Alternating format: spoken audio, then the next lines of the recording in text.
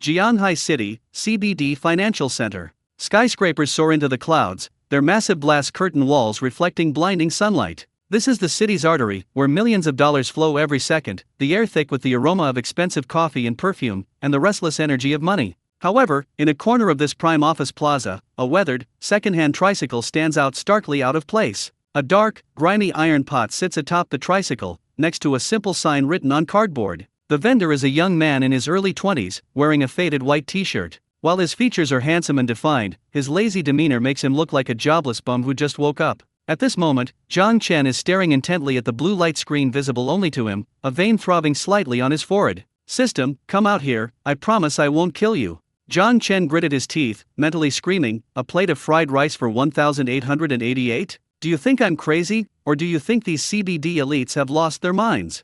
A cold, mechanical voice echoed in his mind. "Host, please note that everything produced by this system is guaranteed to be top quality. The raw materials provided this time are first-laid eggs of the 5-colored golden pheasant from the Sheningjia secret realm, and rouge rice irrigated by a spiritual spring. 1,888 is already a bargain price." "Bargain price? I think you want me to go to jail." Zhang Chen rolled his eyes and sighed helplessly. As a transmigrator, he thought he was getting a Dragon Overlord script, but unexpectedly, he was bound to a God-level random street vendor system. And that's not all, he's starting out selling fried rice in this CBD full of Michelin-starred restaurants and high-end Japanese eateries. And it was an outrageously expensive fried rice, 1,888 yuan a bowl. "Daddy, is anyone here?" Tang Tang's legs are going numb. A soft, sweet voice came from beside the tricycle. Zhang Chen looked down, and his heart melted instantly. On a small stool sat a delicate, exquisitely beautiful little girl, about 5 years old, with 2 pigtails sticking straight up, wearing a pink dress, her big, watery eyes making her look like a delicate doll in a shop window. Only, at this moment, this doll was holding a QR code payment card that was far too large for her size, her little mouth pouting so much it could hang an oil bottle. This was his daughter, Zhang Tang, and also his only weakness in this world as a single father. "Tang, be good, hang in there a little longer. Once Daddy opens, I'll take you to KFC." Zhang Chen squatted down and gently rubbed his daughter's chubby little face. "Humph, Daddy's lying." Tang waved the large sign in her hand and muttered, "Only a fool would buy food this expensive." The chubby kid at kindergarten said he can't even afford a single grain of rice with his weekly allowance. Zhang Chen was speechless, momentarily speechless. Just then, the midday rush hour arrived. A large number of white-collar professionals in suits and skirts poured out of the revolving doors of the office building. They hurried along, some talking business on their phones, others discussing in small groups which restaurants didn't have long queues. "Since I'm already here, I might as well try it." Zhang Chen took a deep breath, stood up, and lit the fire. Boom! Blue flames leaped from the blazing stove, instantly licking the bottom of the pot. Zhang Chen's expression changed in that instant. His previous languor vanished, replaced by an almost reverent focus. He poured in the oil. With a sizzle, the golden yellow premium rapeseed oil slid across the hot pan like a dragon. Next, the egg mixture was added. These were the system-provided 5-colored brocade eggs, their yolks displaying an eerie yet alluring orange-red hue. The moment they hit the pan, there was no fishy smell like ordinary eggs. Instead, an intensely rich, almost overwhelming aroma exploded forth. This fragrance was incredibly powerful, as if guided by a GPS, instantly spreading throughout the CBD square. He stirred, tossed. Zhang Chen's wrist moved with agile grace, the heavy iron pot seeming weightless in his hands. Each grain of rice, distinct and separate, danced and tumbled in the air, perfectly blending with the egg mixture. Every grain was evenly coated in the golden yolk, the legendary gold-wrapped silver. In just a few seconds, the aroma intensified. What was once just the scent of egg now mingled with the fragrance of rice and scallions, creating a complex olfactory bombshell. The crowd hurrying along the square suddenly stopped in their tracks, as if frozen in place. "Holy crap! What's that smell? It smells so good. Is some Michelin-starred chef cooking outdoors? This smell, my God, I feel like my soul has been stolen." Over there. That tricycle. A group of urban elites, who usually only drank iced Americanos and ate light salads, were now driven by some instinct, following the aroma to gather around. In less than half a minute, Zhang Chen's dilapidated tricycle was completely surrounded. People craned their necks, staring at the golden, glistening fried rice in the pot, their Adam's apples bobbing involuntarily. It looked so tempting. Just looking at it made their mouths water uncontrollably. "Boss, how much is this fried rice? Give me one." A young man in an Armani suit, with slicked back hair, squeezed in first. His name was Wang Kai, a department manager at a nearby listed company, known for his wealth and notorious pickiness. He hadn't had an appetite today, but the aroma had made his mouth water. Scan the code. Zhang Chen didn't look up, still focused on the last few stirs of the fried rice, casually pointing to the side. Wang Kai took out his phone, about to scan the code, when his gaze inadvertently fell on the cardboard sign standing nearby. The next second, his movements froze. Divine fried rice, 1,888 RMB/serving. Honest and fair pricing, no bargaining. Wang Kai thought he was seeing things, rubbed his eyes, and looked again. It was indeed 4/8. 188? Wang Kai's voice suddenly rose 8 octaves, like a cat whose tail had been stepped on. Boss, is there a mistake on your sign? Did you write 2 extra 8s? 18 RMB a serving? The surrounding crowd also saw the price and instantly erupted in uproar. Holy crap! 1,800 RMB a bowl of fried rice? That's robbery. Is this rice made of gold, or are these eggs laid by a phoenix?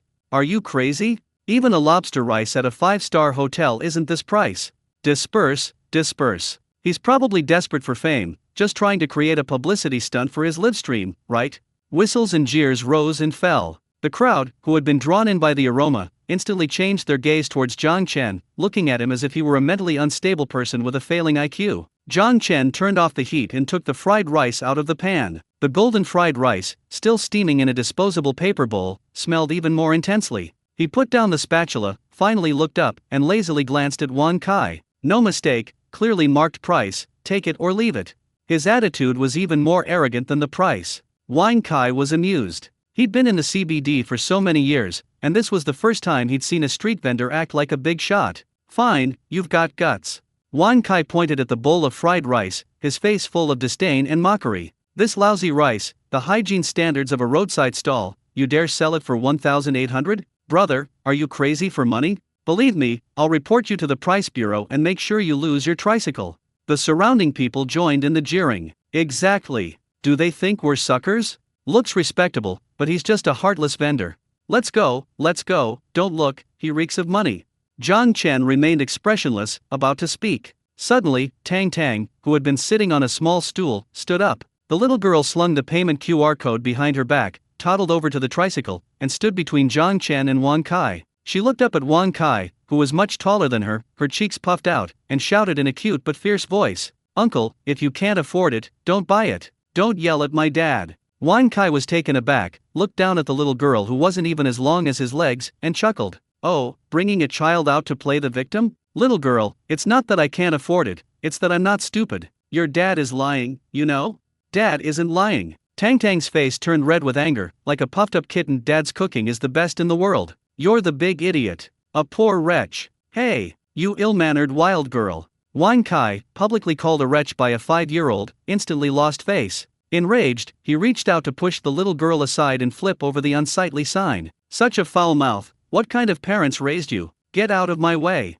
Wang Kai's hand whistled through the air, about to shove Tang Tang's thin shoulder. Several timid girls nearby gasped, instinctively covering their eyes, unable to bear witnessing this bullying of a child. Zhang Chen's gaze instantly darkened. At that moment, the man who had been lazily leaning against the tricycle suddenly froze, like a dozing lion abruptly opening its eyes. His fingers twitched slightly. If Wang Kai dared to touch a single hair on Tang Tang's head, that hand would be gone for good. However, before Zhang Chen could make a move, snap! A sharp, teeth-grinding crack suddenly erupted in the noisy square, followed by a chilling sound of wood-breaking crack. Time seemed to freeze in that instant. Wang Kai's hand froze in mid-air, less than 5 centimeters from Tang Tang, unable to fall. His eyes widened in horror at the unbelievable scene before him. The seemingly delicate and harmless little girl was now like a tiger cub whose tail had been stepped on, her chubby little paw slamming hard onto the thick, solid wood folding table in front of her. That table, used for their stall, was a full 3 centimeters thick, made of old elm wood that Zhang Chen had specifically bought for stability. But now, a corner of the table had been snapped off. Wood chips flew everywhere, and a palm-sized triangular piece of wood crashed onto the concrete floor with a jarring thud in the deathly silence. Wang Kai's Adam's apple bobbed violently, and cold sweat instantly streamed down his forehead. If that slap had landed on him, he felt a throbbing pain in his bones. His previous arrogance vanished instantly, and his legs began to tremble uncontrollably. You. Wang Kai's lips trembled as he pointed at Tang Tang, unable to utter a complete sentence for a long time. Tang Tang withdrew her little hand, puffed out her cheeks, and her big eyes blazed with anger as she roared in a cute but fierce voice. Eat if you want, get out if you don't. Although the little girl's voice was childish, it carried an undeniable air of dominance. "Don't yell at my dad. I don't have money to buy it, you poor bastard." The entire room fell silent. The CBD elites watching were all gaping, their jaws nearly dropping to the floor. The visual impact was too strong. It was even more thrilling than watching a Hollywood blockbuster. A 5-year-old child smashed a solid wood table with a single slap? What kind of super strong little girl is this? Is this special effects? Or is this table made of wafer biscuits? Someone in the crowd muttered weakly. But looking at the solid wood shards on the ground, no one dared to go up and test the table's sturdiness. Zhang Chen stared at the broken table corner, his eye twitching slightly. This girl's strength has increased again. Although he knew his daughter had inherited his unusual physique, this was, after all, a public place. If she really hurt someone, he'd have to pay medical bills. Ahem.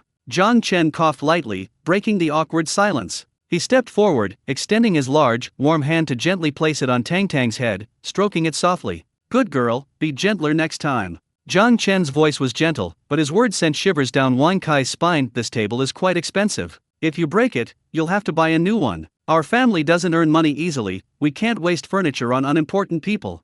Unimportant people? Wang Kai felt like he'd been hit with 1,000 blows, but looking at the ruthless father and daughter, he didn't dare utter a single word in rebuttal. Zhang Chen calmed his daughter down before turning to look at the now pale-faced Wang Kai. A kind smile played on his lips, revealing 8 neat, white teeth, but his eyes were devoid of warmth. "Sir, are you still going to overturn the stall? My daughter has a bad temper, just like me. If you accidentally break something else, like bones, I'm not responsible for setting them." Wang Kai felt a chill run from the solace of his feet to the top of his head. This wasn't a dad running a stall, this was a tyrannical wolf in sheep's clothing. "No, I'm not buying it." Wang Kai stammered out a few words, scrambling backward as if he'd seen a ghost, disappearing into the crowd. "I suddenly remembered I have a company meeting. Goodbye." Watching the once arrogant elite man flee in disarray, the crowd erupted in laughter. "Ha ha ha, that guy's pants look wet?" I'm dying of laughter, scared away by a 5-year-old. How's he going to survive in the CBD now? But that girl is too fierce. That slap looked painful.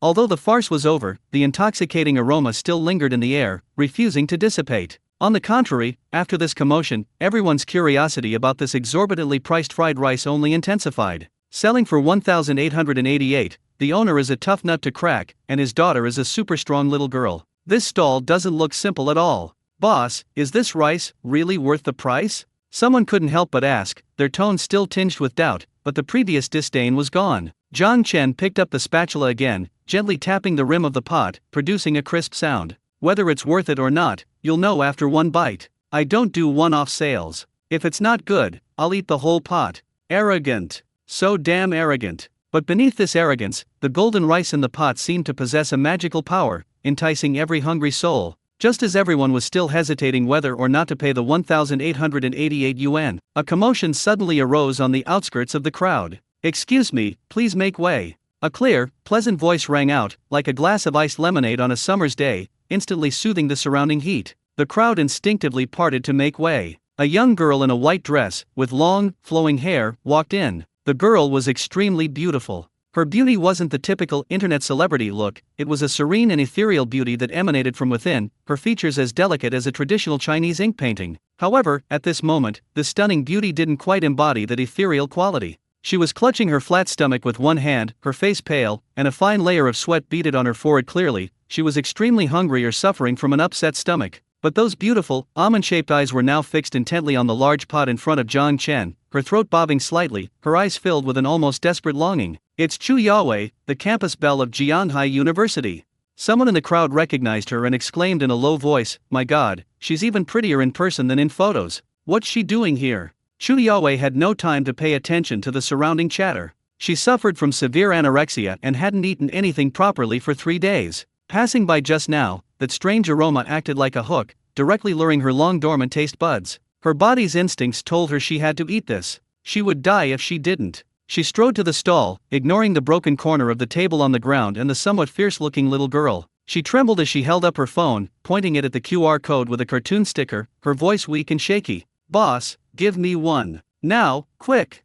Beep. With a merciless electronic notification tone, 4 glaring red characters popped up on the phone screen. Insufficient balance. Chu Yawei froze on the spot, her pretty face instantly turning bright red, the embarrassing blush spreading down her slender neck to her ears. She gripped her phone tightly, her knuckles turning slightly white from the force, feeling as if a bucket of ice water had been poured over her head. The impulse born of extreme hunger had instantly cooled considerably. At this moment, she wished she could dig a 3-bedroom apartment out of the concrete floor with her toes and disappear. As the universally acknowledged commoner's beauty of Jianhai University, she was always known for her aloofness and self-restraint. Normally, she wouldn't even glance at the rich second-generation heirs delivering flowers in sports cars. But who would have thought that, at this moment, she would be stuck here because she didn't have enough money for a bowl of fried rice? 1,500 yuan. This was all the living expenses in her account, still a full 388 yuan short of her arrogant 1,888. But that overpowering aroma was simply too torturous. The smell wasn't just fragrant, it was like an invisible hand brutally tearing open her stomach, which had been closed for half a year due to anorexia.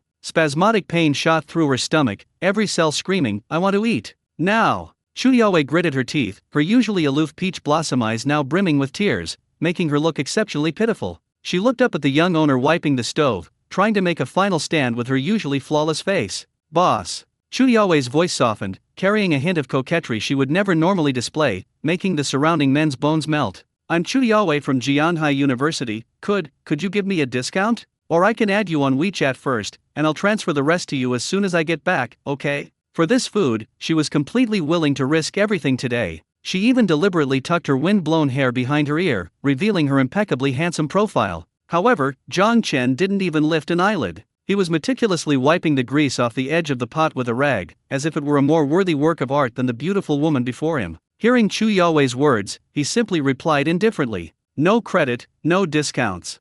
His tone was as flat as saying, "The weather's nice today," completely unmoved by the presence of the school beauty standing before him. "But I really..." Chu Yaowei panicked. She hadn't expected such an unyielding, straight-laced man to exist. "I can leave my student ID with you. I won't run away, please, boss, I'm so hungry."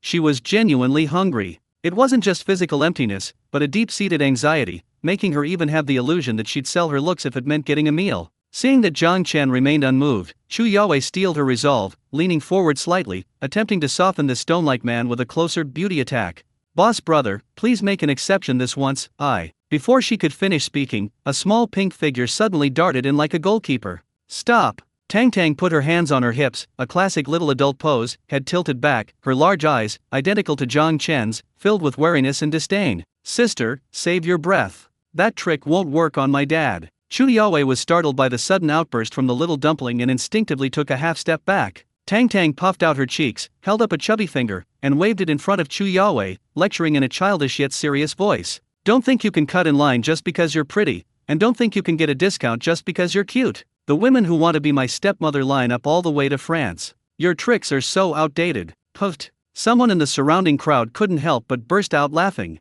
"Ha ha ha, this little girl's got some nerve. She even knows the line stretching all the way to France joke? What the hell? A stepmother line stretching all the way to France? What kind of thinking has this boss instilled in the child?" The school beauty got her comeuppance. "This is big news, snap a picture." Chu Yaowei's face turned completely red, like a boiled shrimp. She'd never been so humiliated in her life. Not only was she rejected, but a 5-year-old girl had exposed her honey trap in public. I didn't want to be your stepmother." Chu Yaowei was mortified and could only weakly defend herself. "That's for the best." Tang Tang snorted, like a victorious little general, picked up the payment QR code again, and shoved the string of numbers in front of Chu Yaowei. "So, are you going to buy it or not, sister? There are so many uncles and aunties queuing behind you. Don't block the way if you don't have money."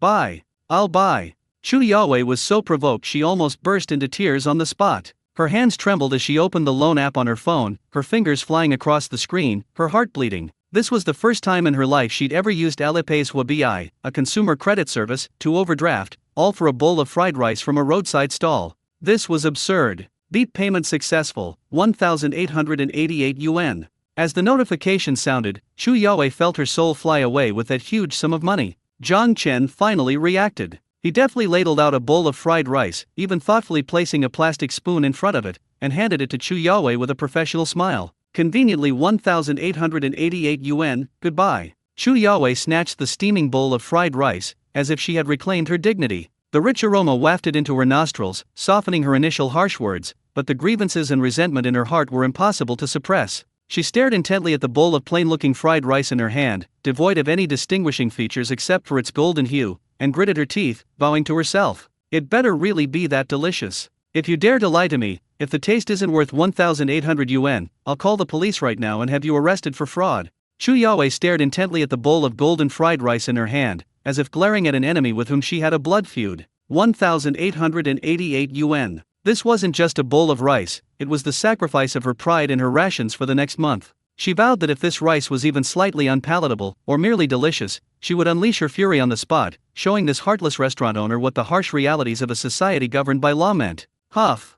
She took a deep breath, and the aroma of eggs, scallions, and some other indescribable, strange fragrance filled her nostrils again, causing her already nauseous stomach to convulse violently. Never mind, fill your stomach first. Chu Yawei picked up the cheap plastic spoon, scooped out a large spoonful, and with a sense of tragic determination, shoved it into her mouth. Boom! The instant the rice grains touched her tongue, Chu Yawei felt as if she had been struck by lightning, her body stiffening abruptly. What was that taste like? The expected greasy texture was completely absent. The rice grains were plump and chewy, each one tightly coated in a thin layer of egg yolk. The moment you bit into it, the scalding hot egg aroma exploded in your mouth. The deliciousness wasn't the artificial taste created by message, it was a pure flavor that struck right to the soul. Next came the lingering sweetness of the rice. It was the unique sweetness of top-grade premium rice, mixed with the domineering aroma of the five-colored brocade egg, creating a wild waltz on your taste buds. Chu Yawei's eyes widened. Her peach blossom eyes, which had been filled with anger and doubt, were now slightly dazed with extreme pleasure.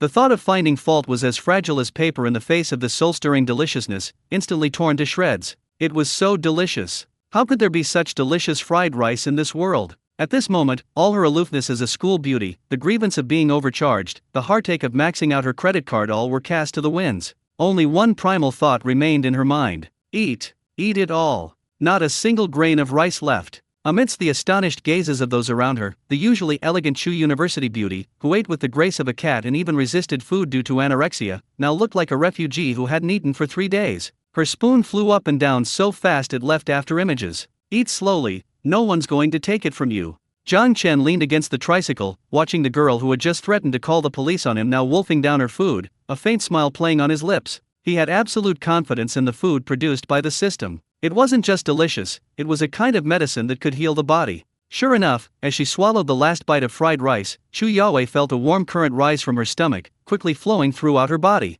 It was an indescribable feeling of comfort. The lingering stomach pain that had plagued her for over half a year vanished instantly, as if gently soothed by a pair of warm hands. Even the physical depletion caused by recent dieting and staying up late felt greatly replenished at that moment. That feeling of complete clarity from within made her let out a satisfied sigh. Ah! The sigh was so alluring it made the surrounding men feel weak in the knees. Chu Yawei snapped out of her daze, looking at the empty bowl in her hand, not a single scallion left, then at the still indifferent man before her, and her eyes changed. What kind of eyes were those? Fanatic, adoring, yearning, even with a hint of a frantic possessiveness. More.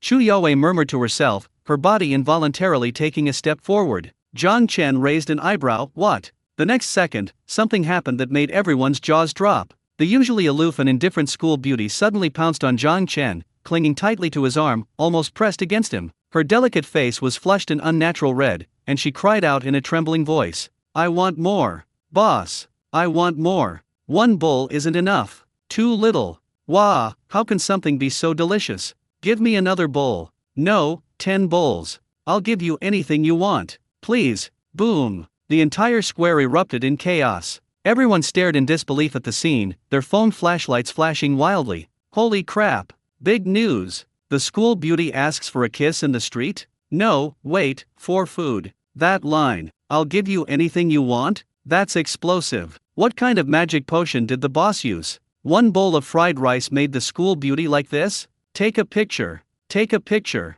The school forum is going to crash tomorrow. Zhang Chen stiffened at the soft touch on his arm. Hey lady, have some self-respect. In broad daylight, you're holding me like this, saying things that could be misunderstood. I could easily get arrested. Let go now. Zhang Chen tried to pull his arm away, but Chu Yawei's strength was astonishing. She clung to him like a lifeline, refusing to let go. I won't let go, unless you make me another bowl. Chu Yawei tilted her head back, tears welling in her eyes, tears of craving. I can give you my phone as collateral. I can give you my ID. Just let me have 1 more bite. Tang Tang, watching from the side, was dumbfounded, forgetting to put down the QR code she was holding. The little girl stared warily at the suddenly acting crazy, pretty older sister, her mouth forming an O. Daddy, is this sister crazy? Didn't she just say she was going to call the police? John Chen sighed helplessly, just about to forcefully tear this sticky off. Suddenly, a piercing siren blared in the distance, followed by the distinctive loudspeaker of a blue and white striped law enforcement vehicle.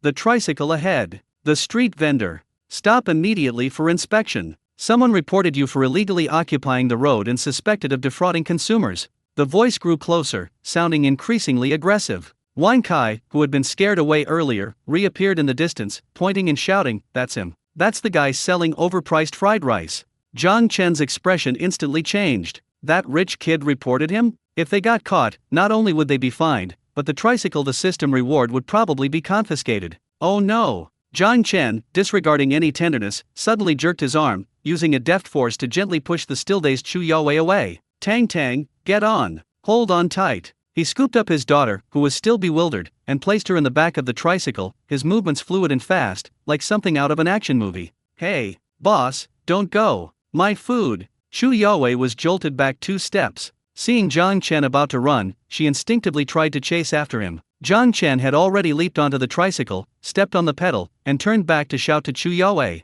"Beautiful lady, if you want to eat, come earlier next time. But we can't stay here any longer, or even the pot will be taken. Hold on tight, girl." John Chen growled, gripping the rusty handlebars tightly. This tricycle, enhanced by the system, was sturdy, but it was still carrying a large iron pot weighing several dozen kilograms, a gas cylinder, and several heavy bags of rouge rice, totaling at least 400 or 500 kilograms. But against John Chen's modified, monstrous physique, this weight was like a plastic toy. His arm muscles bulged, veins throbbing like dragons, as he slammed the steering wheel all the way to the left, simultaneously pushing off the ground with one foot. Screech! The ear-piercing sound of tires screeching echoed along the edge of the square. The heavy tricycle had actually executed a perfect drift, the black brake marks leaving a breathtaking arc on the concrete. Chu Yaowei and several onlookers, still chasing after it with their phones in hand, were completely dumbfounded. Is this supposed to be a fried rice stall? This skill level is a waste of talent if they're not F1 drivers. Wow, Daddy's taking off. Tang Tang, sitting in the back of the vehicle, wasn't scared at all. Instead, she excitedly stood up from the rice bag.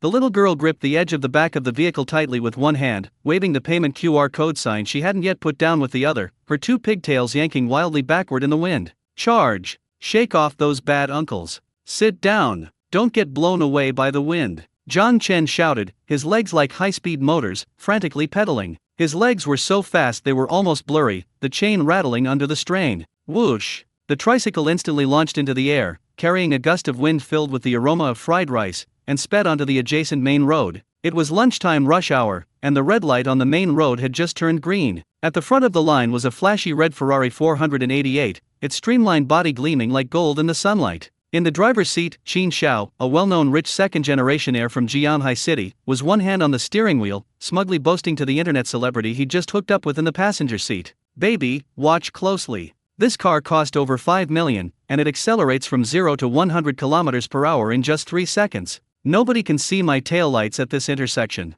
The woman giggled and snuggled closer. "Qin Xiao is so handsome, I want to experience the feeling of being pushed back in my seat." "No problem, hold on tight." A wicked, arrogant smile crept onto Qin Xiao's lips, and he slammed the accelerator to the floor. Boom! The V8 engine roared like a beast, the massive sound shaking the windows of the surrounding cars. The Ferrari shot off like an arrow. Just as Qin Xiao was about to savor the thrill of leaving his soul behind, a silver-gray blur suddenly whizzed past him on the right-hand non-motorized vehicle lane. It was going so fast that Qin Xiao didn't even have time to see what it was. With a whoosh, the thing was already ahead of him. Qin Xiao's smile froze instantly. He instinctively glanced at the dashboard. 80 kilometers per hour. Reaching 80 in just 2 seconds from a standstill, that's top-tier supercar performance. But what the hell was that grayish thing in front of him? What is that? The beautiful woman in the passenger seat was so shocked her false eyelashes almost fell off. Pointing at the receding figure ahead, her voice trembled. "Young Master Qin, that looks like a backwards motorcycle."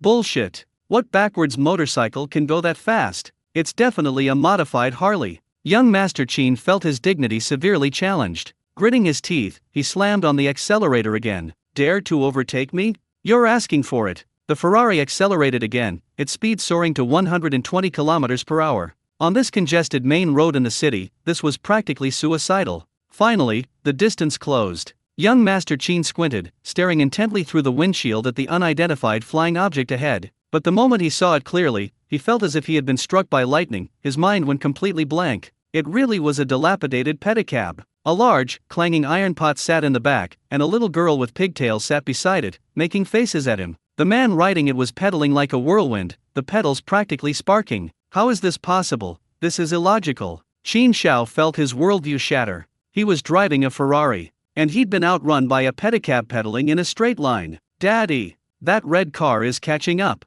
Tang Tang, kneeling on a bag of rice, looked at the red sports car behind them and shouted nervously, "That uncle seems really angry, his face is green." Zhang Chen glanced back, a fine layer of sweat beading on his forehead. Although he had internal energy protecting him, such high-intensity output was still exhausting. But he absolutely couldn't stop now. If the vehicle was impounded, his entire week's system tasks would be for nothing. Trying to overtake? In your next life. Zhang Chen took a deep breath, channeling his inner energy to his legs. Divine speed, charge. With a low shout, the tricycle's speed surged again, breaking through the limits of human physics, like a cannonball skimming the ground, instantly widening the gap with the Ferrari. Young Master Qin, he's gone. The beautiful woman swallowed hard, staring blankly at the empty street ahead. Young Master Qin released the accelerator, the Ferrari gliding slowly. He stared blankly at the dashboard, then at his girlfriend beside him, who looked utterly bewildered. Suddenly, he slammed his fist on the steering wheel, yelling in despair. This car's broken. It's definitely broken. I'm selling it tomorrow and buying a tricycle. On the other side, Zhang Chen, relying on his familiarity with the terrain, made a sharp turn and plunged into a secluded alley. This is a slated demolition area in the old city, with narrow, winding roads that would be difficult to pinpoint even with surveillance cameras. Huff, huff. Zhang Chen stopped the vehicle, panting heavily, his legs feeling like lead, aching and sore. That burst of speed just now was too intense. Daddy, you're amazing. Tang Tang jumped down from the back of the vehicle, affectionately wiping the sweat from Zhang Chen's forehead with her sleeve, her big eyes full of admiration. You left that uncle in the red car completely out of sight. I want to ride a tricycle too. Zhang Chen, amused and exasperated, pinched his daughter's cheek. Silly girl, that's called a Ferrari. Daddy will buy you a real one when he earns money. We won't ride a tricycle. No, Ferraris are too slow. A tricycle is faster. Tang Tang retorted seriously, shaking her head vigorously. Zhang Chen smiled, intending to push his cart through the alley to find a safe place to pack up. However, as he rounded the corner, he froze. The alley entrance, which he had thought was deserted, was now blocked by 3 blue and white law enforcement vehicles, completely obstructing the narrow exit, preventing even a fly from getting through. 7 or 8 burly men in uniform stood there with their arms crossed, as if they had expected him to come this way, their faces bearing the cold, waiting smirks of someone waiting for him. Leading the group was Zhao Tianba, the burly squad leader of the Urban Management Brigade. Zhao Tianba held a walkie-talkie, looked at the bewildered Zhang Chen, and chuckled, a smug look of triumph over his prey. Run? You think you're so fast? You've been pushing yourself to 120 miles per hour. If we hadn't checked the surveillance footage and predicted your route, you really would have flown away. Zhang Chen's heart skipped a beat, and he inwardly cursed his misfortune. Now he was truly caught between a rock and a hard place. There was no escape. He instinctively shielded Tang Tang behind him, forcing an awkward yet polite smile. Boss, if I said I was just passing by and looking at the scenery, would you believe me? Zhao Tianba rolled his eyes, pulled a stainless steel lunchbox from his pocket, and slammed it onto the hood of the car with a bang. Enough nonsense. Looking at the scenery and the pot's red hot? Hurry up, don't force me to use force. Zhang Chen was stunned, staring at the lunchbox, a little confused. Use force? Use force for what? Zhao Tianba glared with his bull-like eyes, roaring deafeningly. Set up the pot. I've chased you for 3 blocks. If I don't get that fried rice today, I'll show you why flowers are so red. The atmosphere at the alley entrance froze. The alternating red and blue warning lights danced wildly on the narrow wall, illuminating the once dim alley like a disco, except the music wasn't upbeat electronic, but the lingering echo of the heart-wrenching sirens. 7 or 8 burly men in uniforms jumped out of the vehicle, their movements perfectly synchronized. Each face was etched with seriousness, and their imposing physiques created a tremendous sense of oppression in the cramped space. It's over. This was the first thought that popped into Zhang Chen's mind. Speeding, driving against traffic, illegal street vending, and possibly even resisting arrest and fleeing. With this combination of charges, not only would his meritorious tricycle be lost, but his newly opened small business would likely be finished. Dad, are they bad guys? Tang Tang keenly sensed the tension in the air. The little girl, who had been excited about shaking off the Ferrari, instantly tensed as she watched the uniformed officers approach menacingly. Before Zhang Chen could speak, this protective little bundle of joy suddenly released her grip on the truck bed. She toddled to the corner of the wall, her chubby little hands struggling to lift a chipped red brick. Then, she turned and stood in front of Zhang Chen like a little animal guarding its territory, raising the brick and shouting fiercely in her cutesy voice. "Don't come any closer. Anyone who dares to bully my daddy, I'll smash them to death." The brick was bigger than her face, making her delicate, sculpted face look both comical and pitiful. The officers who were about to surround her paused, exchanging bewildered glances. This script isn't right. We haven't even said anything yet. How did it escalate to the point of using bricks? Zhang Chen was startled. If his daughter really threw a brick, it wouldn't be a matter of a fine, that would be assaulting a police officer. Tang Tang, put it down. Zhang Chen quickly stepped forward, grabbed his daughter's small hand, snatched the menacing red brick from her grasp, and tossed it aside. What did Daddy teach you? To be a civilized person. You can't just throw bricks at uncles on the head like that. We'll have to pay for their medical bills. Tang Tang puffed out her cheeks, pointing at the other side, but they look so fierce. That fat uncle's face is blacker than the bottom of a pot.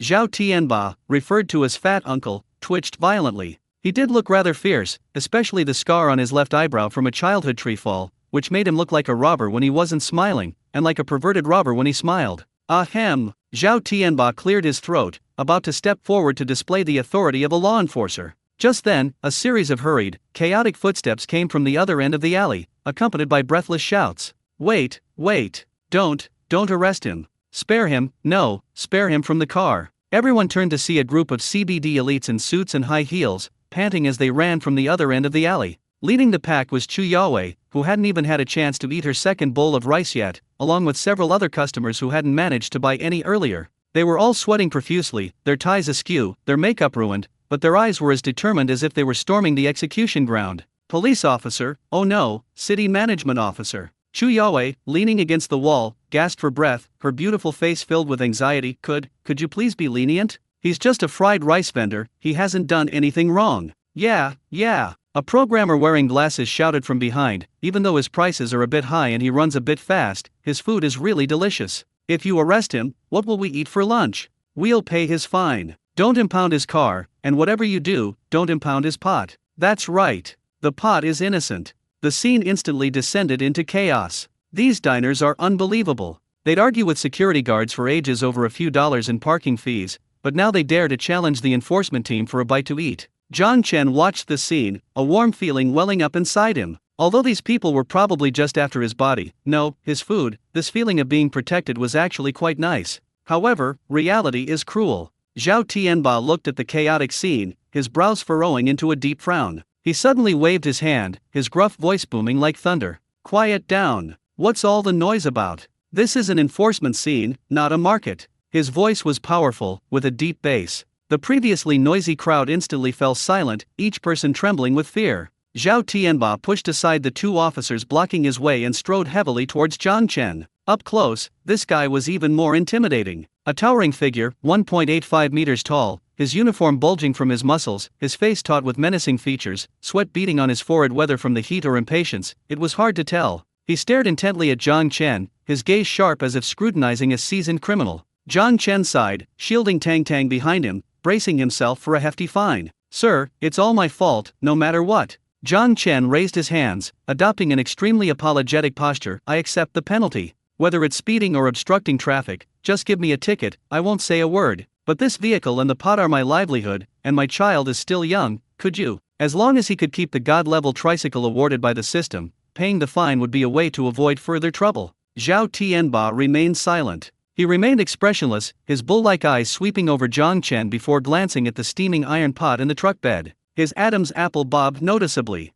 The atmosphere was incredibly tense. Chu Yawei nervously gripped the hem of her clothes, terrified that Zhao Tianba would pull out handcuffs at any moment. Tang Tang peeked half her head out from behind Zhang Chen, her hand secretly reaching for a glass marble in her pocket, ready to launch it at any moment. Just when everyone thought Zhang Chen was doomed, Zhao Tianba's taut, dark face suddenly melted away like ice, instantly collapsing. His previously menacing gaze strangely shifted, to a hint of fawning. The once imposing squad leader suddenly reached out his chubby hand and grabbed Zhang Chen's arm. The gesture didn't seem like an arrest, it was more like seeing a long-lost father. Oh my God, my dear brother. Zhao Tianba's voice instantly changed, trembling with a sob and grievance. Why did you run? I just wanted to buy some food. did you have to go at F1 speed? As he spoke, to the astonished gazes of everyone present, he magically produced the large stainless steel lunchbox that had just hit the hood of the car from behind his back, presenting it to Jiang Chen with both hands, his face beaming. That was a misunderstanding. Pure misunderstanding. Our car's horn short-circuited last night after the rain, it's been blaring non-stop, we can't turn it off. I wanted to yell at you to stop, but the horn only made you run even faster. My voice is hoarse from yelling, and you didn't let up the gas pedal once. As Zhao Tianba spoke, he wiped the sweat from his brow, his eyes fixed on the pot in the truck bed. He swallowed hard and said, "Brother, dear brother. That smell wafted into my truck just now, and my buddies were practically drooling over the steering wheel. Quick, give me 10 servings while it's hot. No, 20. We'll take this whole pot. If I don't get a bite of this soon, I'm going to have a heart attack." The whole room. Jiang Chen. Tang Tang's glass marbles fell to the ground with a clatter. Chu Yaowei's cherry-like mouth gaped open, her jaw almost dislocated. So, that high-speed chase wasn't a police drama, but a scene from A Bite of China, a food-grabbing spectacle? Staring at the large hands holding the stainless steel lunchbox in Zhao Tianba's face, a smile that looked more like a grimace, Jiang Chen froze for a full 3 seconds before feeling a mouthful of sarcasm stuck in his throat, unable to spit it out or swallow it down. So you wasted half a ton of oil and made such a fuss just to cut in line. Jiang Chen pointed to the flashing police lights, then to his still-smoking tricycle, his tone brimming with absurdity. Brother, is it really worth it for a bite to eat? I almost thought I was going to get shot for illegal street racing. Absolutely. Absolutely. Zhao Tianba wiped the oil and sweat from his face, saying seriously, you don't know, when that aroma wafted into our chief's office, the old man was in a meeting giving a lecture. He smelled it, forgot his lines halfway through, and just pointed out the window and said one thing: bring this cook back to me by any means necessary, even bringing back food is fine. At this point, Zhao Tianba lowered his voice, his face contorted with distress. Brother, this is a death order. If I don't buy it, not only will I lose my position as squad leader, but I'll also be torn apart by those brothers who didn't get any food. The tense, almost suffocating atmosphere instantly became somewhat comical after these words. Chu Yaowei and several white-collar workers standing behind exchanged bewildered glances, wanting to laugh but refusing to, their faces flushed from holding it in. Who would have thought that the dignified squad leader of the city management brigade would be such a glutton, willing to utterly abandon all morals for a sip of food? Fine, I give up. Jiang Chen sighed helplessly, a huge weight finally lifted from his shoulders. As long as they weren't there to impound his car, they were his benefactors, his godson. But let me make this clear first, it's 1,888 per person, no discounts. Will your bureau chief reimburse me? Yes, absolutely. If he doesn't, I'll go to his house for a free meal. Zhao Tianba waved his hand dismissively, pulling out his phone with an air of arrogance. 20 copies. Scan 38,000 first, keep the change. Alright, please wait a moment. Jiang Chen's lips curled slightly as he reopened the gas cylinder valve. Boom! Blue flames leaped up again in the narrow, dimly lit alley. Immediately afterward, that chillingly potent aroma, once again disregarding the terrain, erupted wildly in this confined space. In that instant, the tense law enforcement scene transformed dramatically. Line up. Attention. Right dress. Zhao Tianba, sniffing greedily at the aroma of eggs in the air, turned and roared at his team members behind him, who were also swallowing hard. Show us the discipline we practice in training. Don't embarrass our brigade. Anyone who cuts in line will have to do a 5-kilometer cross-country run with weights. Yes, sir. 7 or 8 burly men instantly formed a neat line, their backs ramrod straight, hands pressed against their trouser seams, their eyes fixed intently on the large black pot, looking more reverent than if they were being inspected. Behind them, Chu Yaowei and several other diners who had followed them also spontaneously formed a long queue. The scene was truly surreal. A dilapidated alleyway, a smoking tricycle, a handsome dad in an apron flipping a ladle, and a group of city management officers standing like javelins. This combination is so surreal it makes you question reality. At the very back of this line, next to a trash can in a corner, a young girl in a JK uniform with pink hair is holding her phone, speaking in a low voice, excitedly typing away at the screen. She's Foodie Ting Ting, a locally well-known food blogger. She originally wanted to ride the wave of popularity in the CBD, but unexpectedly stumbled into this alley and stumbled upon this biggest scandal of the year that could ignite the entire internet. Family members. Family members, can you believe it? Ting Ting's hands trembled with excitement as she quietly zoomed in on Zhao Tianba, who was maintaining order. Her words came out like a machine gun. What just happened? This is absolutely the most outrageous story of the year. The city management team chased us for 3 blocks, not to enforce the law, but to buy fried rice. Look at that captain, look at his eyes. He's not looking at a suspect, he's looking at his first love. And that young man frying rice, even though we only got a glimpse of his back, just look at that wok-tossing motion, isn't it incredibly cool? This isn't a roadside stall, it's a live broadcast from a 5-star kitchen. The number of viewers in the live stream, which initially numbered only a few hundred, exploded exponentially due to the sensational title and absurd visuals. 1,000, 5,000, 20,000. The comments flooded the screen like snowflakes, densely covering the entire screen. Holy crap! Even a screenwriter wouldn't dare write a plot like this. Are those city management officers standing at attention waiting for fried rice going to kill me with laughter? Ha ha ha. 1,888 yuan a serving? Is this fried rice made of gold? Are you kidding me, streamer?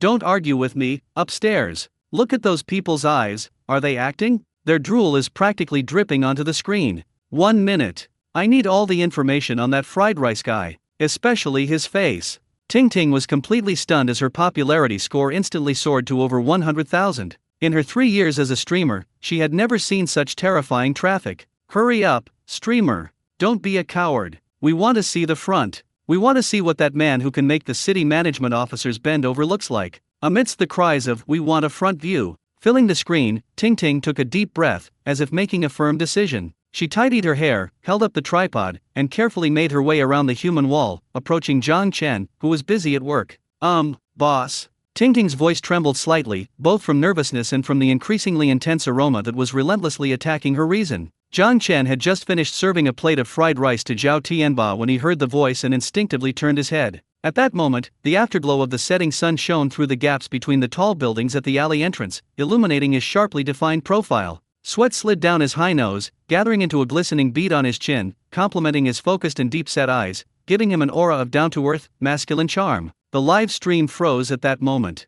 The previously frantically scrolling chat suddenly went silent. Then, the server nearly crashed from the overwhelming screams. Aha! That face! I'm smitten! What kind of godlike dad is this? That jawline is clearer than my life plan. Dante, stop me! I'm going to buy fried rice. I'm going to Jianhai City.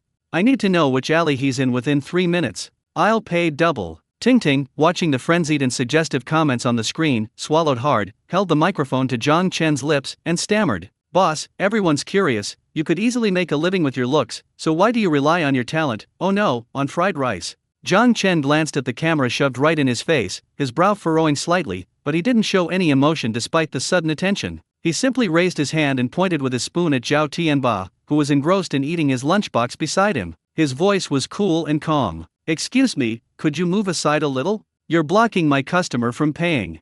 And no, I'm sorry. Ting Ting's heart pounded under Zhang Chen's cool gaze, her cheeks burning like a sunset. She instinctively shrank back, but her professionalism as a live streamer kept her hand firmly on the gimbal, the camera locked onto Zhang Chen's profile. This was incredible wealth. In the shot, Zhang Chen was intently tossing a heavy iron wok. Blue flames licked the bottom of the wok, golden grains of rice tracing perfect parabolas in the air. Sweat trickled down his sharply defined jawline, dripping into his collar, his Adam's apple bobbing slightly with each breath. That focused intensity, mixed with a touch of everyday life, created a breathtakingly suffocating hormonal tension. This wasn't just frying rice, it was playing a symphony of appetite. The live stream chat went completely wild, a deluge of text flying by so fast it was dizzying, and the server was practically screaming in agony. Holy crap! Is this really an amateur? This face is enough to make her a top star from the start. Aha! That Adam's apple is killer. I can't take it anymore, I want to have his babies. Right now.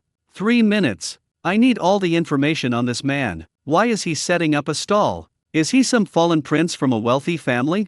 Dante Dream, upstairs. Look at his skillful movements, he's definitely a professional. But that face, those hands. Sigh, my screen is dirty, let me lick it. This kind of extremely handsome guy is selling fried rice? What a waste. Let him come to the entertainment industry, I'll sell everything I own to support him. Ting Ting looked at the popularity score in the backstage area, which had surpassed 200,000, and her voice trembled with excitement. Family members, did you see that clearly? This isn't special effects, it's straight from the camera. This skin condition, this facial features, it beats all those young idols. To satisfy her fans' demands, she boldly moved the camera closer, trying to get a close-up of the flailing wrist. Zhang Chen felt the camera almost touching his face. His brow furrowed slightly, his hand continuing its movement, but he turned his head again. This time, his eyes held less of their previous calm and more of an impatient coldness. It was the frustration of being interrupted, his gaze sharp as a knife, as if he wanted to freeze the camera lens. Miss. Zhang Chen's voice was deep, with a slightly husky magnetism, yet chillingly cold. Could you move a little further away?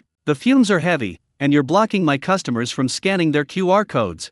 If it were an ordinary person, they would probably be accused of being ungrateful. But this is a world that judges by appearance, especially in the eyes of these already obsessed female fans. This cold glare was a killer move. The live stream exploded instantly, the chat filled with a sea of pink exclamation marks. AWSL. He's being mean to me. He looks even better when he's being mean. OMG. This aloof, ascetic vibe is like a domineering CEO from a novel come to life. Dante, stop me. I love this cool, arrogant attitude. Let him be mean to me. Let him yell at me. Host, did you hear that? He told you to stay away because he doesn't want you to be bothered by the cooking fumes. He's so gentle. I'm so happy. Tingting's lips twitched uncontrollably as she watched the utterly irrational fans in the livestream chat. What the hell is this gentle? They're just annoyed that you're blocking their way. But the attention was just too tempting, so she could only awkwardly force a smile. Okay, boss, you're busy, I'll move back a bit. Just as Tingting was about to back away, finding a clear angle to continue her live stream, a small pink figure suddenly darted out from behind the tricycle, moving as nimbly as a kitten guarding its food. Stop! Tang Tang had been helping her father pack his lunchbox, and now, seeing someone filming her father with a dark object, the little girl's alarm bells went off instantly. She rushed in front of Zhang Chen with her short legs, stretching out her chubby little hands, trying to block the camera with her small frame. However, her height was limited, even jumping, she only reached slightly above Tingting's knees. But that didn't stop her from exuding an aura of authority. Tang Tang, cheeks puffed out, her large eyes, inherited from Zhang Chen's excellent genes, widened and stared intently at the phone in Tingting's hand, shouting seriously, "Auntie, no more taking pictures." Tingting was taken aback, looking at the adorable little dumpling in front of her, her heart melting. The father and daughter's good looks were simply unfair. One was devastatingly handsome, the other was heart-meltingly cute. "Little one, Auntie is helping your dad promote his business." Tingting squatted down, trying to coax her gently. "Look, lots of older brothers and sisters are watching the live stream, and they're all praising your dad's handsomeness. This will attract more people to buy fried rice, isn't that good? Promote." Tang Tang tilted her little head, thinking for a moment, seemingly weighing the pros and cons. But quickly, the little girl shook her head, a sly glint flashing in her large, clear eyes, a look she only revealed when she saw money. She put her hands behind her back, her little face serious, and said earnestly, "Although you mean well, Daddy said that in this world, only air is free." Ting was stunned. "Huh? What do you mean?" Tang Tang puffed out her little chest, pulled a crumpled piece of paper from her pocket, a price list she had drawn with crayons when she was bored. She shoved the paper in front of the camera, cleared her throat, and said the harshest words in her sweetest voice. "Daddy is Tang Tang's private property, all rights reserved, piracy will be prosecuted. You can see Daddy, but you have to pay." The viewers in the live stream were completely bewildered by this sudden plot twist. "Ha ha ha. What the hell? This girl is hilarious. Is this the legendary sweet little girl? This is a heartless little girl. Quick, I want to see the price list. As long as I can see handsome guys, money is no object." Ting was both amused and exasperated, and could only cooperate by asking, "So, little Tang Tang, how much does it cost to take a look?" Tang Tang held up one finger and waved it. 10 yuan for a photo. 50 yuan for a group photo. At this point, the little girl suddenly lowered her voice, as if afraid Zhang Chen behind her would hear, and leaned close to the camera mysteriously, saying, "If you want to touch someone's hand, it'll cost 100 yuan, and you can only touch it for a very short time." 100 yuan to touch it? Tingting's hand trembled as she held the phone, nearly dropping the expensive gimbal. Her eyes widened as she stared at the adorable little dumpling in front of her, then at the crooked, illegible price list in her hand. Her worldview was utterly shattered. These days, even 5-year-olds have such a business mind? And this is treating her own father like the club's top male escort. Tang was clearly unhappy with Tingting's shock. She frowned, shoving the crayon-drawn price list in front of Ting again, emphasizing in a childish but firm voice, "Auntie, don't think it's expensive. My dad is a limited edition." The little girl stretched out a chubby finger and, like a seasoned auctioneer, began to explain her domineering terms and conditions. "Look, this is a completely natural, unadulterated handsome guy. 5 yuan for a glance, that's the basic ticket, no discounts. 10 yuan for a photo, that's the copyright fee. If you want a photo with him, 50 yuan is a friendly price for you. After all, it takes effort for Daddy to stand there." At this point, Tang paused, her big eyes darting around, revealing a sly, fox-like smile, and she lowered her voice to say,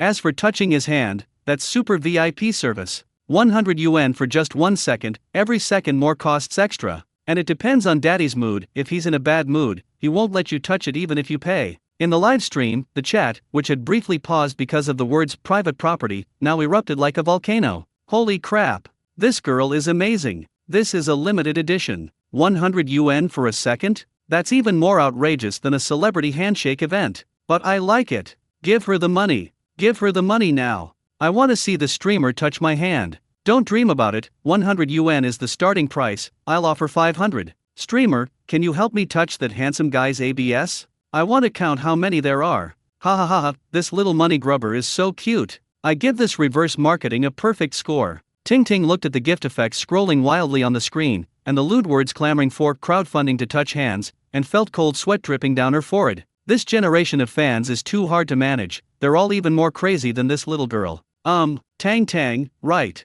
Ting Ting wiped her sweat, looking at the little dumpling with a serious expression, waiting to receive the money. She could only helplessly pull out her phone and scan the QR code hanging around Tang Tang's neck. Auntie won't touch your hand. Auntie just wants to let the brothers and sisters in the live stream take a few more pictures of your dad, okay? Just look, no touching? Tang Tang tilted her head in thought for a moment, seemingly finding the profit margin a little thin, but still acceptable. She nodded reluctantly, holding up 5 fingers and waving them. Alright then, since you're our first big customer today, we'll give you a package. 500 yuan, you can film for 10 minutes, but no flash, okay? It'll hurt daddy's eyes.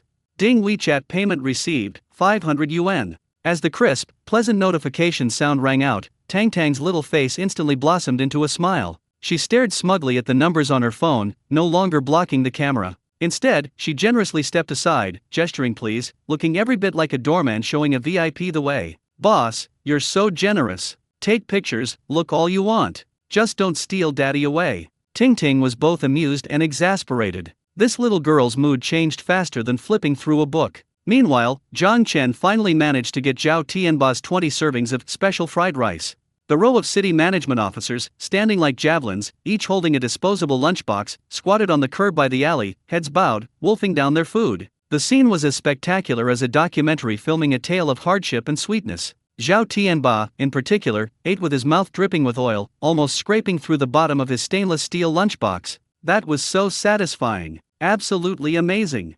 Zhao Tianba let out a loud burp, patting his belly with satisfaction, his eyes filled with admiration as he looked at Zhang Chen. Brother, your cooking is incredible. Are you still here tomorrow? I'll bring the whole team to support you. We'll see how I feel tomorrow, maybe somewhere else.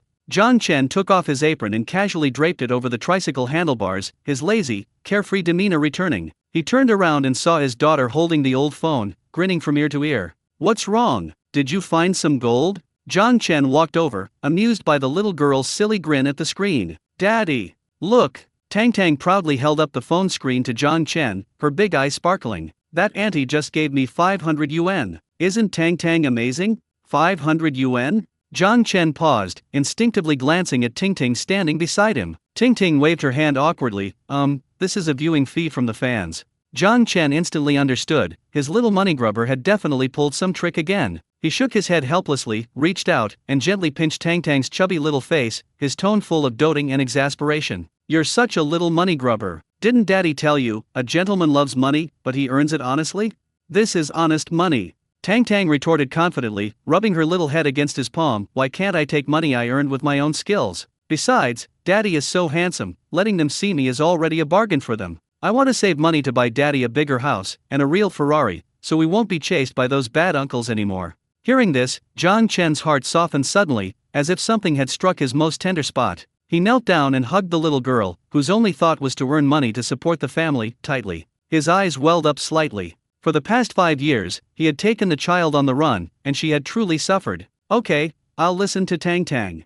Zhang Chen ruffled her hair, his voice deep and gentle. When we've saved enough money, daddy will buy you a big castle, and you'll be a real princess. Pinky promise. Pinky promise. Just as the father and daughter were enjoying this heartwarming moment, a deep, powerful engine roar suddenly came from the alleyway entrance. The sound was deep and resonant, even someone unfamiliar with cars could tell it wasn't from an ordinary family car. Then, a fully black, elegantly streamlined extended Rolls-Royce Phantom, like a graceful Black Panther, slowly pulled up at the entrance of this smoky, bustling alleyway. The stark contrast between the luxury car and the surrounding dilapidated walls instantly drew everyone's attention. Even Zhao Tianba, who was picking his teeth, was startled, nearly poking his gums with the toothpick. Wow! A phantom? Who is this? The car door opened. A long, straight leg stepped out first, clad in black high heels with red soles. Immediately afterward, a woman in impeccably tailored haute couture, exuding an aura of overwhelming power, stepped out. She appeared to be around 30 years old, with striking features and sharp eyes, the commanding presence cultivated by someone in a high position. However, at this moment, this woman who seemed like a domineering female CEO was acting strangely. Her hair was disheveled, a few strands clinging to her sweat-drenched forehead. Her face was as pale as a sheet, one hand clutching her stomach tightly, her body slightly hunched, clearly enduring immense pain. Even so, the first thing she did after getting out of the car was to scan the alleyway with her sharp eyes, finally fixing them on Zhang Chen and the pot. Li Wankaya strode over, her high heels clicking rapidly on the concrete. Ignoring the city management officers squatting on the ground around her, and ignoring Ting Ting who was live-streaming on her phone, she walked straight to the tricycle, braced herself against the edge, and asked in a voice that was almost exhausted yet commanding, "Boss, is there any food left? How much is one serving? I'll pay 10 times the price." "No need for 10 times the price, it's clearly marked, 1,888. Zhang Chen glanced up at the swaying woman before him, his tone still indifferent. He could tell this elegantly dressed, powerful woman was at her limit. Her pale face and trembling fingers were clearly symptoms of severe hypoglycemia, and the way she was clutching her stomach suggested spasms. "There's one last serving. I was originally planning to save it for my daughter as a late-night snack," Zhang Chen said, deftly ladling out the rice. "Since you're about to faint, I'll give it to you first." Li Wankaya wasn't listening to anything he was saying. She only felt that the aroma was like life-saving oxygen, frantically filling every pore of her body. As the CEO of the Li Group, she managed a multi-billion-dollar business empire and had tasted countless delicacies, but never before had she craved a bowl of street vendor fried rice like this. "Thank you, hurry." Li Wankaya's voice was weak. Her hands trembled so much she almost dropped the paper bowl Zhang Chen handed her. There were no elegant dining etiquette rules, no slow, deliberate eating. This usually ruthless, decisive businesswoman, who even meticulously measured the temperature of her coffee at the negotiating table, now looked like a refugee who hadn't eaten for 3 days. The first bite. Li Wankaya's tightly furrowed brows instantly relaxed, her pupils dilating sharply. The warm yet assertive texture was like a warm current flowing down her throat and into her stomach. Her stomach, which had been cramping from hunger and tension, miraculously stopped contracting under the soothing warmth. Delicious. So delicious. This wasn't just fried rice, it was a life-saving miracle. Ignoring the heat, Li Wankaya swallowed greedily, the long-lost feeling of fullness and the ultimate enjoyment of her taste buds almost bringing tears to her eyes. In just 2 minutes, the bowl of rice was empty. She even ate a single scallion. Phew! Li Wankaya exhaled a long breath, feeling as if she had come back to life. The dizziness was gone, her limbs had regained their strength, and even her perpetually cold lower abdomen felt warm. She licked her lips, still somewhat unsatisfied, before realizing a group of people were staring at her, especially the little girl with pigtails, who was tilting her head, looking curiously at the empty bowl in her hand. "Auntie, you ate so cleanly. Cleaner than Tang Tang." A rare blush appeared on Li Wankaya's usually icy face. She coughed lightly, instantly switching back to her aloof CEO mode. She straightened her slightly disheveled collar, pulled out her ever-present limited edition Centurion black card, and handed it to Zhang Chen, holding it between her fingers. "The taste is good, I'm very satisfied. This is my supplementary card, no limit, but you can't use it around here. Give me your account number, and I'll have someone transfer the money to you." After speaking, she habitually reached for her phone in her pocket. However, the next second, her movement froze. Empty. Li Wankaya's heart skipped a beat, and her expression instantly changed. She then realized that in her haste to get out of the car, she had left her limited edition Hermes Birkin bag on the back seat. Her phone, wallet, and even the Rolls-Royce keys were all inside. To make matters worse, because the alley was too narrow, the driver, Xiao Wang, had said he needed to find a gas station on the main road and park the car. This meant she was now penniless and out of contact. Li Wankaya's hand froze in midair. Her face, which had just regained its color, turned pale again, this time with embarrassment. Looking into Zhang Chen's half-smiling eyes, she gritted her teeth and forced a smile, saying, "Boss, if I said I forgot my phone in the car, would you believe me?" Zhang Chen, who was wiping his hands with a rag, raised an eyebrow upon hearing this, a playful smile curving his lips. "Of course I would." Li Wankaya breathed a sigh of relief. "That's good. Leave your contact information, I'll go back. But we don't offer credit here." Zhang Chen interrupted her, pointing to a sign next to him, "Honest and fair dealing, no credit. That's the rule." Li Wankaya, she, the president of the prestigious Li Group, worth billions, was actually suspected of trying to renege on a debt of a little over 1,000 yuan? "Boss, I'm Li Wankaya." Li Wankaya took a deep breath, trying to use her name as collateral. "You can search this name online. The tallest building in Jianhai City, Wankaya Building, belongs to me. I wouldn't lie to you for a meal. Never heard of you. Zhang Chen answered crisply, without even looking at her. I don't care if you're Li Wankaiu or Li Wanchan. Here, paying for meals is a matter of course. Is this man an alien? He's never even heard of her name before? Ting Ting, standing next to her, was holding her phone, her stomach aching from trying to suppress her laughter. The live stream chat was in an uproar. Ha ha ha ha, Li Wanchan? What the hell is Li Wanchan? Boss Zhang is awesome. He doesn't care what kind of female CEO you are, if you don't have money, you're useless. This is Li Wankaiu, the Iron Lady of the business world. She's even had her day? Oh no, a domineering female CEO meets a clueless straight man. I've seen this script before. Li Wankaiu panicked. She glanced at the growing crowd around her and the live stream camera, feeling utterly humiliated. So what do you want? I really don't have any money right now. She was somewhat embarrassed and angry. How about I pawn this watch to you? It's a limited edition Patek Philippe, worth millions. She took off her mechanical watch and was about to slam it on the table. No. Zhang Chen glanced at it disdainfully. I sell fried rice here, not a pawn shop. Besides, who knows if it's real or fake? What if it's a high-quality counterfeit? You! Li Wankaiu's chest heaved with anger, almost choking. Just as they were at an impasse, Tang Tang, who had been watching the scene unfold, suddenly interjected. The little girl jumped off the stool, walked over to Li Wankaiu with her hands behind her back, and sighed in an air of maturity. Auntie, that's not right of you. Daddy said that not paying for food is considered dining and dashing, and you'll get arrested by the police. Li Wankaiu looked at the little dumpling, speechless with anger. Little one, Auntie doesn't want to dine and dash, it's just that I really didn't bring any money. It's okay if you didn't bring any money. Tang Tang's big eyes darted around, and she pointed with her chubby little finger to the large plastic basin next to her, filled with dirty bowls. A capitalist smile appeared on her face. Daddy always says, labor is the most glorious thing. Since we don't have any money, let's work to pay off our debt. Look, there are so many unwashed bowls over there. I think your hands are quite long, Auntie, they should be perfect for washing dishes. Wash dishes? Li Wankaiu's eyes widened as she looked at the pile of greasy bowls, still covered in scallions and rice grains, and she completely freaked out. These hands of hers were for signing multi-million-dollar contracts, for playing the piano. When had they ever touched dish soap or grease? I won't. The words of refusal were barely on her lips when she saw Zhang Chen looking at her with a half-smile, while the city management officer Zhao Tianba beside her wore an expression of schadenfreude, even pulling out his body camera. What? Don't want to wash it? Zhang Chen said calmly, if you don't want to wash it, then I'll have to trouble Captain Zhao to take you back and treat it as a case of dine and dash. 1,888 yuan isn't a huge amount, but it's enough for a cup of tea at the station.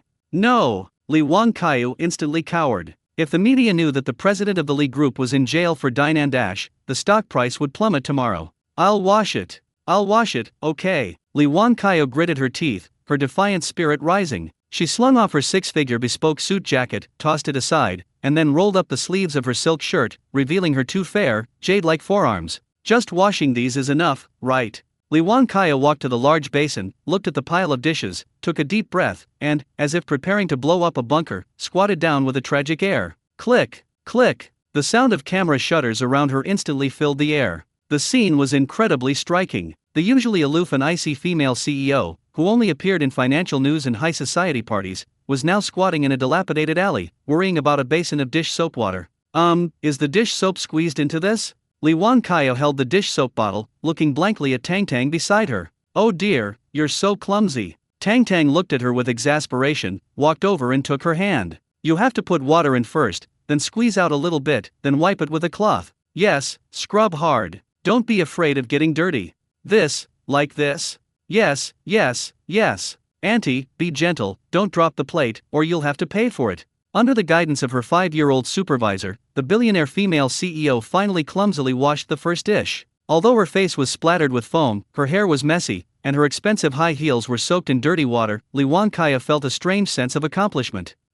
It wasn't that hard. She wiped the sweat from her forehead, looked at the shiny plate in her hand, and a slight smile appeared on her lips. Zhang Chen leaned against the tricycle, watching the two figures, one tall and one short, and the female CEO working diligently. A smile unconsciously crept onto his lips. Just then, a crisp, pleasant notification sound rang in his mind. Ding! Congratulations, host! Newbie Quest first experience as a food god successfully completed. A total of 100 servings of fried rice sold, achieving a 100% positive review rate. Rewards are being settled. Congratulations, host, for receiving a cash reward of 10 million yuan, already deposited into a secure overseas account, legal source. Congratulations, host, for unlocking a new profession, fortune-telling stall. Gain profession-exclusive skill, Eye of Insight, beginner. Skill description: after activation, one can see through the target person's current marriage fate and accurately predict their romantic fortune and emotional tribulations for the next 3 days. Note: limited to 3 uses per day.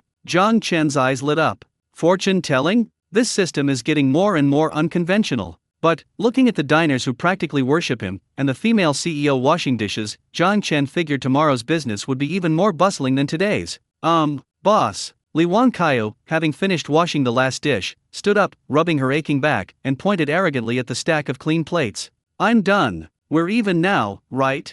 Zhang Chen snapped out of his daze, looking at Li Wangkaiu, whose face was covered in foam, disheveled yet smug, and nodded. We're even. Good job, you can come again next time you're short on cash. Li Wangkaiu, who the hell wants to wash your dishes? But, Zhang Chen's tone shifted abruptly, a golden light flashing in his newly acquired Eye of Insight, his gaze landing on the top of Li Wangkaiu's head. There, a once vibrant red thread of fate, meant for marriage, was now broken in two, emitting wisps of black smoke. Mr. Li, since you helped me wash the dishes, I'll give you a piece of advice. Zhang Chen's smile faded, his tone becoming somewhat playful. When you get back, you'd better investigate your fiancé, if you don't want any trouble brewing.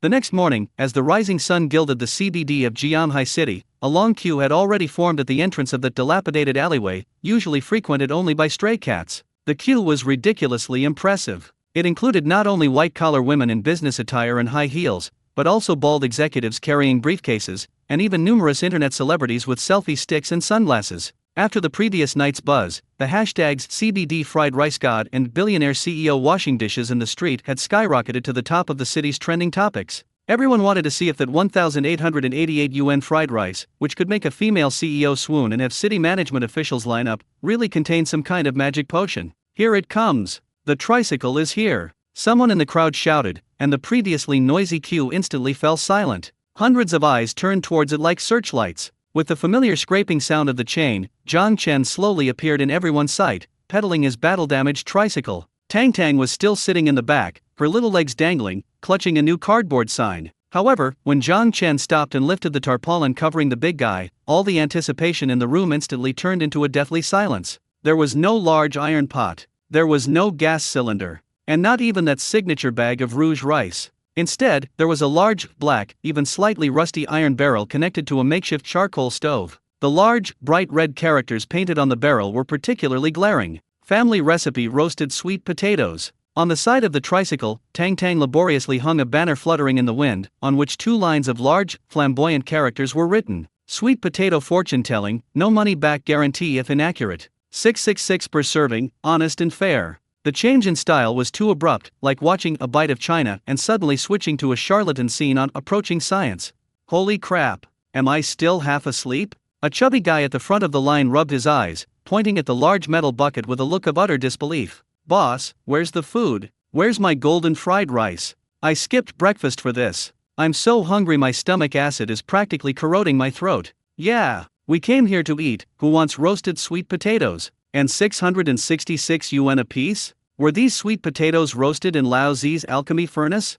Fortune-telling? Boss, isn't this a bit of a leap? You're trying to steal the blind man's job. The crowd erupted instantly, a cacophony of discontent and skepticism. Everyone came for the food, only to have this handsome boss suddenly transform into a sweet potato charlatan who could handle that psychological shock? Zhang Chen had anticipated this scene. He leaned lazily against the tricycle, even yawning, his take-it-or-leave-it attitude exactly the same as yesterday. No fried rice, that was yesterday's limited edition. Today's task, oh no, today's specialty is roasted sweet potatoes.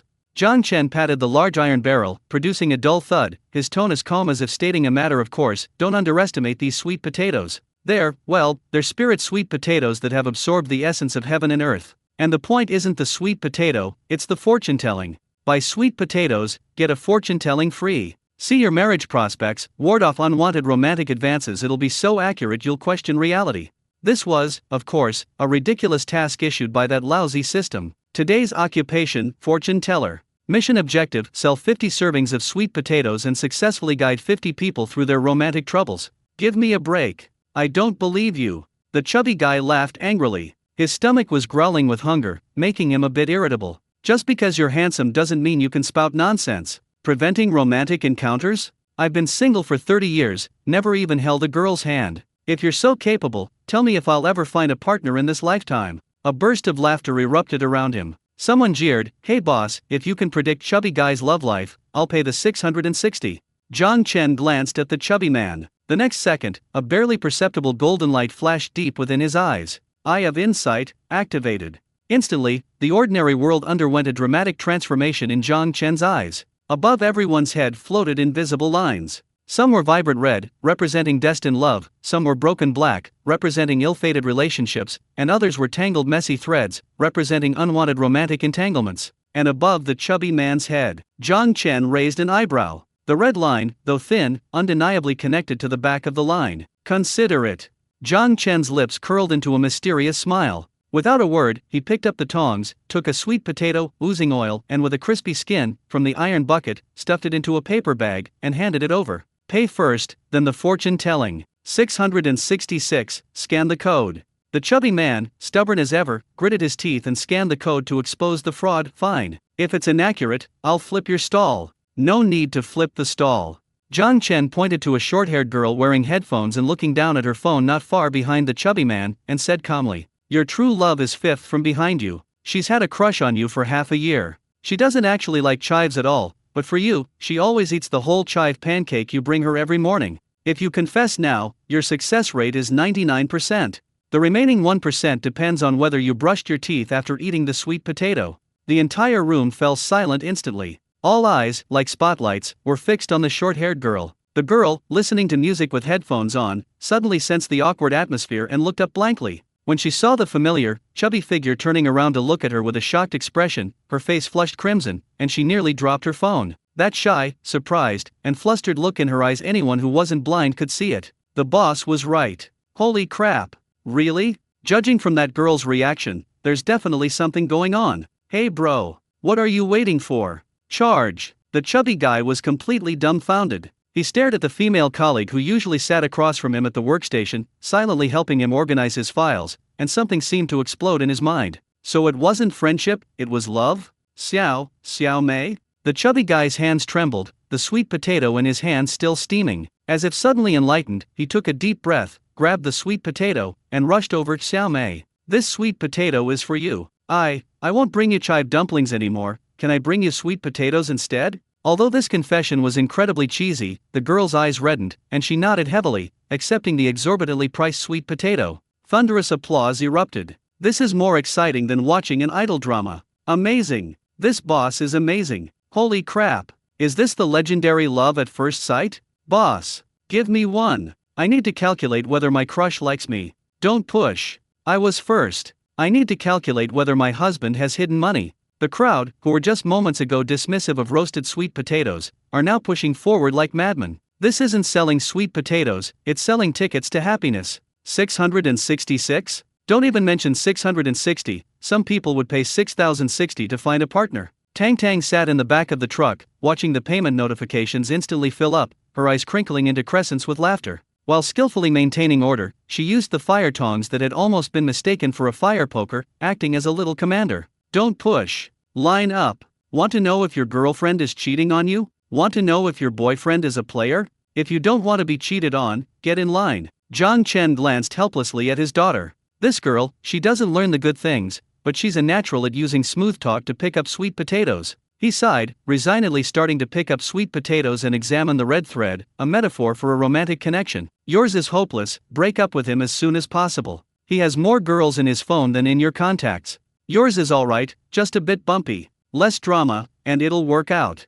Ma'am, you've been married 3 times already, this 4th thread, a bit risky. I suggest you move your feng shui fish tank. Zhang Chen was like an emotionless judge, every word hitting the nail on the head, so accurate it sent chills down your spine. In just half an hour, hundreds of people had gathered in front of the stall. Some were happy, some were sad, some even broke up on the spot. The scene was chaotic and exciting. Just as Zhang Chen had seen off a heartbroken young man who was crying his eyes out, and was about to catch his breath, a strong, pungent smell of cheap perfume suddenly wafted over on the breeze. Zhang Chen frowned instinctively and looked up. At the very front of the line stood a woman in a leopard print bodycon dress, with wavy hair and foundation so thick it looked like she'd been plastered on. She carried a designer handbag of dubious authenticity and was fanning herself with an extremely flamboyant gesture. Her eyes held a mixture of surprise, disdain, and the greedy glint of predator eyeing its prey as she looked at Zhang Chen. "Hey, isn't this our John University's campus heartthrob?" The woman spoke in a sarcastic tone, her voice shrill like fingernails scratching a blackboard. "I was listening to them brag so much, I wondered who it was."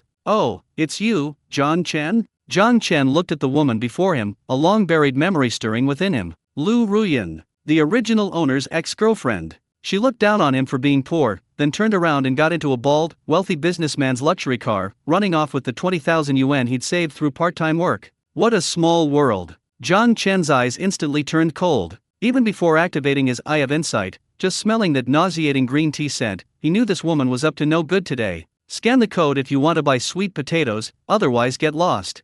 Zhang Chen didn't even bother to look at her. He picked up the fire tongs and tapped the metal bucket, making a crisp clang, his tone icy and chilling. "Don't block my business, understand? Get lost." Lu Ruyan seemed to have heard the funniest joke. Her face, thickly covered in foundation, contorted instantly, followed by a sharp, piercing laugh. Not only did she not leave, but she leaned her weight against the charcoal-dusted tricycle, as if she were leaning not on a broken-down sweet potato cart, but on the doorframe of a newly conquered mansion. "Zhang Chen, after all these years, your temper is still as bad as ever," Lu Ruyan said, skillfully raising her phone and opening a live streaming app. The camera instantly focused on Zhang Chen's cold, handsome face. She shouted at the screen in an extremely exaggerated and affected tone. "Family, look who this is. Our school's former star, the aloof school heartthrob Zhang Chen. He used to walk with such swagger, but now, tisk tisk, selling sweet potatoes here." The few perverts in the live stream who were initially waiting for some suggestive content perked up immediately upon hearing this, and a few sarcastic comments drifted across the screen. "Hey, the school heartthrobs turned into a roasted sweet potato. That's quite a fall from grace.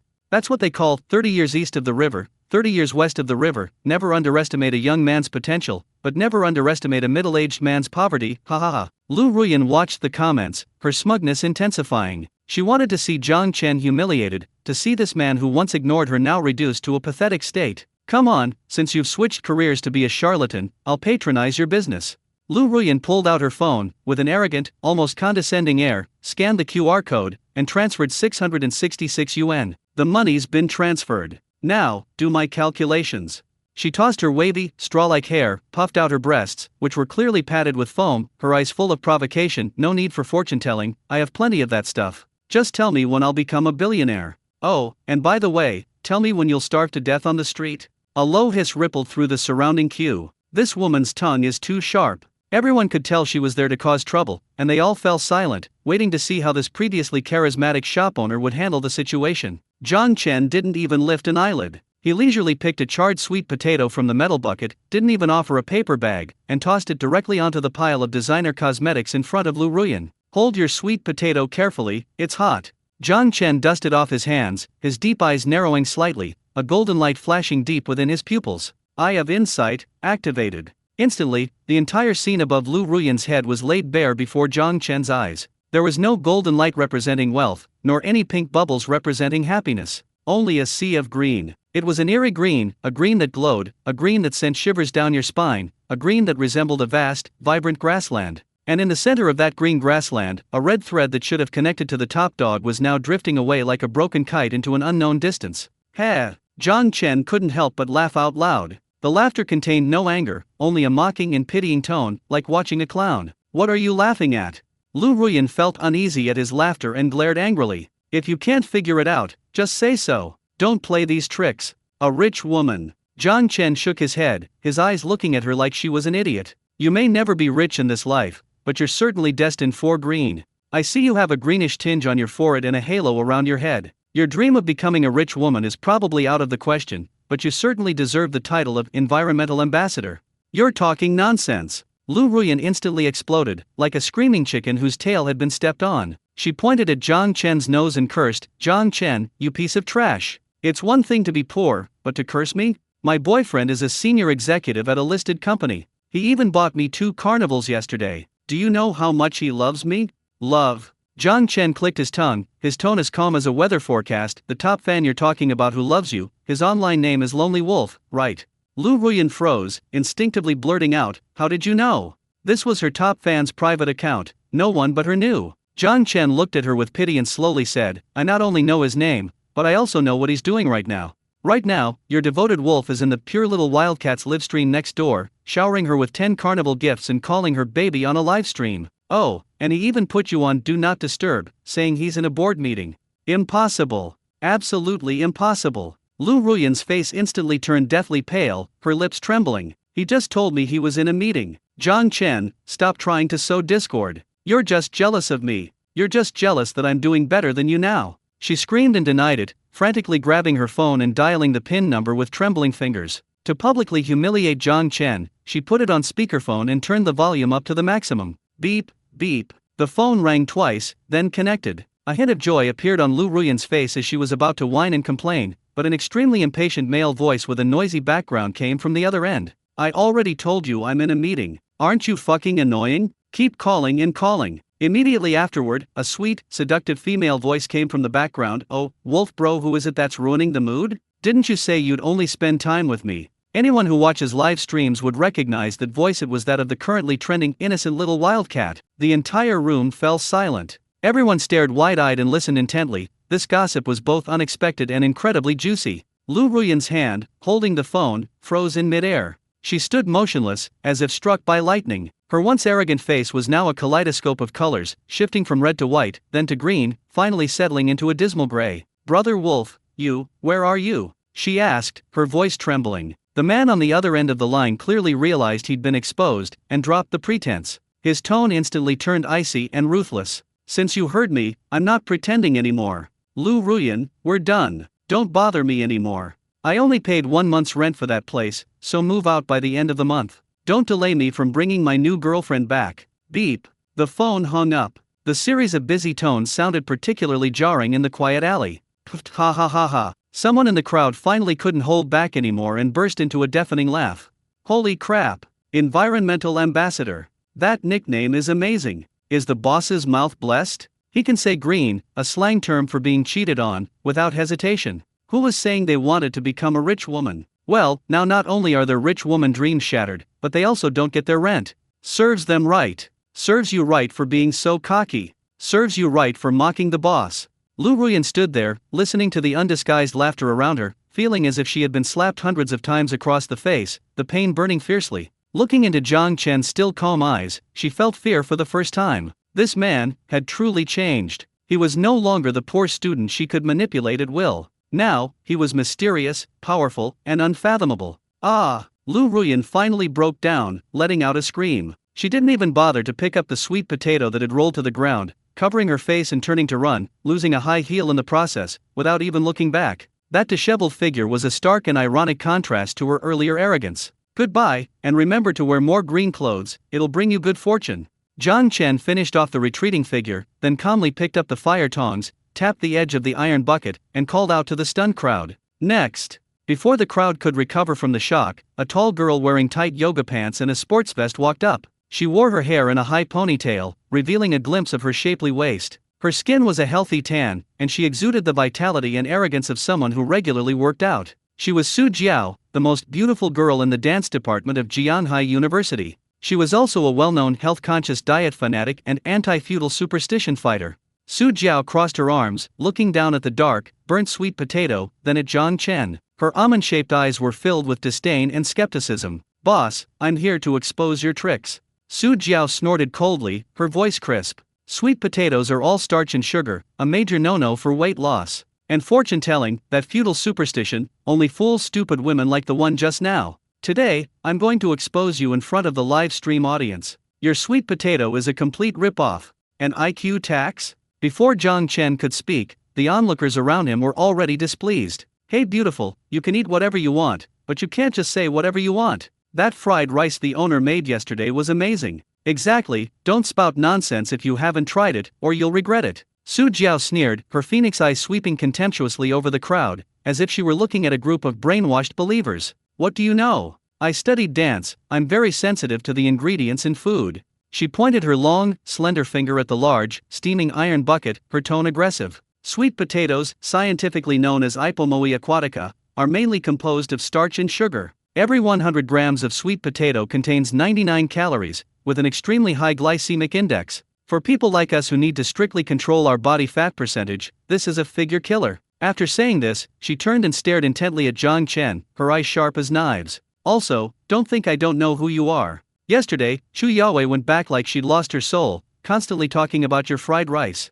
She's naive and easily fooled, but I, Su Jiao, am not so easily fooled. A bowl of fried rice costs 1,800 yuan, a sweet potato costs 660 yuan. This isn't just overcharging, this is robbery. Today I'm going to expose your true colors and make sure your shabby business can't survive in Jianghai City. Su Jiao's words were forceful and logical, and coupled with her righteous and awe-inspiring goddess-like demeanor, she surprisingly intimidated many people. The sentiment in the live stream began to shift. To be fair, this young lady has a point, sweet potatoes really are a carb bomb. Spending over 600 yuan on a carb bomb does seem like a huge waste, but the boss is handsome. I'd accept it even if a handsome guy lied to me. Faced with the dance department goddess's barrage of questions, Zhang Chen lazily picked at his ear, his expression remaining completely unchanged. Finished? He asked indifferently, his attitude like listening to the cicadas chirping in the alley, noisy, but not worth bothering to chase away. What kind of attitude is that? Su Jiao was enraged by his indifference. She stepped forward, her ponytail swinging sharply in the air. Did I hit the nail on the head? Feeling guilty? Guilty? Zhang Chen chuckled, put down the fire tongs, picked up a clean rag from the edge of the iron bucket, wiped his hands, and then slowly reached into the bucket. Little girl, you've memorized the theory quite well. But do you know that some things in this world cannot be measured by common sense?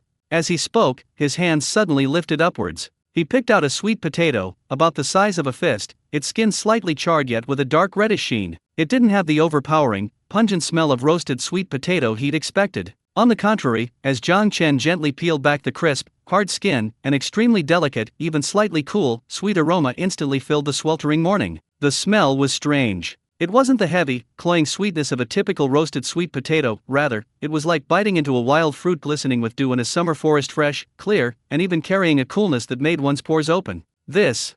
Su Jiao's prepared vocabulary of scientific terms suddenly choked in her throat the moment she smelled that aroma. As a dance student who ate boiled chicken breast and vegetable salads year-round to maintain her figure, her desire for food had always been forcibly suppressed. But now, this strange, sweet fragrance was like a precise scalpel, severing the nerve in her brain called self-discipline. Gurgle. An extremely untimely and incredibly loud rumble came from Su Jiao's flat, firm abdomen. In the quiet standoff, the sound was more jarring than thunder. Su Jiao's face instantly turned a deep purplish red, and she instinctively clutched her stomach, wishing she could disappear into the ground. I'm just having a physiological reaction. It's a conditioned reflex. She was still stubbornly trying to salvage her crumbling dignity. This only proves you added tons of flavorings and palatability enhancers. It's irrefutable proof of a heartless merchant. Is that so? Zhang Chen's lips curled into a mocking smile as he held the half-eaten sweet potato in front of Su Jiao. Steam rose from it, the golden flesh glistening and translucent, seemingly trembling. Since you know so much, do you dare to try a bite?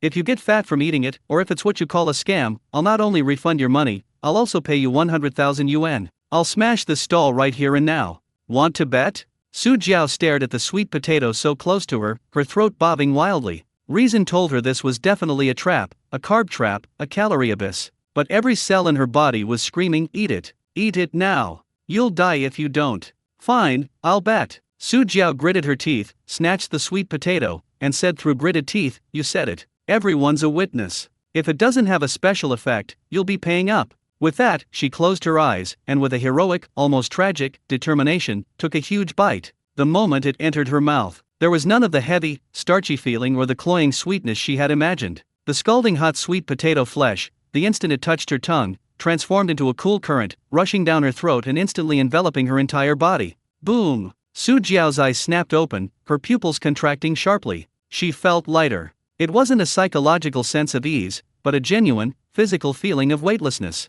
In a daze, she felt as if she were floating 10,000 meters above the clouds, with pristine white clouds beneath her feet and a whistling breeze all around. She tried to jump, her body felt as light as a feather, effortlessly executing the grand jump that she usually struggled to perfect no matter how much she practiced. At that moment, she felt no longer like a human bound by gravity, but a spirit of the wind, a dancer in the clouds. The lactic acid buildup and joint pain accumulated in her body from years of dance practice miraculously vanished under the cleansing current. She could even clearly feel the tiny bit of fat around her waist and abdomen, the result of sneaking a piece of cake the day before, rapidly burning and breaking down in this warm current, transforming into a continuous source of energy. System notification: fat burning sweet potato effect. Target body fat percentage decreased by 0.5%, muscle flexibility increased by 10%. What does this feel like? Su Jiao stared blankly at the half-eaten sweet potato in her hand. The disdain and doubt in her eyes had vanished, replaced by an almost manic shock. She tried kicking her leg. Whoosh! The kick was high and straight, even surpassing her peak performance, and incredibly light. My God, my body. Su Jiao trembled as she touched her lower abdomen. It was flat and firm, even showing the faint outline of ABS. She really lost weight. Just one bite, and it's more effective than running 10 kilometers? This isn't just a sweet potato, it's clearly a top-tier fat-burning miracle drug with a sweet potato skin on. Master! Su Jiao abruptly raised her head, her once aloof phoenix eyes now burning with a fierce flame and extreme thirst for power and beauty. She grabbed Zhang Chen's hand, her grip so strong it made him wince. Master! How many sweet potatoes are left? I'll take them all. This is definitely not ordinary sweet potatoes. What kind of black technology is this? Why does it feel like I'm burning after eating it? My God, I want to buy a ton. I want to buy them for all my teammates. The aloof goddess who was just moments before debunking the claims had completely collapsed. She clung tightly to Zhang Chen's sleeve, as if afraid he'd run away, babbling incoherently. 660? That's too cheap. The effect is worth 60,000. Quick, pack up the rest. The surrounding onlookers were stunned by this incredible reversal. Wasn't she just about to smash up the stall? How did she kneel down after just one bite? Hey beautiful, are you using a shill? Your acting is a bit over the top. Yeah, a sweet potato can cause hallucinations? Su Jiao suddenly turned around and roared at the crowd. You don't know anything. This sweet potato can help you lose weight. It can boost your energy. It's a dancer's magic potion. After saying that, she didn't care about her image anymore and turned to squeeze into the stall, trying to grab a good spot. Make way. Everyone make way. These sweet potatoes are all mine, Su Jiao's. She shouted as she reached out to push a plump auntie in front of her in line. The auntie was holding her phone, ready to scan a QR code, and was almost knocked over by the push. Ouch! How dare you steal from me, young lady? The plump auntie complained. Su Jiao was now blinded by rage and didn't care about anything else. Relying on her strength and agility as a dancer, she pushed the people in front of her aside and reached directly for the large metal bucket. They're all mine. Don't anyone try to take them from me. Just as her hand was about to touch the edge of the metal bucket, a chubby, pink little hand suddenly appeared out of nowhere and slapped Su Jiao's hand mercilessly. Bad auntie. No cutting in line. Tang Tang, like an angry little teapot, put one hand on her hip and pointed the other at Su Jiao's nose, her little pigtails trembling with anger. Daddy said that people who cut in line are pigs. And you pushed that fat auntie, you have to apologize. Su Jiao was stunned by the slap, a burning pain shooting through the back of her hand. Looking down at the little bean sprout, barely taller than her leg, her eyes reddening with rage, she instinctively tried to shove Tang Tang aside. Little brat, get out of the way. I need it urgently. I'll pay double. However, before her hand could touch Tang Tang, it was intercepted midair by a strong, large hand. Zhang Chen had somehow appeared in front of Tang Tang. The lazy smile on his face vanished completely, replaced by a chilling coldness in his deep eyes. Excuse me, student. Zhang Chen applied a little force, squeezing Su Jiao's wrist painfully. His voice wasn't loud, but it pierced her ears like shards of ice. My rules are, those who cut in line, get lost. Those who bully my daughter, die. Now, let go, apologize, and then go to the back of the line. Otherwise, I don't mind tying your proud legs into a Chinese knot. Zhang Chen's grip was incredibly strong, like an iron clamp clamped tightly on Su Jiao's slender wrist. The chilling pressure sent a chill down the spine of this dance student, usually the center of attention. Tears welled in Su Jiao's eyes from the pain. She instinctively tried to struggle, but found herself as helpless as a chick in his grasp. I. She opened her mouth, her earlier arrogance completely extinguished by the sudden, forceful suppression. Just then, Tang Tang, whose cheeks had been puffed out, suddenly took a step forward. The little girl extended a chubby finger, not pointing at Su Jiao's face, but very seriously and earnestly pointing to Su Jiao's prized chest, which her tight-fitting vest could barely contain. The entire room fell silent instantly, all eyes involuntarily following that little finger. Tang Tang, her delicate face stern, lectured in a childish voice, her tone full of exasperation. Auntie, although you're pretty and this place is big, Daddy said. She took a deep breath and enunciated the rest clearly. Big boobs and no brains are forgivable physical defects, but cutting in line is a matter of manners. It's unforgivable. Boom! These words exploded like a depth charge in the crowded alley. After a brief silence, a burst of laughter nearly lifted the roof off. Cough, cough, cough. The chubby guy who was drinking water sprayed it all over the floor, choking and turning red in the face. Children say the darndest things. Children say the darndest things. What the hell is this physiological defect? This little girl's mouth is too venomous. What has the boss been teaching this kid? Cutting in line like that. Although, I think the little girl is right. Cutting in line is rude. The live stream chat was flooded with comments, the screen filled with 666 and ha ha ha ha. A decisive blow. This is a decisive blow from a 5-year-old human child. Su Jiao, not only was my intelligence criticized, but my character was also questioned, and the worst part is I can't refute it. This isn't a sweet little jacket, it's a black-hearted, leaky vest. So mean. Su Jiao froze completely. Her face instantly turned red, the blush spreading visibly from the base of her neck to behind her ears, making her look like a freshly cooked shrimp. Shame! How humiliating! Su Jiao had lived for 20 years, always praised for her figure and elegant demeanor. When had she ever been publicly insulted as big-breasted and brainless, and by a mere baby still drinking milk? You all. Su Jiao trembled with rage, tears finally welling in her eyes. She wanted to explode, to overturn the stall, to turn and leave, to salvage the last shred of her pitiful dignity. But just as she was about to turn and leave, the crisp, sweet aroma of sweet potatoes wafted to her nose again. That light, almost spiritual feeling she had just experienced, like a hook, gripped her legs. Her body's instincts told her she couldn't leave. If she left, she wouldn't be able to buy any more. If she didn't eat this sweet potato, she would regret it for the rest of her life. That intense yearning for beauty ultimately triumphed over shame. I'm sorry. Su Jiao lowered her head, her voice barely audible, her face burning hot. She was speaking to the plump auntie she had just shoved. The auntie, initially quite angry, saw this usually aloof beauty being humiliated by a young girl, and her anger vanished, replaced by a touch of sympathy. All right, that's more like it. Such a pretty girl, don't do such tasteless things again. Zhang Chen, seeing this, finally released her. His expression was indifferent, as if he weren't the one who had almost broken someone's wrist, casually tossing over a tissue. Wipe your tears and join the queue. 2 per person, no more. Su Jiao took the tissue, sniffed, and surprisingly, obediently turned around, head drooping, and walked to the very end of the queue, glancing back every few steps. The vice committee member looked so wronged, yet stubbornly refused to leave. Where was the arrogance of her earlier anti-counterfeiting crusader? I've figured it out.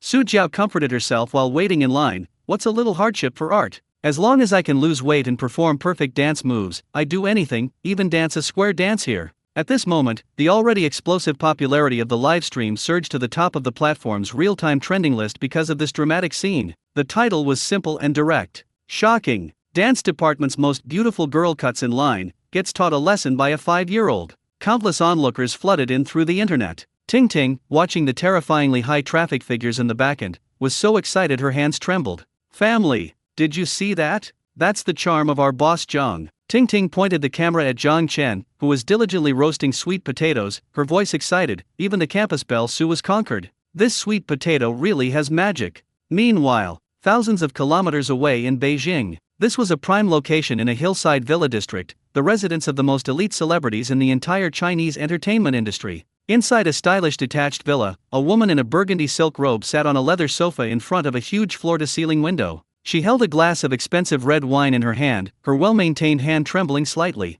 The red wine swirled in the glass, reflecting her stunningly beautiful face, even without makeup, capable of captivating all. Su Qingge. She was undoubtedly a top-tier celebrity in the Chinese entertainment industry, a national diva who won awards left and right, and the white moonlight in the hearts of countless people. But at this moment, this diva, who was usually unfazed even in the face of a collapsing mountain, was staring intently at the live stream on her tablet. Her beautiful phoenix eyes were filled with a complex network of bloodshot veins, as if she was desperately suppressing some emotion about to erupt. The screen was showing footage from that alleyway. Although the image quality was a bit shaky, she would still recognize the man standing in front of the smoky oven, his expression focused yet languid, and the little dumpling with her hands on her hips, looking arrogant even if they were reduced to ashes. She would still recognize them. Snap!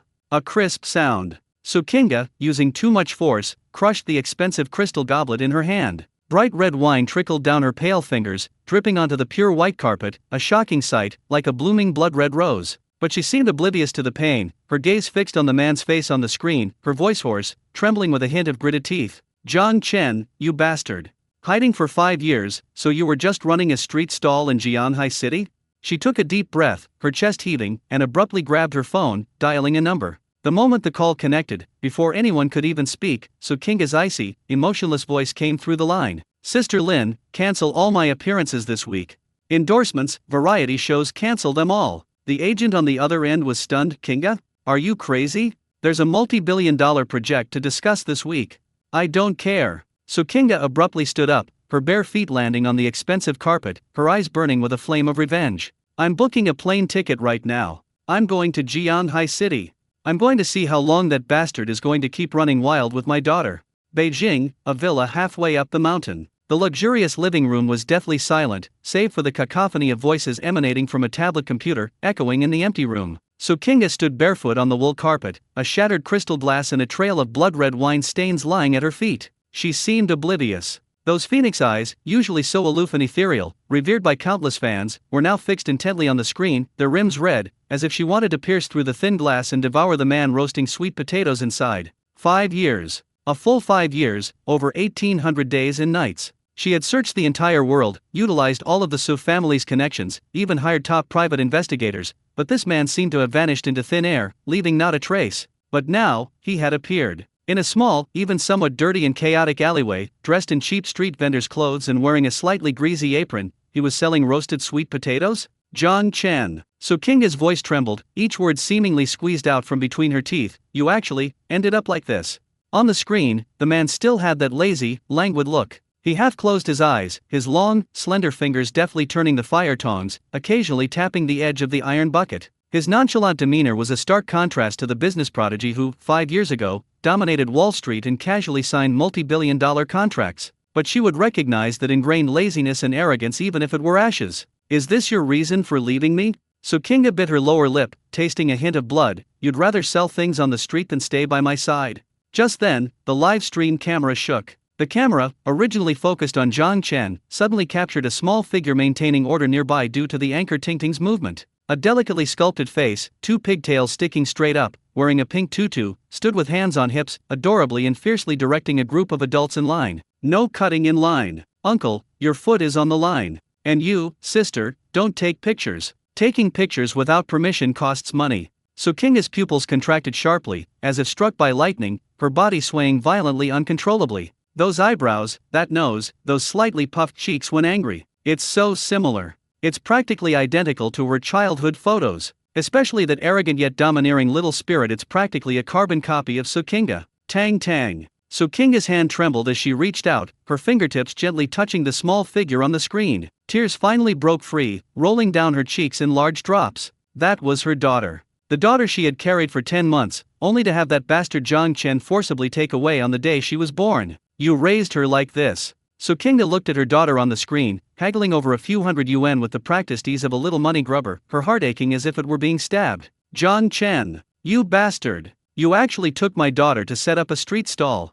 Are you desperate for money? Does the Su family lack that little bit of money? Anger, heartache, and resentment surged within her, making it almost impossible for her to breathe. Just then, the villa's front door was suddenly kicked open from the outside. Kinga. Kinga, something terrible has happened. Her agent, Lin Xiaowa, rushed in, panting, phone in hand, oblivious to the mess on the floor and Sukinga's current state of collapse. Look at the trending topics. It's exploded. It's completely exploded. Lin Xiaowa screamed in terror, as if the sky had fallen. A rich woman from Jianhai City just posted a pinned comment in that street vendor's livestream, saying she'd pay 5 million to be his sugar daddy. And she'd buy him a Ferrari. Now the whole internet is shipping this rich woman and down on his luck handsome guy couple. Netizens have practically dug up everything about the vendor.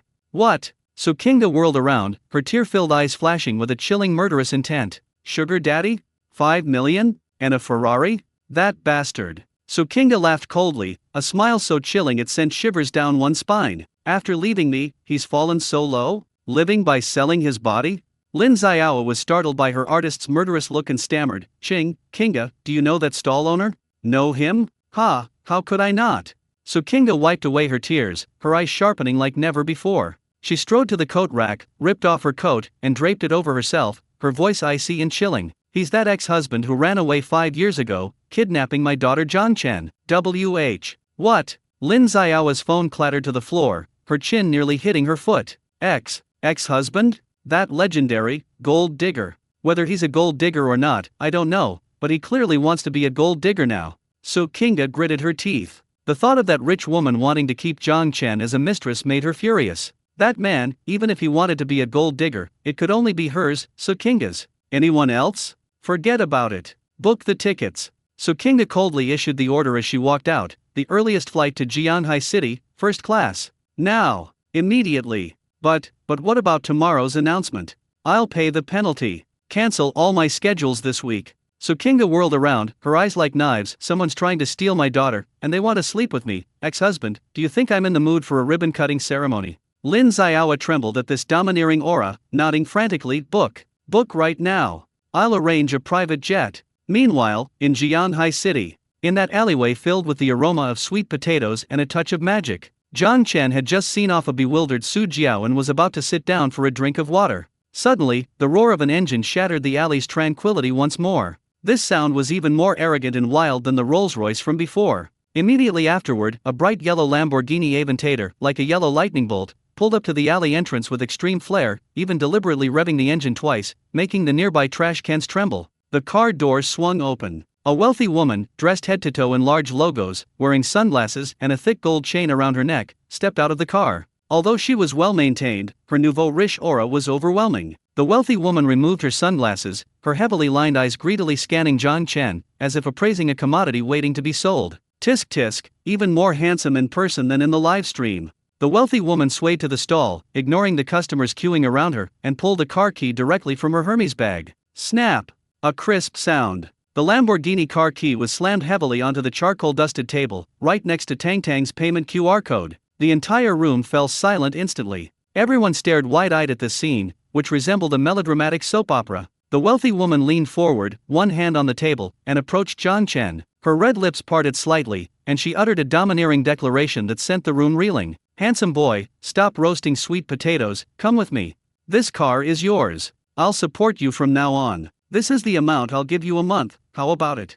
She held up 5 fingers and waved them in front of Zhang Chen. 5 million. The live stream chat instantly erupted, the chat flooded with comments. Holy crap, the rich woman really came. This is for real. Zhang Chen looked at the car key, then at the confident-faced rich woman in front of him, and raised an eyebrow slightly. Before he could speak, a chubby little hand suddenly reached out from beside him. Tang Tang, with a serious face, grabbed the car keys like a little adult. The wealthy woman, thinking the little girl was interested, smiled smugly. Little one, do you like this car? Call me auntie, and I'll give it to you as a toy. But the next second, Tang Tang tossed her little hand. Whoosh! The expensive car key traced a graceful arc through the air, landing precisely in the nearby trash can used for sweet potato peels. Clang! The world fell silent. Tang Tang clapped her hands, put them on her hips, tilted her head back, and shouted at the top of her lungs. Bad auntie! Take your broken key. My dad doesn't live off women. Besides, you're not even as good looking as my drawing. Want to support my dad? Get in line. The air seemed to freeze. The car keys Tang Tang had tossed into the trash can were more than just a signal of rejection, they were a resounding slap across the face of this overconfident rich woman. The surrounding diners held their breath, their eyes wide, nearly dropping their melons in shock. The live stream chat exploded, the screen filled with 666 and holy crap. Ting Ting was so excited she almost shoved her phone into the rich woman's nose. But this rich woman had clearly seen it all. She took a deep breath, unlike Lu Ruyan who had erupted in anger, and instead let out a chilling, penetrating laugh. Heh, quite something. She bent down, unconcerned about the dirt, and with her meticulously manicured fingers, retrieved the car keys from the edge of the trash can. She took out a silk handkerchief, wiped them clean, and then slammed them down on the table with even more force. This time, she ignored the somewhat inconvenient young girl and leaned forward, almost lying on the grill. Her heavily made-up eyes were fixed on Zhang Chen, her gaze filled with a determined, aggressive intensity. Handsome young man, don't be so quick to refuse. The wealthy woman tossed her hair, a strong perfume mingling with the aroma of roasted sweet potatoes, creating a suffocating chemical reaction. I know you have pride. A man needs a bit of temper to be interesting. She tapped her fingers lightly on the table, making a soft, rhythmic sound, like a tempting beat. But you need to face reality. In Jianhai City, where land is incredibly valuable, how much can you earn a month setting up a street stall, even if you work yourself to death? 5,000? 10,000? Do you know who I am? I'm Wang Maifeng, a director of the Jinding Group. Just nod your head, and this car will be transferred to your name immediately. I also own 3 large apartments on the Bund, you can choose anyone. $5 million a month for spending money, more if needed. She paused, a self-proclaimed charming smile playing on her lips, her tone becoming suggestive and cloying. I don't want anything else, just you. You just need to have meals with me every day, go shopping, and we'll be free from this miserable life immediately. How about it? Isn't this deal a million times better than you roasting sweet potatoes in this smoky heat? These words were incredibly blatant and domineering. Many of the men watching around swallowed hard, their eyes even showing a hint of envy. $5 million. And a luxury car and a mansion. Isn't this the ultimate version of the legendary "Auntie doesn't want to work hard anymore"? If it were them, they'd probably be kneeling down and calling her baby by now. However, Jiang Chen, at the center of the storm, reacted with a calmness that was almost infuriating. He held fire tongs, intently flipping a sweet potato in the stove, as if the multi-million-dollar suggestion was less important than the burnt sweet potato in his hand. Finished? Jiang Chen finally looked up, his deep eyes calm and even showing a hint of impatience at being interrupted. He extended the tongs, his movements incredibly natural as he picked up the car key, as if it were a piece of scrap metal, and gently nudged it aside. Move aside, you're blocking my business. Wang Meifeng's smile froze instantly, as if someone had pressed the pause button. What did you say? She asked, doubting she had misheard. I said, please move aside. Jiang Chen put down the fire tongs, picked up a rag, and wiped the spot where he had just left the keys. His tone was cold, leaving no room for negotiation. I'm not interested in your money, I'm not interested in your car, and as for you. He looked Wang Meifeng up and down, his eyes clear and honest, without any intention of insult, simply stating a fact. Even less interested.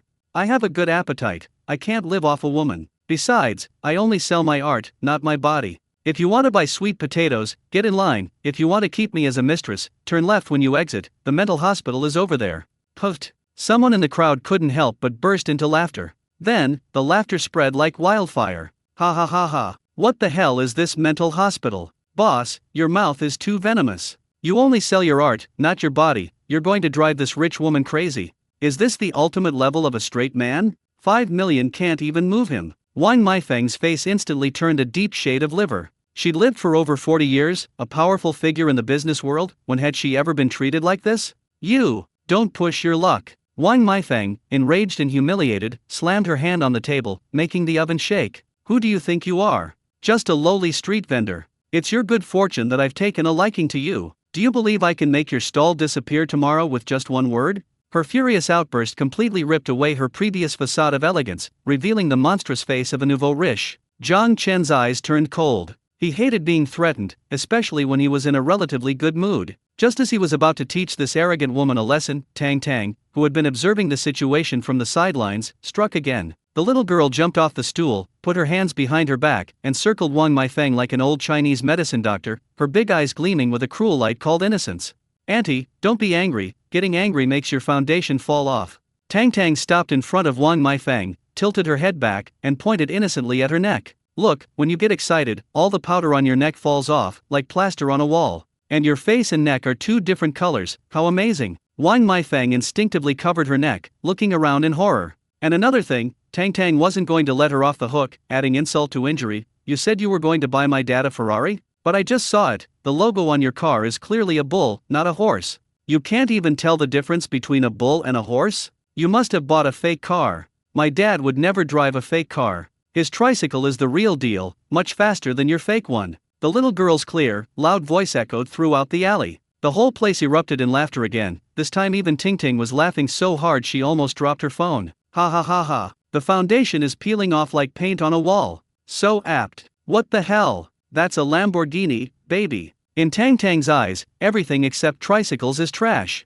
This sarcasm is perfect. The rich woman's health bar has been completely emptied. Wang Meifeng trembled with anger. The foundation on her face had indeed cracked a few lines due to sweat and her excited expression, making her look even more ridiculous. She pointed at Tang Tang, her finger trembling, unable to utter a single word for a long time. You guys. What about us? Tang Tang blinked her big eyes, innocently spreading her hands. Auntie, if you're sick, you need to get treatment. If you're broke, you need to earn money, but you can't come out and scam people. Hurry up and go, don't block the handsome young man behind you from buying sweet potatoes, he's getting impatient. Wang Meifeng completely broke down. She felt the mocking gazes around her like needles pricking her, every second was torture. If she stayed any longer, she would lose all face for the rest of her life. Fine. Very well. You just wait. Wang Meifeng stomped her foot angrily, grabbed the car keys from the table, and slunk back into the bright yellow Lamborghini. The engine roared again, but this time it didn't sound like a protest, it sounded more like the mournful wail of a fleeing car.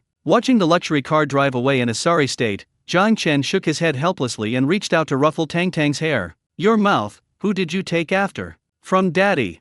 Tang Tang proudly puffed out her little chest. Daddy said, you can't be polite to bad guys.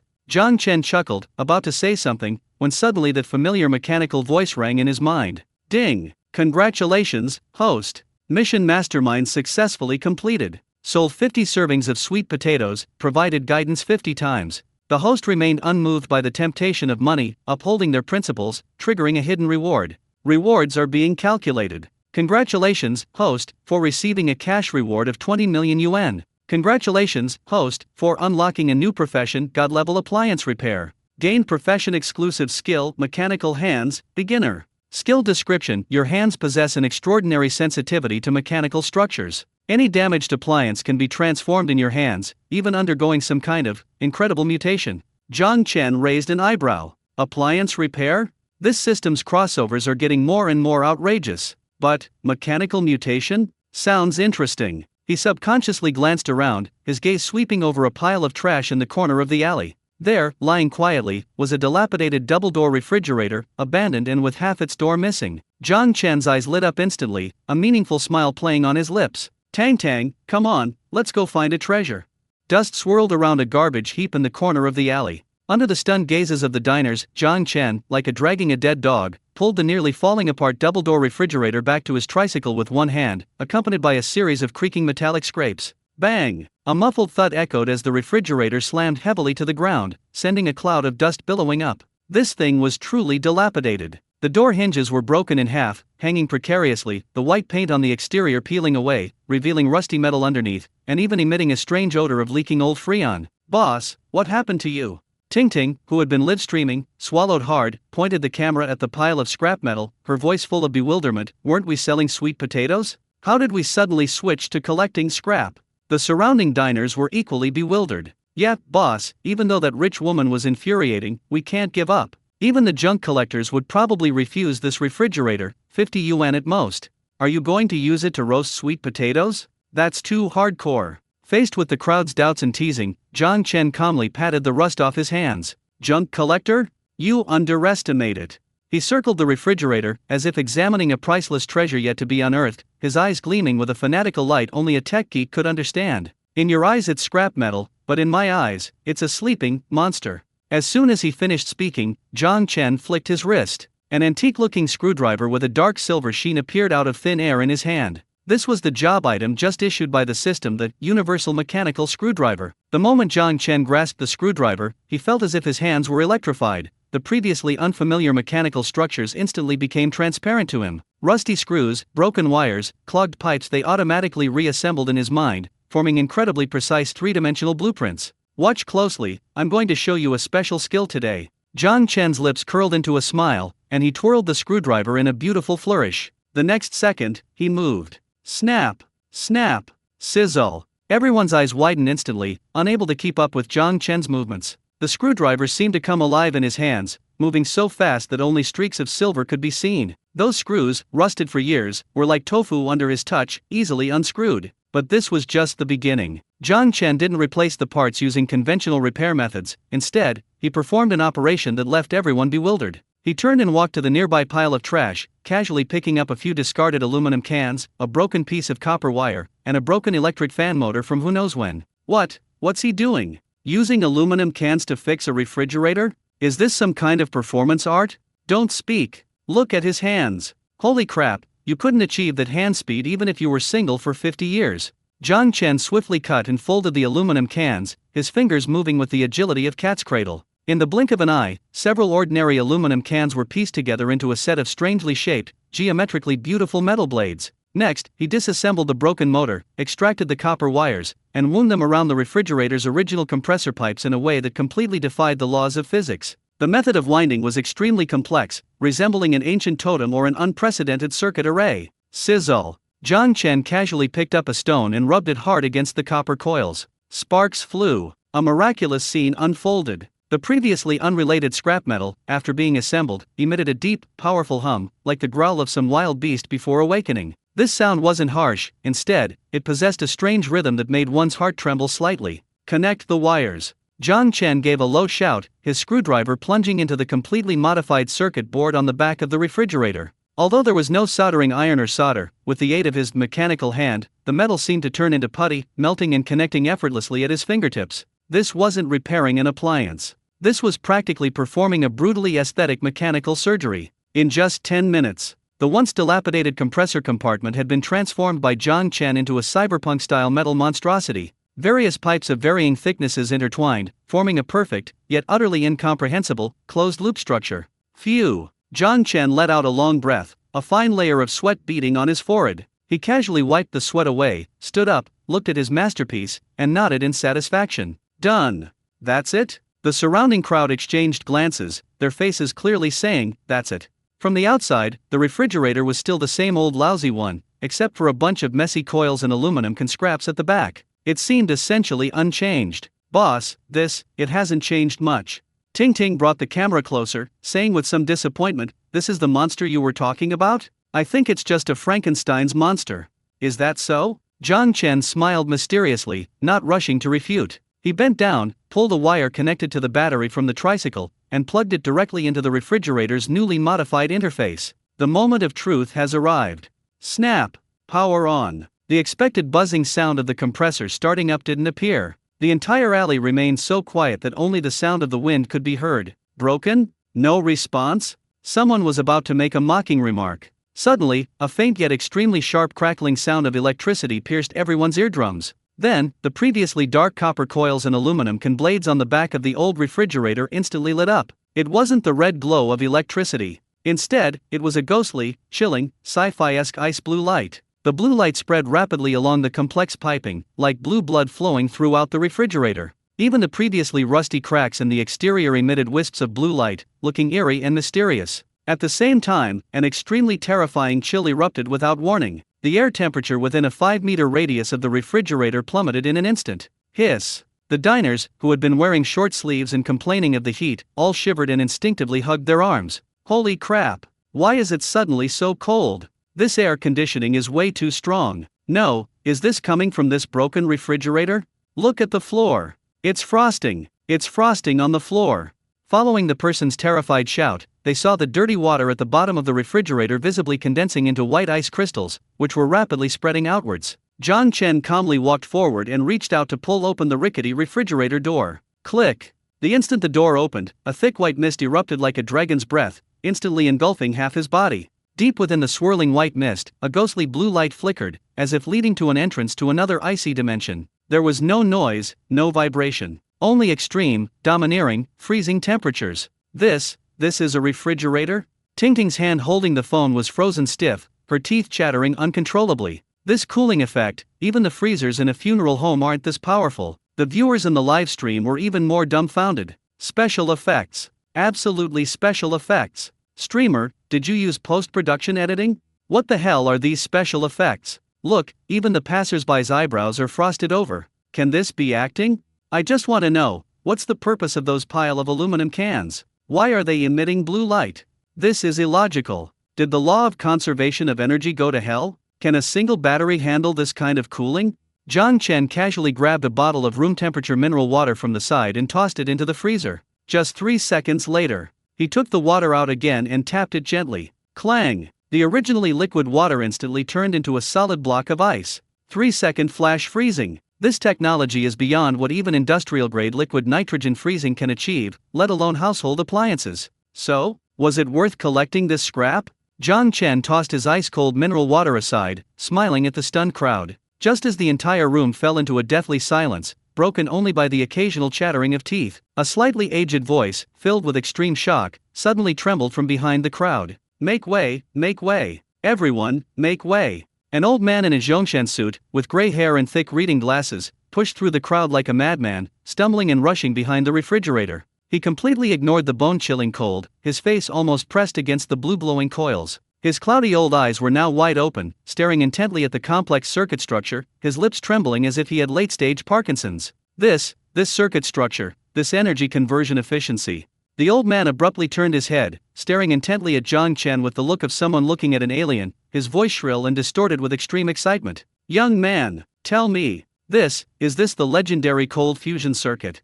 The old professor's sharp, piercing voice was like a depth charge dropped into a calm lake. Before the crowd could recover from the impressive-sounding term cold fusion, the rapid clatter of high heels echoed from the back. "Professor, slow down. Your heart can't take the shock."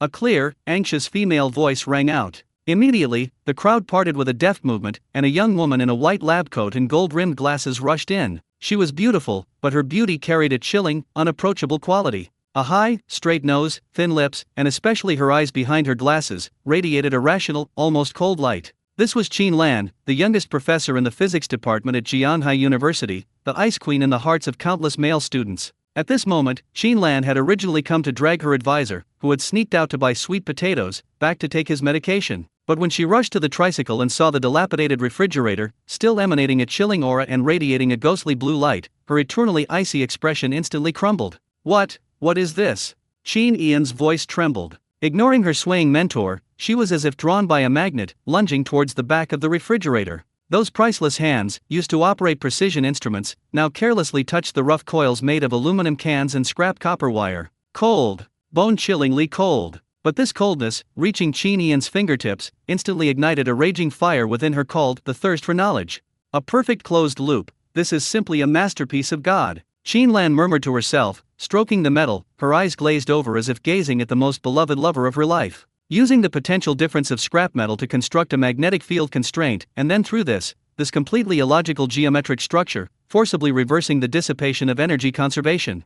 Genius! No, this is a miracle. She abruptly turned her head, her once icy eyes now burning with an almost frenzied flame, fixed intently on Zhang Chen, who was picking his nails with a screwdriver. "Did you do this?" Qin Lan strode up to Zhang Chen, her aura even more ferocious than the city management officers who had just been arresting him. Zhang Chen was startled by the sudden enthusiasm and instinctively took a half step back, holding the screwdriver horizontally in front of his chest. "Beautiful lady, let's talk this out.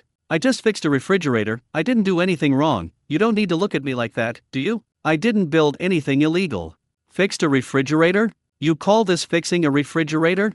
Qin Lan pointed at the large device still spewing white smoke, her chest heaving with excitement, her once meticulously styled hair becoming slightly disheveled. "Do you know you've solved a heat dissipation problem that has plagued the physics community for 50 years? Do you know that once this circuit is mass-produced, the entire world's energy landscape will be rewritten?"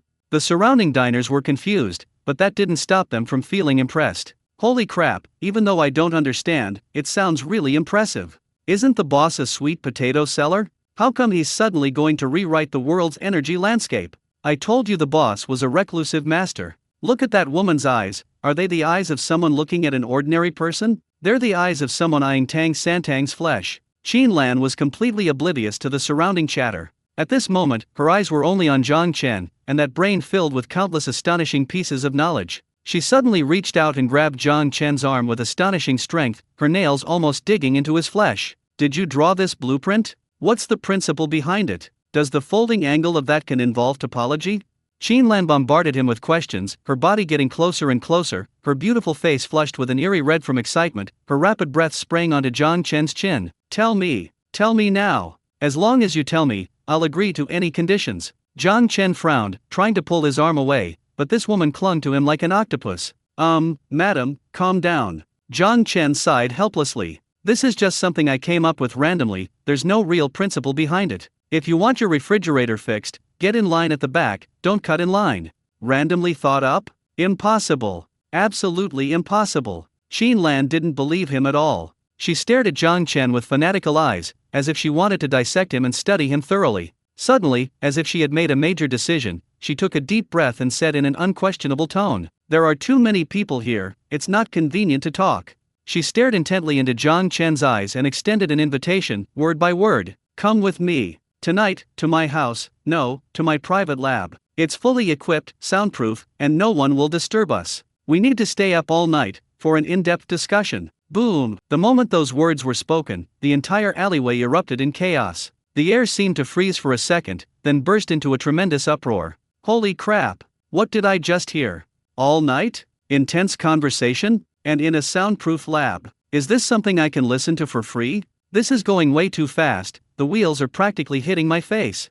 An ice queen forcibly abducting a man in the street? And for that kind of thing? This world is insane. Even Ting Ting, who was live streaming, trembled, her phone almost falling into the sweet potato bucket. The live stream chat instantly turned into a sea of yellow. Is this how intellectuals court? So hardcore. Intense conversation, is that the kind of intimacy I'm thinking of? I am so envious of Boss Jion's luck with women. She's a top-tier mature woman. Let go of that boss. Let me have her. I can stay up for 3 days and 3 nights. Zhang Chen was also speechless. He looked at the woman in front of him, who was beautiful but whose thought process was clearly a bit off, and his lips twitched violently. What kind of outrageous talk is this? Although he knew this woman was probably a bookworm and was talking about academic exchange, saying such things in this setting could easily make him seem like a shady street vendor. Ahem. Zhang Chen coughed twice tactically, forcefully pulling his arm away from Qin Yan's grasp, and took 2 steps back to create a safe distance. He straightened his crumpled t-shirt, looking at Qin Lan with an air of righteous indignation. Beautiful lady, please have some self-respect. I'm a craftsman with principles. I sell sweet potatoes and repair appliances, but I absolutely do not sell my body. Zhang Chen's words were righteous and clear, echoing throughout the alley. Although you're good-looking, and your figure is passable, I'm not that kind of person. Let's forget about all-night chats. I'm afraid my daughter will misunderstand. You. Qin Lan was stunned. Only then did she realize that her words seemed, perhaps, indeed had a slight ambiguity. Seeing the ambiguous and lewd gazes around her, and then looking at Zhang Chen's sworn-to-resist demeanor, Qin Yan's usually expressionless face flushed crimson instantly. You, what nonsense are you spouting? Qin Lan was mortified and indignant. She pushed up her glasses, trying to salvage her shattered image. I meant academic exchange. Academic? What filthy things are you thinking about? Does academic exchange require going to someone's home? And does it need to be soundproof? Zhang Chen shrugged, looking innocent. Sister, we're all adults, don't use that excuse. If you want to pursue me, just say so. Get in line and take a number.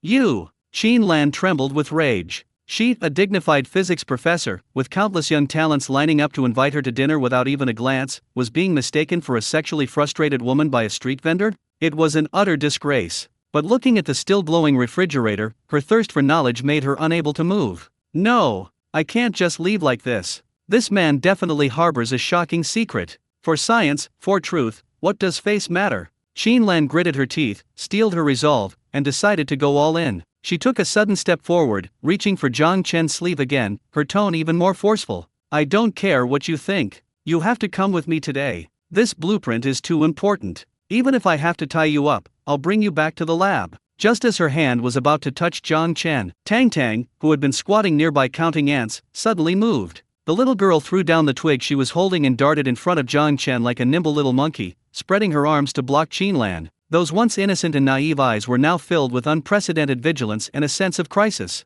Tang Tang tilted her head back, staring intently at Qin Yan's intellectually beautiful face, her little brain racing. Something's wrong. This auntie is very strange. The previous aunties were either lusting after daddy's body or his food. Tang Tang could see through their looks instantly, and they were all easy to deal with. But this auntie with glasses was different. There was a light in her eyes that Tang Tang couldn't understand, something far more terrifying than appetite or lust. And she was so clever, she even knew to bring Daddy home and hide him. Daddy's in danger. Alarm bells rang in Tang Tang's mind. This auntie definitely wants to kidnap Daddy, lock him in a dark room, and make him draw blueprints and fix the refrigerator for her every day, so he'll never come out to bake sweet potatoes for Tang Tang again. She's trying to steal her long-term meal ticket and her personal ride. Bad auntie. Stay away from my daddy. Tang Tang puffed out her cheeks, waved her little hand forcefully in the air, and issued a warning in a cute but fierce way. You want to cut in line too? Let me tell you, even if you're a bespectacled intellectual, cutting in line will still get you a spanking. And the little girl narrowed her eyes, looked Qin Lan up and down, and suddenly said something shocking. You want my daddy to come to your house so badly, is it because you want him to fix your plumbing? That's how it's always like that in TV dramas. After fixing the plumbing, she has to have a baby. I don't want a bookworm like you as a stepmother. It's not fun at all. Fixing the pipes? Having a baby? Qin Yan's intellectually beautiful face instantly flushed crimson, as if a bucket of scalding red paint had been poured over it, almost dripping with blood. Although she was an academic fanatic single-mindedly devoted to research, she couldn't withstand the onslaught of such outrageous words. Especially since these words came from the mouth of a 5-year-old toddler, the impact was doubled. The surrounding diners were already doubled over with laughter, some even whistling and jeering. Who knew this beautiful professor was so adept at this? Fixing the pipes is great. I want to fix them too. I wonder if the beauty will give me a chance. Ha ha ha, children say the darndest things. This is a major social disaster. Lan felt like her brain's CPU was about to overheat. She frantically pushed up her glasses, trying to explain, but found that the more she tried to explain, the worse it got. No, little friend, you've misunderstood.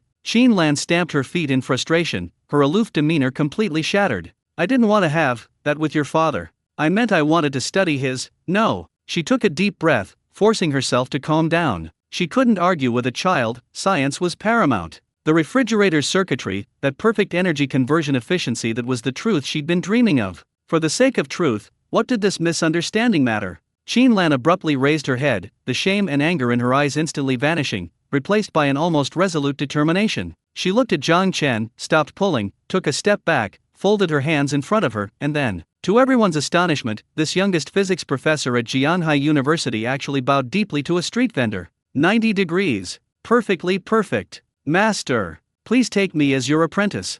Ian's clear, resonant voice echoed through the noisy alley, making everyone's eardrums buzz. I want to learn from you how to construct those circuits. Even just the basics will do. As long as you're willing to teach me, I'd be willing to do anything, not just fix water pipes, but even wash test tubes for you for the rest of my life. The entire room fell silent again. The crowd that had been jeering just moments before was now gaping, their jaws practically dislocated. Has the plot gone awry? Shouldn't this be a scene of a domineering female CEO forcibly taking a man? How did it suddenly turn into a shonen manga about apprenticeship? Zhang Chen was also completely bewildered by this bow. He still held a screwdriver in his hand, his lips twitching slightly. Ma'am, are you all right? I'm just an appliance repairman, and you, a university professor, want to be my apprentice? If word gets out, how am I supposed to do business? It's not shameful. The accomplished are teachers.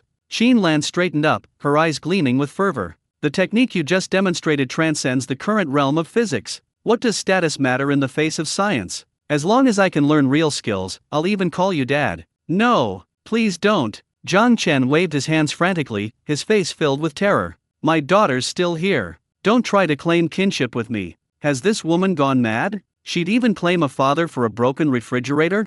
No way. Before Zhang Chen could figure out how to refuse, Tang, who had been blocking his way, spoke up again. The little girl, hands on her hips, stood on tiptoe like a strict interviewer, circling Lan once, her large eyes full of scrutiny. Want to be my dad's apprentice? You'll have to get past me first. Tang stopped in front of Lan, reached out her little hand, and poked Ian's thigh rather rudely, then shook her head with a look of disdain. Your legs are too thin, you have no strength, you definitely can't do heavy work. Lan was taken aback, instinctively retorting, I work out regularly. Humph. Tang snorted lightly, her gaze shifting upwards to Ian's face, which, though beautiful, looked slightly tired from long hours of experiments. Suddenly, as if discovering something new, the little girl pointed at the corner of Ian's eye and shouted, "And you're too old." What? Ian's voice suddenly rose 8 octaves, like a cat whose tail had been stepped on. She was only 28 years old. A 28-year-old full professor. A prodigy in everyone's eyes. Those who pursued her praised her as an ageless goddess, so how did this brat come across as too old? I am old. Tang pointed seriously to the corner of her eye. Although the skin there was smooth as jade, without a single pore, it didn't stop the little girl from blatantly lying. Look, you have crow's feet. Such deep lines. They could trap a mosquito. My dad said he only takes young, beautiful, strong, and hard-working apprentices. You're old, weak, and clumsy with your glasses, you definitely won't learn. Tang waved her hand dismissively, like shooing away a fly. Go away, auntie, don't block my dad's business, we don't take elderly people here. Puffed ha ha ha ha ha. Su Jiao, who had been holding back her laughter, finally couldn't hold back anymore and let out a booming laugh. Retirement? Retirement at 28? This kid is so mean. Professor Qin is about to have a meltdown. Lan was indeed about to break down. Her hand trembled as she touched the corner of her eye. Although she couldn't feel anything, being called old in public by a 5-year-old was like a nuclear bomb to a woman. I don't have crow's feet. Ian's eyes reddened with anger, looking as wronged as a primary school student who got a perfect score but was wrongly accused of cheating by her parents. And I'm only 28. I'm very young. 28? Tang exaggeratedly covered her mouth. My God. Almost 30. I'm only 5. You're several generations older than me. This is an old auntie. Lan. She felt like she'd been shot in the chest, her health was completely depleted. Arguing about age with a 5-year-old was a losing proposition, whether she won or lost. All right, children say the darndest things. Jiang Chen, seeing Qin Lan on the verge of tears, felt a strange sense of satisfaction, but still offered a token attempt to smooth things over. Professor Qin, right? My daughter doesn't seem to like you either, so why don't you go back? No. Qin Lan took a deep breath, forcefully suppressing the tears that were about to spill. She realized that this man and woman were trying to get rid of her. But who was Qin Lan? She was the ruthless woman who could spend 7 days and 7 nights in the lab for a single data point. What's a little setback? As long as she can figure out that cold fusion circuit, she'll accept being called auntie, or even grandma. You think I'm old? You think I'm weak? Qin Lan gritted her teeth, ripped off her white lab coat, revealing a fitted shirt and pencil skirt underneath, then rolled up her sleeves, showing off her slender arms. I'm not leaving. I'm staying here. She strode over to the tricycle, snatched the teapot full of water, and shouted at Jiang Chen. It's fine if you don't take me as your apprentice, I'll be your tea server. Didn't you just say Su Jiao was in line? I'll line up too, but I can work while I wait, okay? As she spoke, this highly educated goddess, who never lifted a finger in her daily life, actually picked up a rag and clumsily began wiping the folding table with a chipped corner. Who's thirsty? I'll get you some water. She shouted at the queue, her tone still a little stiff, but her reckless attitude stunned everyone. Holy crap, this works. A physics professor serving tea and water? Do I even dare drink this tea? Will a sip double my IQ? Tang Tang pouted at this persistent old auntie, but she couldn't do anything about this shameless adult. Humph, clumsy. Tang Tang muttered under her breath, but didn't stop her, only cautiously pulling her father behind her. With Qin Yan's arrival, this originally unremarkable roadside stall became increasingly bizarre and increasingly luxurious. On the left was Su Jiao, the most beautiful girl in the dance department, waiting in line, her eyes gleaming for a sweet potato. On the right was Chu Yawei, the school beauty who had just finished eating and refused to leave, helping to clear the dishes. Interspersed among them was Qin Lan, a beautiful physics professor serving tea and water. Add to that the stunningly handsome Jiang Chen and the irresistibly cute Tang Tang. This wasn't just a street stall, it was the most upscale and eye-catching spectacle in all of Jianhai City. Beep beep, the car in front, move. It's jammed. Holy crap, why can't we get into this alley?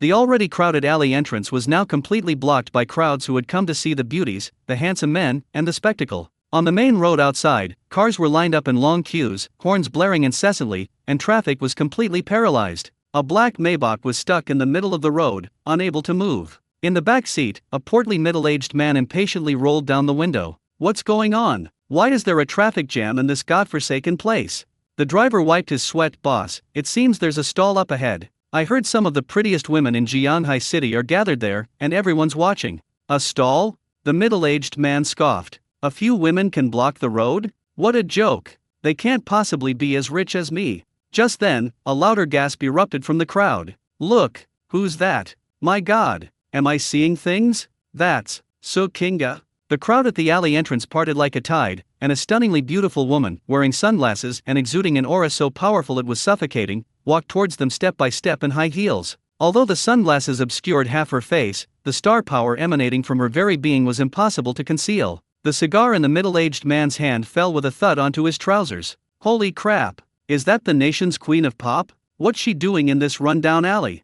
The alleyway, once brimming with the lively atmosphere of everyday life, was now completely overwhelmed by an suffocatingly strong scent of perfume. This was no longer a roadside stall selling roasted sweet potatoes, it was as if Jianhai City's Paris Fashion Week had been moved next to a garbage dump. Everywhere you looked, there were long, white legs and exquisite high heels. Those goddesses who were usually unapproachable were now abandoning all pretense of elegance, pushing and shoving without any regard for appearances, all in an effort to get closer to the man roasting sweet potatoes. Don't push. This is my spot. I was here first. So what if you were here first? I have a VIP membership. Tang Tang took my money. Professor Qin, you're supposed to be a teacher, can you please stop pulling on my skirt? The scene spiraled out of control, resembling a scene of aunties scrambling for eggs at a supermarket. The most outrageous part was the prime area next to the tricycle. Qin Lan, sleeves rolled up, clumsily wiped the old, worn-out refrigerator, the one that had performed such a great service, as if it were some kind of precision instrument. She was so focused that she didn't even notice a button on her white shirt had popped open. Chu Yawei, meanwhile, had claimed the plastic basin for washing dishes, glancing at Jiang Chen out of the corner of her eye as she did so, her gaze so intense it could knit a sweater. Su Jiao was even more audacious. Taking advantage of her flexibility, she did a split in the cramped space, using it to gain a strategic position, ostensibly to keep an eye on things for the boss.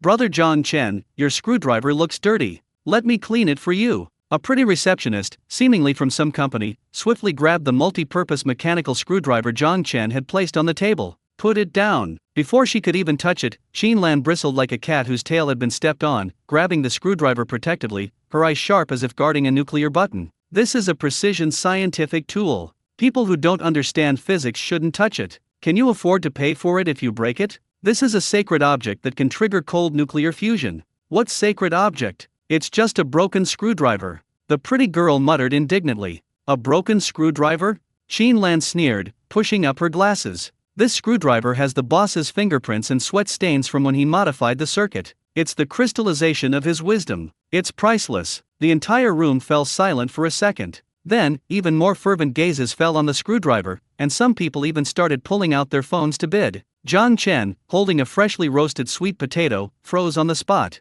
He looked at the group of frenzied women before him, feeling his head buzzing. Pain. This is so damn painful. Is this what they call peach blossom luck? This is clearly a peach blossom calamity, and the kind of monstrous flood that's going to drown you. Ladies, Mrs. John Chen sighed helplessly, tossed the sweet potato into the bucket, and let out a cry from the depths of his soul. Can you all stop pushing? I'm selling sweet potatoes here, not some spider cave. I just want to quietly earn some money for baby formula. With you all doing this, how am I supposed to do business? You're scaring away all the passers-by over there. That's because they have no taste. Su Jiao stood up from her splits, dusted off her hands, and said matter-of-factly, with us here, we're the best advertisement. Don't worry, boss, I've got this stall under control. Anyone who doesn't buy will be in for a world of hurt. John Chen's lips twitched. Thank you, but you've scared all the customers away. Who's going to buy?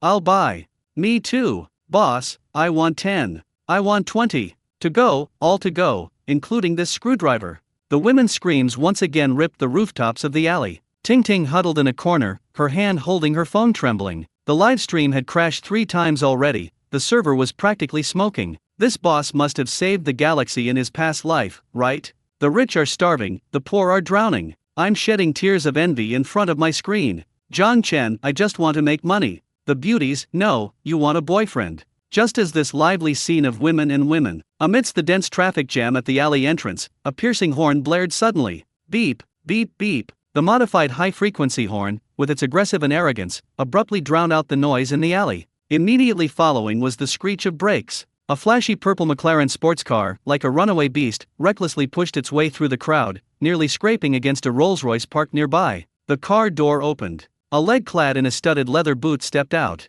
Then, a young man wearing sunglasses, with dyed gray hair and a chrome hearts necklace around his neck, stepped out. He removed his sunglasses, revealing a face that, while still handsome, had puffy eyes and clearly showed signs of excessive indulgence. Zhao Yufan. Zhao Yufan, a rising star in Jianhai City's entertainment industry, was also a notorious playboy and the unlucky guy who had been pursuing Su Kinga without ever even meeting her. At this moment, Zhao Yufan's face was so dark it could drip water. He had just caught a glimpse of the live stream in his van and immediately recognized Su Jiao and Chu Yawei in the crowd. These 2 women, who usually ignored him and acted like saints, were now fawning over a poor street vendor? Even the aloof Professor Qin was wiping tables for him? How could he, young Master Zhao, swallow this insult? Get the hell out of my way! Zhao Yufan roared, and the 4 black-clad bodyguards behind him immediately stepped forward, roughly shoving aside the girls on the perimeter, clearing a path for him. Ouch! Why did you push someone? Is this guy crazy? A chorus of protest erupted from the crowd, but seeing the burly men, they dared not speak out.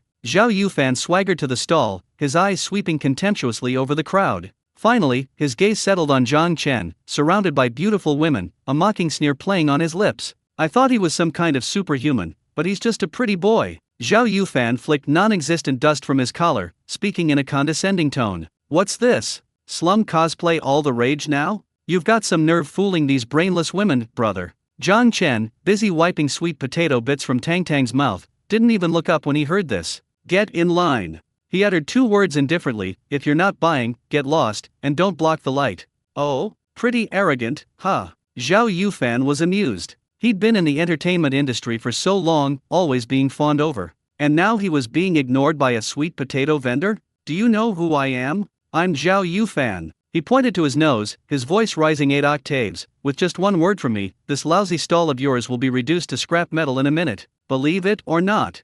Zhang Chen finally finished wiping Tang Tang's mouth and slowly straightened up. He glanced at Zhao Yufan, his eyes like he was looking at a pile of unrecyclable trash. Zhao Yufan? Never heard of him. An insurance salesman or a credit card promoter? Puffed. Su Jiao, standing beside him, couldn't help but burst out laughing. That laugh was like igniting a powder keg. Zhao Yufan's face instantly turned a deep purplish red, shame, anger, and jealousy shooting straight to his head. You fucking idiot. Enraged, he suddenly raised his foot and kicked the plastic bucket filled with sweet potato peels beside him. Bang! A muffled sound. The plastic bucket was kicked flying, scattering sweet potato peels and charcoal ash all over the ground, even splashing onto the skirts of several girls nearby. What a mess! Blocking the way. This place is mine. Zhao Yufan withdrew his foot, pointing an arrogant finger at Zhang Chen's nose. Now, immediately. Kneel down and apologize. Then get out of this street. Otherwise, I'll make sure you leave here straddling a chair.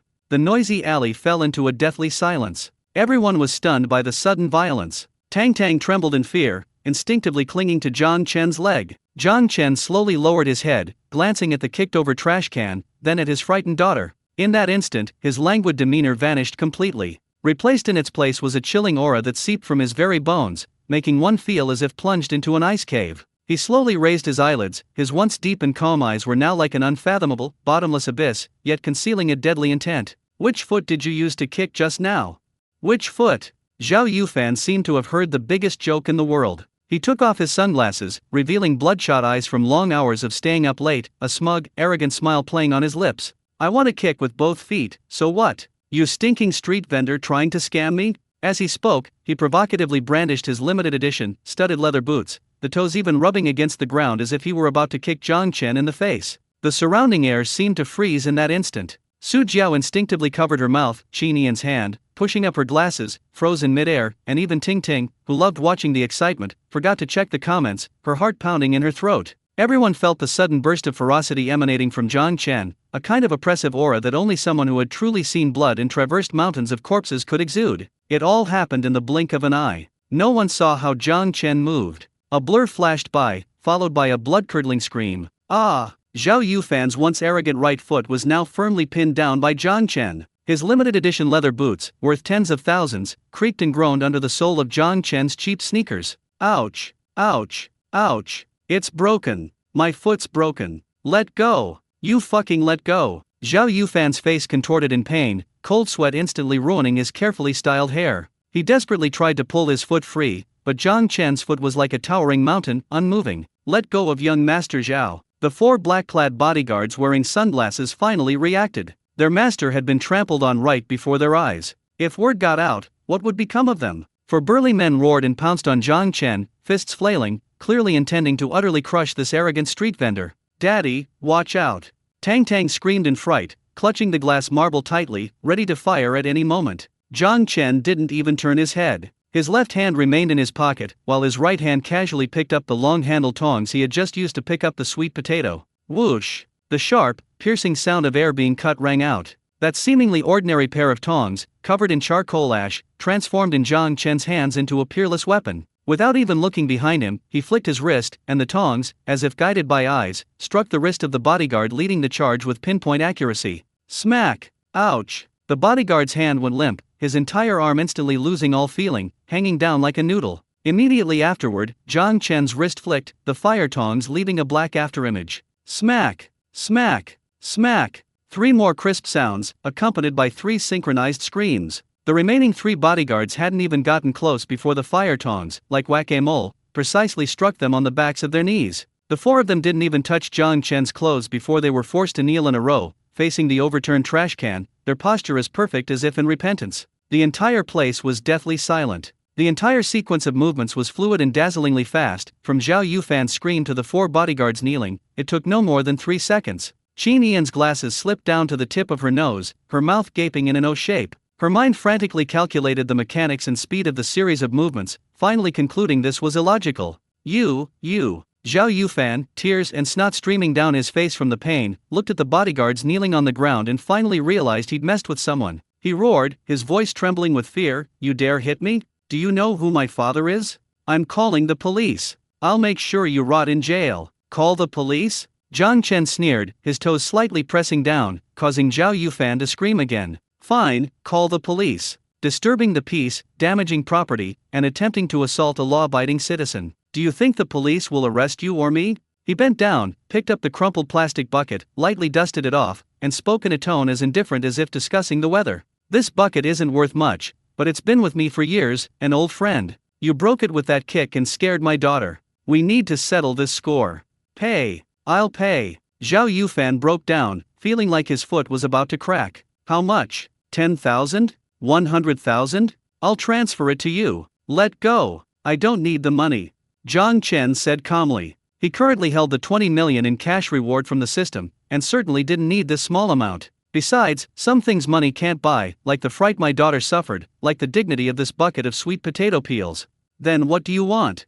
Zhao Yufan roared. Jiang Chen released his foot, turned around, and pulled a huge woven bag, weighing at least 50 pounds, from under the tricycle. Whoosh! The bag was untied, and a strong smell of garlic instantly filled the air. Inside was a mountain of purple-skinned garlic cloves. This was the raw material Jiang Chen had prepared for his new flavor, garlic roasted eggplant. He had originally planned to peel them slowly that evening, but now it seemed he wouldn't have to do it himself. Since you have so much energy and nowhere to vent it, then do something meaningful. Jiang Chen tossed the woven bag in front of Zhao Yufan, along with 2 small stools. Peel this bag of garlic, and this matter is over. If you don't finish, or if you damage even 1 clove, you're not leaving this alley. Zhao Yufan stared dumbfounded at the mountain of garlic. This top-tier young master, who never lifted a finger and was too lazy even to open a bottle cap, was supposed to be squatting by the roadside peeling garlic? This was worse than death. It was blatant humiliation. Impossible. A scholar can be killed but not humiliated. Zhao Yufan stiffened his neck, trying to show his last bit of stubbornness. I'm a celebrity. My hands are for playing guitar. You want me to peel garlic? Don't even think about it. Oh, is that so? Jiang Chen wasn't angry. He simply slowly picked up the fire tongs, weighed them in his hand, and saw that they were still covered in the cold sweat of the bodyguards. You can choose not to peel, but I don't think I've had enough of hitting with these tongs yet. I wonder if your knees are any tougher than theirs. As he spoke, he glanced at Zhao Yufan's legs, clad in tight leather pants, with a half-smile. Zhao Yufan shuddered, his mental defenses crumbling at the sight of the 4 bodyguards kneeling on the ground, unable to rise. A wise man doesn't fight a losing battle. As long as the green hills remain, there's always firewood. Once I get away, I'll bring 100 men to flatten this mess. I'll peel it. Okay. Zhao Yufan, his voice trembling with humiliation, squatted down and grabbed a clove of garlic. The sudden movement caused his tight leather pants to rip with a soft rip, the sound of the crotch opening. But he couldn't care less. And so, the most surreal scene in Jianhai City unfolded. In the bustling alley, on one side, beautiful women lined up to buy sweet potatoes, on the other, a row of burly men knelt, trembling. And between them, the usually dazzling, arrogant young Master Zhao, who shone on stage, was squatting on a small red stool, tears streaming down his face, sniffling as he clumsily peeled garlic. Tingting's live stream went completely wild. Ha ha ha ha. Is this the legendary top-tier garlic peeler? Who just said a scholar can be killed but not humiliated? This slap in the face came like a tornado. Boss Zhang is awesome. He can cure any dissent. Rich women wash dishes, young master peels garlic. Does this stall have some kind of magic? Screenshot. Quick, screenshot. This is Zhao Yufan's most glorious moment ever. Tang Tang wasn't idle either. The little girl found a small megaphone somewhere, moved a small stool, and sat opposite Zhao Yufan, like a dutiful little supervisor. Hurry up and peel. No slacking off. If you haven't peeled that one clean, start over. And that, uncle, your snot is dripping into the garlic. It's filthy. If you dare to dirty my dad's garlic, I'll have him stomp your other foot flat. Zhao Yufan felt so angry and wronged, tears streaming down his face. What kind of human suffering was this? He, the dignified young master of the Zhao family, had actually been reduced to being scolded by a 5-year-old child? Just as his fingers were burning from peeling, and he was plotting his revenge, a strange aroma suddenly wafted into his nose. Jiang Chen had roasted another batch of sweet potatoes. That sweet, caramelized aroma, carrying a certain healing power, was like a pair of gentle hands, instantly soothing his morning's irritability and fear. Zhao Yufan subconsciously looked up at the metal bucket, his throat involuntarily bobbing. It smells so good. How can it smell so good? He even forgot he was still being punished, forgot the humiliation he had just suffered, and asked, almost unconsciously, boss, could I have one too? I'll pay double. Want some? Jiang Chen, holding fire tongs, slowly tapped the rim of the iron bucket, producing a crisp clang. He looked down at Zhao Yufan, who was squatting on the ground, his face streaked with tears and snot, a half-smile playing on his lips. Double the price? You think I'm short of that little bit of money? The words weren't particularly hurtful, but extremely insulting. Zhao Yufan choked, glancing at his phone, which was still ringing with XXX yuan received notifications, then at the car key imprint left by the rich woman, and finally could only lower his head in humiliation. Indeed, this boss seemed even better at putting on airs than him, and genuinely had the confidence. Then what will it take for you to sell it to me? Zhao Yufan's voice was hoarse from crying and inhaling the garlic fumes for so long, sounding almost pitiful. I'm really hungry, and this smells so good, I'll die if I don't eat a bite. It's simple. Jiang Chen pointed to the half-sack of unpeeled garlic, his tone as calm as if he were ordering a servant. A task should be completed. Peel all these garlic cloves, peel them clean, and I'll grant you the right to buy. Remember, it's the right to buy, but you still have to pay. You! Zhao Yufan was so angry he almost threw the garlic in his hand. When had he, the young master of the Zhao family, ever suffered such humiliation? Peeling garlic was already a disgrace, and now he had to peel it all before he was qualified to buy anything? This was like rubbing salt into the wound, grinding his dignity into the ground. Don't want to? Jiang Chen shrugged indifferently. Fine, if you don't want to, just turn right outside. There's a place selling rujiamo, Chinese hamburgers, over there, 5 yuan each, all you can eat. I don't want rujiamo. I want sweet potatoes. Zhao Yufan, like a cat whose tail had been stepped on, grabbed a handful of garlic, his eyes red, and roared, Fine, I'll peel them. I'm going to fight you today. It's just a few pounds of garlic, right? I'll peel it to death. And so, under the watchful eyes of the crowd and hundreds of thousands of viewers in the live stream, this arrogant young master, channeling his anger into appetite, began a frenzied garlic peeling spree. Perhaps he was still terrified, or perhaps the aroma of the sweet potatoes was simply too tempting. Zhao Yufan's garlic peeling speed increased dramatically. His fingers burned from the garlic juice, his fingernails sizzled, and tears streamed down his face. Wah, it stings my eyes, it's so spicy. Zhao Yufan cried as he mechanically repeated the act of peeling garlic. This pure, repetitive physical labor surprisingly brought an unprecedented clarity to his brain, which had been numbed by years of alcohol and lust. He remembered his childhood, the days when his father, before he became wealthy, forced him to work in the fields. He remembered the days before his debut, dancing day and night in the practice room. Those were memories of effort and sweat that he had long forgotten. Hurry up! Hurry up! You're peeling too slowly, brother. Tang Tang sat on a small stool, holding an unpeeled garlic clove as a baton, like a strict little supervisor. Look, the peel is all over the ground. Don't you know we should protect the environment? I know. Zhao Yufan sniffed and inexplicably responded, then obediently picked up the garlic peels from the ground. Su Jiao and Qin Lan, who were watching, exchanged a glance, both seeing shock in each other's eyes. Was this still the arrogant, domineering Zhao Yufan? How could peeling garlic have such a profound, zen-like quality? Done. Half an hour later. Zhao Yufan threw the last peeled garlic clove into the basin, collapsing to the ground as if pulled from water. Holding up his swollen, red hands, reeking of garlic, and looking at the basin full of white garlic cloves, a strange sense of accomplishment welled up inside him. I peeled all of this? I actually finished? Boss! I'm done peeling. Zhao Yufan looked up abruptly, his eyes filled with anticipation, even a hint of seeking praise. Can I buy it now? Jiang Chen walked over and inspected his work. Although some garlic cloves were broken and some still had skin on, for a rich second generation who had never lifted a finger in the kitchen, this was already an exceptional achievement. It'll do. Jiang Chen nodded, pulling out a top-quality sweet potato from the deepest part of the iron bucket, its skin cracked and oozing golden brown sugary oil. Here. He handed over the sweet potato. 666, no credit.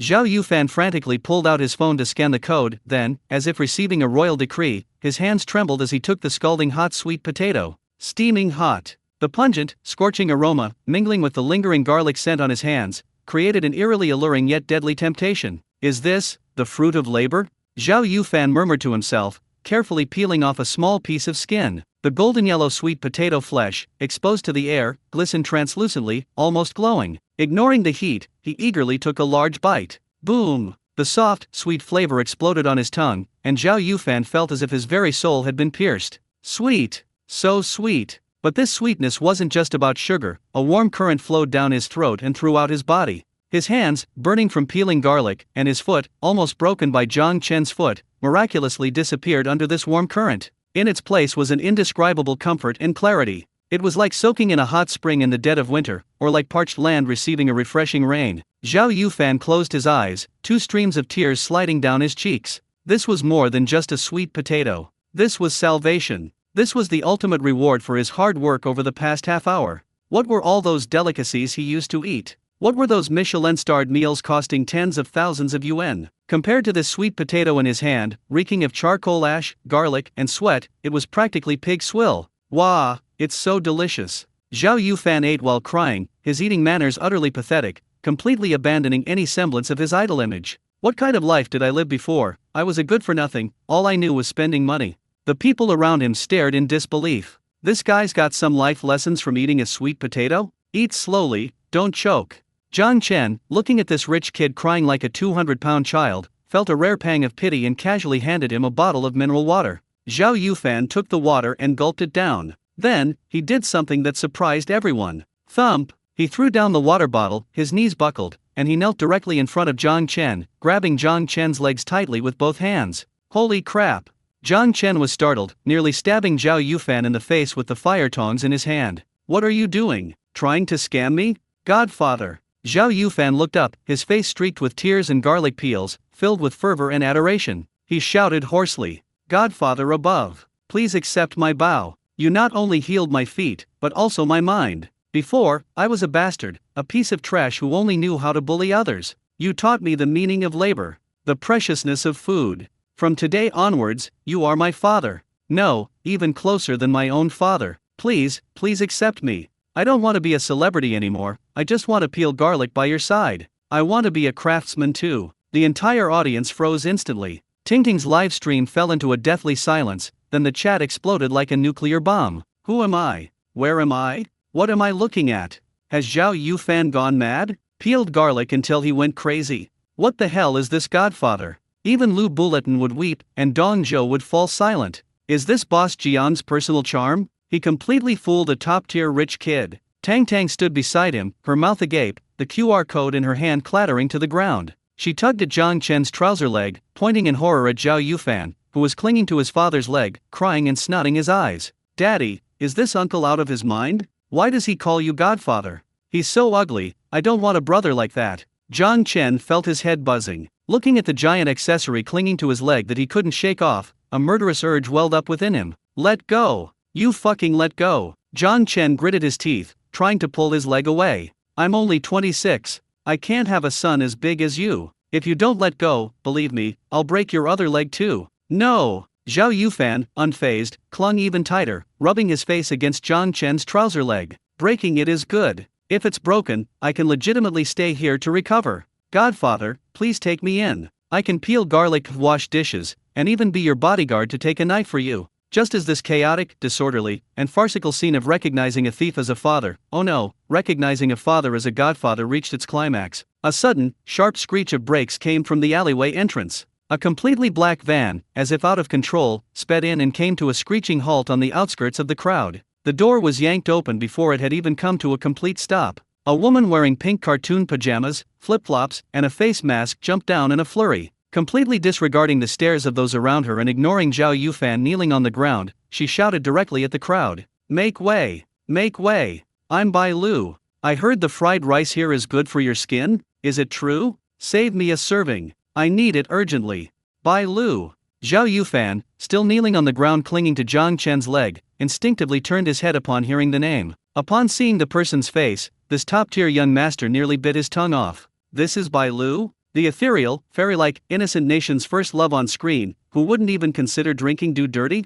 Who is this crazy woman in front of him, wearing pink SpongeBob pajamas, oversized men's flip-flops, and a ghastly green seaweed face mask? What are you looking at? Haven't you ever seen a beautiful woman wearing a face mask before? Bai Lu was clearly furious and completely disregarded her image. She shoved aside the onlookers blocking her way, her actions even more aggressive than Zhao Yufan's earlier display with his bodyguards. Make way! Excuse me. She rushed to the stall, ignoring the kneeling adopted son on the ground, and stepped over Zhao Yufan's backside, placing her hands on the table. Her green face was almost touching Zhang Chen's nose. Boss! Emergency! Bai Lu's voice was choked with tears as she pointed to the redness and swelling peeking through her face mask. I heard your fried rice is good for beauty? Is it true? Give me one right now. I need it urgently. A huge emergency. Zhang Chen leaned back expressionlessly, avoiding the strong smell of seaweed. He looked down at the green monster, then at the adopted son hanging on his lap, feeling his temples throbbing. What kind of monsters are these? This, lady. Zhang Chen sighed helplessly. First, can you please remove this mask? You'll scare my daughter. Second, line up. Line up what? It's urgent. Bai Lu stamped her feet in frustration, reaching out to peel off the mask, but the moment her hand touched her face, she recoiled as if electrocuted. No, if I peel it off, everything's ruined. My face will be ruined. Puffed. Tang Tang, sitting on a small stool, couldn't help but burst out laughing at the green-faced auntie. The little girl wasn't shy at all, poking Bai Lu's dangling pajama strap with her finger. Auntie, you look like a giant, sentient cucumber. In the live stream, the comments, which had been dead silent because of Zhao Yufan's recognition of his father, erupted again. Ha ha ha. What the hell is that? Tang Tang knows how to use metaphors. Is this really Bailu? That aloof goddess? Did she get those pajamas for 9.9 yuan with free shipping on Pinduoduo? Bare face. This is truly bare face. She didn't even draw her eyebrows. For the sake of a meal, this girl has completely abandoned her image. What does a little kid like you know? This is moisturizing. Bela glared at Tang Tang, then turned to Zhang Chen, her tone almost pleading. Boss, I'm begging you. I'm going to an award ceremony tomorrow, and this morning I woke up with a huge pimple. Right on the tip of my nose. It looks like a clown's nose. She gestured an exaggerated size as she spoke. The makeup artist said it can't be covered up, and there's no time for injections. I just heard Ting Ting say on her live stream that your fried rice can detoxify and beautify the skin, so I came straight here. If you don't save me, I'm not leaving. It turned out it was because of acne. The girls around her immediately cast sympathetic glances. For female celebrities, breaking out in pimples before the red carpet is indeed almost like the end of the world. Ahem, Zhao Yufan, who had been kneeling on the ground, finally found a chance to interject. He released Zhang Chen's leg, wiped the snot and tears from his face, and tried to adopt a "I'm one of us" attitude, saying to Bai Lu, Lulu, this is where you're wrong. My godfather's rules are very strict. I spent half an hour peeling garlic just to get a bite. Godfather? Bai Lu was stunned, looking down at the disheveled Zhao Yufan, her eyes like she was looking at a lunatic. Zhao Yufan? Have you lost your mind? Why are you randomly claiming someone as your father? You don't know anything. Zhao Yufan looked devout. This is my spiritual mentor. A shallow woman like you wouldn't understand. After saying that, he turned to Zhang Chen, his face fawning. Godfather, this woman may be a bit crazy, but she's still an acquaintance in my line of work. How about giving her a chance? Zhang Chen disgustedly pulled his leg away, shaking the dust off his trousers. All right, stop acting. He glanced at Bai Lu's anxious eyes. Although the woman's appearance was outrageous, her relentless pursuit of beauty wasn't entirely unpleasant. Most importantly, the system beeped again. Temporary mission triggered, save the fat-faced actress. Mission description: as a top-tier stall owner, how can you tolerate a customer leaving with a flaw? Use your fried rice to restore her to her former beauty. Mission reward: divine beauty pill recipe, cut-down version. Zhang Chen's heart skipped a beat. Beauty pill? That's a good thing. You can eat if you want. Zhang Chen picked up a spatula and pointed to the bowl of garlic Zhao Yufan had just peeled. I won't charge you, and you don't need to peel the garlic. But after you finish eating, you have to do some chores for me. Cultivate chores? Bai Lu was taken aback, then nodded frantically. Okay. As long as it helps clear up my acne, I'll do anything, even paint your tricycle. No need to paint. Zhang Chen's lips curled into a mischievous smile. He pointed to the growing crowd of onlookers, almost blocking the alleyway. After you finish eating, go stand over there and be my living advertisement for 10 minutes. Just hold up a sign that says, eat fried rice, and you'll be beautiful even without makeup. Ha! Bai Lu was dumbfounded. A top-tier actress like her, standing on the street in her pajamas holding up a sign? That's too embarrassing. Don't want to? Then forget it. Next one. Zhang Chen made a move to greet the next customer. No. I'll stand, okay. Bai Lu gritted her teeth and stomped her foot, thinking that since she'd already lost face today, 10 more minutes wouldn't make a difference. Give me my food. I want to eat now. Zhang Chen didn't waste any time and started heating oil in the wok. A few minutes later, a steaming, golden bowl of divine fried rice was handed to Bai Lu. Bai Lu didn't even bother to find a spoon. She snatched the disposable chopsticks Zhao Yufan hadn't had time to throw away, not caring about the garlic smell on them, and shoved a large mouthful into her mouth. Ugh! The moment it entered her mouth, Bai Lu's eyes widened in shock. The face mask covering her cheek contorted in shock. Delicious. This is so delicious. And as she ate the rice, she clearly felt a cool sensation rush to her face, finally settling on the burning pimple on her nose. The throbbing pain vanished instantly. My face feels so cool. Bai Lu shouted excitedly, even forgetting she was wearing a face mask, instinctively reaching to touch her nose. Don't move. Zhang Chen stopped her. Finish eating before removing it, it'll be even more effective. Bai Lu immediately obeyed, burying her head in her food. Her ravenous eating broke the hearts of the fans in the live stream. Is this still the fairy who chewed every bite of bread 30 times? This is practically a starving ghost reincarnated. 3 minutes later, the bowl was empty. Bai Lu let out a burp, feeling every pore on her body open up, her skin breathing. Take it off, Zhang Chen said calmly. The entire room held its breath, all phone cameras pointed at Bai Lu's greenish face. This was the moment to witness a miracle. If it really could clear up acne, this fried rice would sell like hotcakes tomorrow. Bai Lu took a deep breath, her hands trembling, grabbed a corner of the mask, and ripped it off. Hiss. As the mask was removed, a fair and radiant face, stunning even without makeup, was revealed. And everyone's eyes were fixed on the tip of her nose. There, the pimple that had been red and swollen like a cherry was now gone. Only a faint pink mark remained, practically invisible unless you looked closely. Holy crap! A miracle! It's gone already? Or was the beauty filter too strong? Ting ting, take a close-up shot. I want to see it in HD, uncensored. Bai Lu stared at her reflection on her phone screen, screaming excitedly, "Ah, it's gone! It's really gone! Even my pores are smaller." She lunged at Zhang Chen, as if to kiss him. "Boss, you're a miracle worker. I love you to death." "Stop!" Zhang Chen held up a finger, pressing it against Bai Lu's forehead, looking disgusted. "Keep your distance, don't get your mask essence on me." Bai Lu wasn't angry, grinning foolishly as she touched her face, feeling like she'd reached the pinnacle of life. Where's the sign? I'll go hold one up right now." She excitedly searched everywhere for cardboard. Just then, a man who had been standing in the corner, wearing a baseball cap and completely covered up, suddenly furtively raised a telephoto camera. Click, click. The shutter sound wasn't very noticeable in the noisy environment, but Zhang Chen's ears twitched. He turned his head sharply, his deep eyes instantly locking onto that corner, his gaze sharp as a knife. Paparazzi. And the kind of professional paparazzi who specializes in secretly photographing privacy, with no scruples whatsoever. Tang Tang. Zhang Chen didn't move, simply calling his daughter's name softly. Tang Tang, who was counting money, immediately looked up, her big eyes following her father's gaze, instantly understanding. The little girl stuffed the money into her pocket, picked up a small pebble from the ground, weighed it in her hand, and a kind smile, identical to Zhang Chen's, curled at the corner of her lips. "Trying to sneak photos of my dad and that pretty auntie? Did you ask for my slingshot first?" Although she didn't have a slingshot, for someone with her inherited godlike physique, her hands were her best weapon.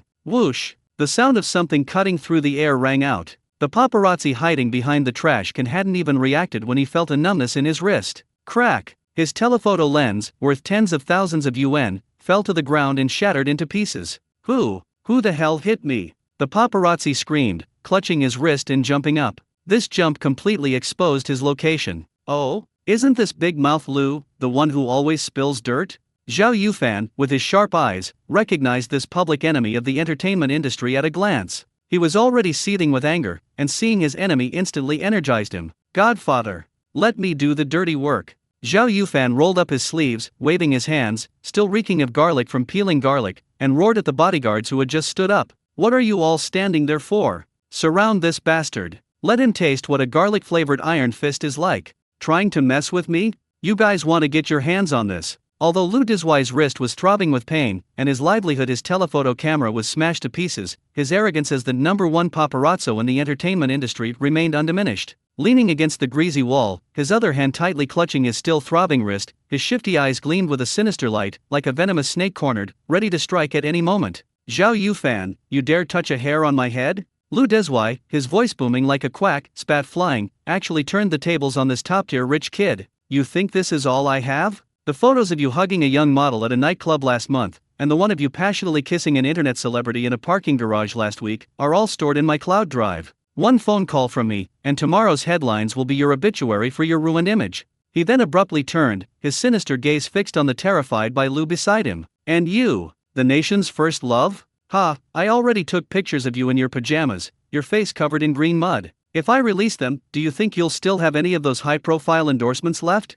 Don't doubt my professionalism, my backup phone is syncing to the cloud. If you dare touch me, we'll all die together." This barrage of threats was indeed extremely effective. Bai Lu's face instantly turned deathly pale, and she instinctively covered her face, which had just regained its smoothness. For a female celebrity, such an image-ruining photo was more terrifying than a nuclear weapon. Even Zhao Yufan, who had just been so aggressively professing his loyalty, froze. Although he was a carefree rich second generation, he still had to make a living in the entertainment industry. If this mad dog really bit him, his grandfather would definitely break his legs. For a moment, several burly men surrounding a skinny paparazzi were stunned, none daring to make the first move. An eerie stalemate ensued. Seeing this, Lu Dizhuai became even more smug. He rubbed his wrist, revealing a set of teeth stained yellow from smoking, and sneered. That's more like it. We're all in it for the money, why make it so ugly? Especially this boss. His gaze swept across the crowd, landing provocatively on Zhang Chen, his tone filled with the superiority complex of someone holding someone's life in their hands. Don't play the high and mighty guy. Illegal medical practice, operating without a license, even suspected of exploiting minors for profit. If these charges were upheld, your internet celebrity stall would probably be wiped out, down to its last penny. If you know what's good for you, apologize now, compensate me for my camera and medical expenses, and maybe I might show you some mercy.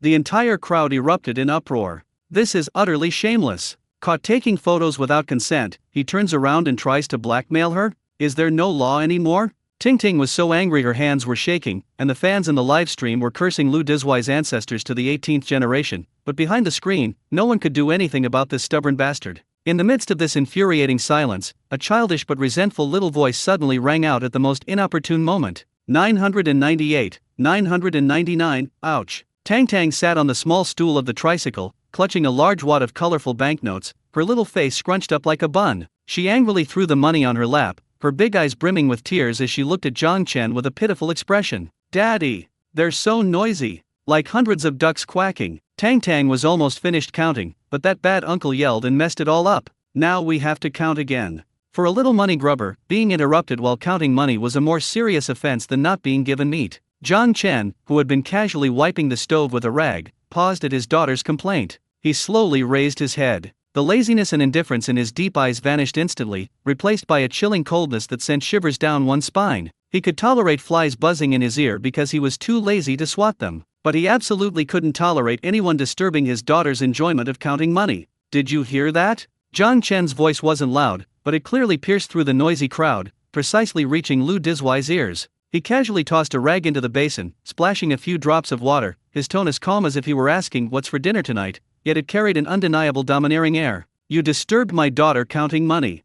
Lu Dizhuai was stunned, then seemed to have heard the biggest joke in the world. Huh? Counting money? I'm negotiating a multi-million-dollar deal, and you're telling me some little brat is counting money? Do you know who I am? Believe me or not, I don't care who you are. Zhang Chen interrupted him, taking long strides as he emerged from behind the stall. He didn't walk fast, nor did he exude any astonishing aura, but with each step, the surrounding crowd instinctively parted to make way for him. The feeling was like the king of beasts surveying his territory. No roar was needed, just a glance was enough to scatter the beasts. Zhang Chen walked up to Lu Dizhuai, looking down at the still-shot paparazzi, his eyes like those of someone looking at an ant oblivious to its fate. All I know is that the decibels of your voice are seriously affecting my mood and my daughter's calculation efficiency.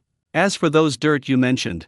Zhang Chen's lips curled into a mocking smile. He turned to Zhao Yufan, who looked utterly timid beside him, and shook his head with exasperation. Are you an idiot? His camera is broken. His so-called cloud sync, without Wi-Fi and a disconnected SIM card, how many pictures do you think he can actually upload? Zhao Yufan froze, then slapped his thigh. Holy crap. That's right. This bastard's bluffing me. The signal in this alley is terrible, even his live stream was choppy. How could this paparazzi possibly sync? You're talking nonsense. Lu Dizhuai's face instantly changed. He instinctively clutched his spare phone in his pocket, his eyes darting around in panic. I was using a satellite signal. Satellite my ass. Zhao Yufan was completely enraged. Being trampled on by Zhang Chen and forced to peel garlic was bad enough, but now he was almost fooled by a paparazzi? If he could swallow this insult, how could he, young Master Zhao, ever show his face in Jianghai City again? Godfather's right. This grandson's just bluffing. Zhao Yufan, his wickedness rising, finally unleashed his ruthless, spoiled brat nature. He swung his hand sharply, yelling at the bodyguards. Get him! Dismantle his phone, his memory card, and that stinking mouth of his. And Zhao Yufan suddenly gave a sinister smile, raising his hands, marinated in garlic, to his nose and taking a deep breath. Just don't kill him, leave him alive. I've been peeling garlic for so long, and I had nowhere to dry my hands, so I'll use his face as a rag. Garlic-scented iron fist, this is the power Godfather bestowed upon me, and this grandson is getting off easy. No, don't come any closer. I'm calling the police. Lu Dizwai was truly panicked now. He stared at the group of burly bodyguards, their faces contorted with rage, and Zhao Yufan, his hands raised in a menacing grip, closing in. His legs went weak with fear. But it was a dead end, the only exit was completely blocked. Ah, help! Murder! A piercing scream instantly echoed through the air, but it seemed utterly insignificant amidst the surrounding cheers of good for him. And he deserved it. Zhang Chen didn't even bother to glance at the commotion. He turned back to his tricycle, squatted down, and looked at Tang Tang, still struggling with the pile of loose change. His icy expression instantly softened into the tenderness of a father. Sweetie, stop counting. It's all yours anyway, even if it's messed up. He reached out and ruffled his daughter's hair. What do you want to eat tonight? Daddy will make it for you. Really? Tang Tang's eyes lit up, instantly forgetting her earlier unpleasantness. I want cola chicken wings. The sweet kind. Okay, whatever you want. In the alley, on one side, there were screams of agony from the garlic punishment, and on the other, a heartwarming and healing father-daughter scene. This stark contrast was incredibly entertaining for the viewers in the live stream. This is a true master. He annihilates powerful enemies with a laugh. Zhao Yufan's use of his connections, oh no, his borrowed power is pretty smooth. Am I the only one concerned about whether Boss Zhang is really making cola chicken wings tonight? Can we have a giveaway? Just as this farce was about to end, and everyone thought they could finally relax and queue for sweet potatoes, a sudden commotion arose again in the crowded alleyway. Unlike the clamor that followed the arrival of the wealthy woman, this time, there was an eerie, chilling silence. It was as if boiling water had been suddenly plunged into a block of ice. The diners, who had been loudly discussing something, instinctively fell silent, even involuntarily stepping aside to make way. Even Zhao Yufan and his bodyguards, who were currently beating someone, sensed the unsettling atmosphere and froze in midair. Zhang Chen, sensing something amiss, slowly stood up, his gaze piercing through the crowd to the alleyway entrance. A woman, strikingly tall and dressed in a black, tight-fitting leather jacket, was walking towards them. She wasn't wearing sunglasses, nor was she making any attempt to conceal her identity. It was a face breathtakingly beautiful, yet so cold that it was almost unbearable to look directly at. Most striking was that she wasn't carrying a bag, but rather a long, thin, black box. It looked like it contained either a musical instrument or some kind of cold weapon. She walked slowly, but each step, the sound of her high heels striking the ground, seemed to pound on everyone's heartbeats. Lu Dezwai, the man whose face was bruised and swollen, peered through the crowd at this woman. His mouth, which had been pleading for mercy, suddenly gaped open, as if he had seen something more terrifying than death itself. His scream was caught in his throat. The woman walked straight to the stall, ignoring everyone's gaze. Her eyes, like cold stars, were fixed intently on Zhang Chen. Then, she placed the black box on the table. Bang! The dull thud sent a chill down everyone's spine. Boss! The woman's voice was hoarse and magnetic, like sandpaper scraping against the heart. I heard you're hiring waiters? As long as you can provide meals, no pay. Do you think I can kill someone? She seemed to realize what she'd said, her lips twitching stiffly. She corrected herself. Oh, no, I mean, fish butcher. I see you need someone to butcher fish. Kill fish? Zhang Chen lowered his head, glancing at his stall, a mess of charcoal ash and sweet potato peels, then at the black-clad beauty before him, whose aura was enough to freeze an elephant to death. His lips twitched involuntarily. My lady, do you have some misunderstanding about my services? He picked up the fire tongs and tapped the rusty iron bucket, producing a crisp clang, his tone full of helplessness. Open your eyes and look around. I'm roasting sweet potatoes. There isn't even a puddle within a 500-meter radius. Where would I get fish to kill for you? If you're looking for a seafood market, turn left and take bus number 11. No delivery. A low chuckle escaped the surrounding crowd, but quickly subsided under the woman's icy gaze. This woman's eyes were terrifying. It felt like being stared at by a venomous snake, its tongue flicking, sending chills down your spine and making you hold your breath. No fish? The woman in black frowned, her handsome, arched eyebrows furrowing slightly, as if she had encountered a very difficult academic problem. She glanced down at the pile of unprocessed sweet potatoes on the ground, then at the bowl of garlic Zhao Yufan had just peeled beside her. Her eyes flickered, and her slender fingers lightly touched the lock of the long black box. Then I'll kill this. She pointed to the pile of sweet potatoes, her voice still hoarse and cold. Peeling, I can. Click. A soft sound. The mysterious black box sprang open. The surrounding diners instinctively took a step back, fearing that a Gatling gun or rocket launcher might be pulled out. After all, this woman's demeanor was too much like a cold-blooded killer in a movie, ready to draw a gun at the slightest provocation. However, the moment the box opened, there was no smell of gunpowder. Instead, there was a row of knives gleaming with a chilling light. Not kitchen knives, not fruit knives, but rather, short blades of various strange shapes, yet exuding an aura of extreme sharpness. Some were curved like crescent moons, some straight as willow leaves, and others as thin as cicada wings, neatly arranged on a black velvet mat, like a row of fangs waiting to drink blood. Hiss! Zhao Yufan gasped. He had just felt the pain from the cut on his hand from peeling garlic, but now he only felt a chill on his neck. These are kitchen utensils? Whose kitchen utensils look like this? This is clearly a torture device. The woman in black ignored the crowd's horror. Her hand, gloved with a black half-glove, elegantly picked up a short knife as thin as a willow leaf from the box. Her fingers flicked lightly on the blade, producing a pleasant hum. "Give me a sweet potato." She held out her other hand, palm up, looking at Zhang Chen with the persistent gaze of a child asking for candy. "I'll do the work, you feed me." Zhang Chen raised an eyebrow. Interesting. Although he hadn't activated his eye of insight, his intuition told him this woman was a trained fighter, and a ruthless one at that. The calluses on her hands, the way she walked, everything spoke of her profession. However, free labor offered up, why not refuse? Sure.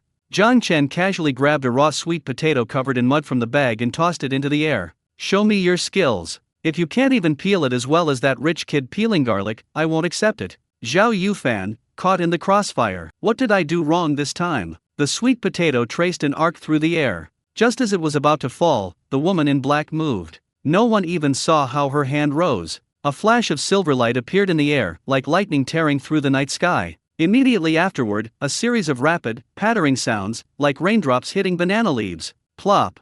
The sweet potato landed steadily in the gloved hand. The dark red mud that had covered the sweet potato now peeled off completely and smoothly, like a blooming flower, and fell to the ground. Look at the sweet potato again. The surface was smooth as a mirror, without a single dent or blemish, not even a speck of excess flesh had been peeled away. The entire sweet potato presented a perfect spindle shape, gleaming a slightly yellowish hue in the sunlight, like a meticulously crafted work of art. Silence. Dead silence. Everyone stared, mouths agape, their minds filled with only two words: holy crap. Is this peeling? This is art. This knife skill, even a Michelin 3-star chef wouldn't do this.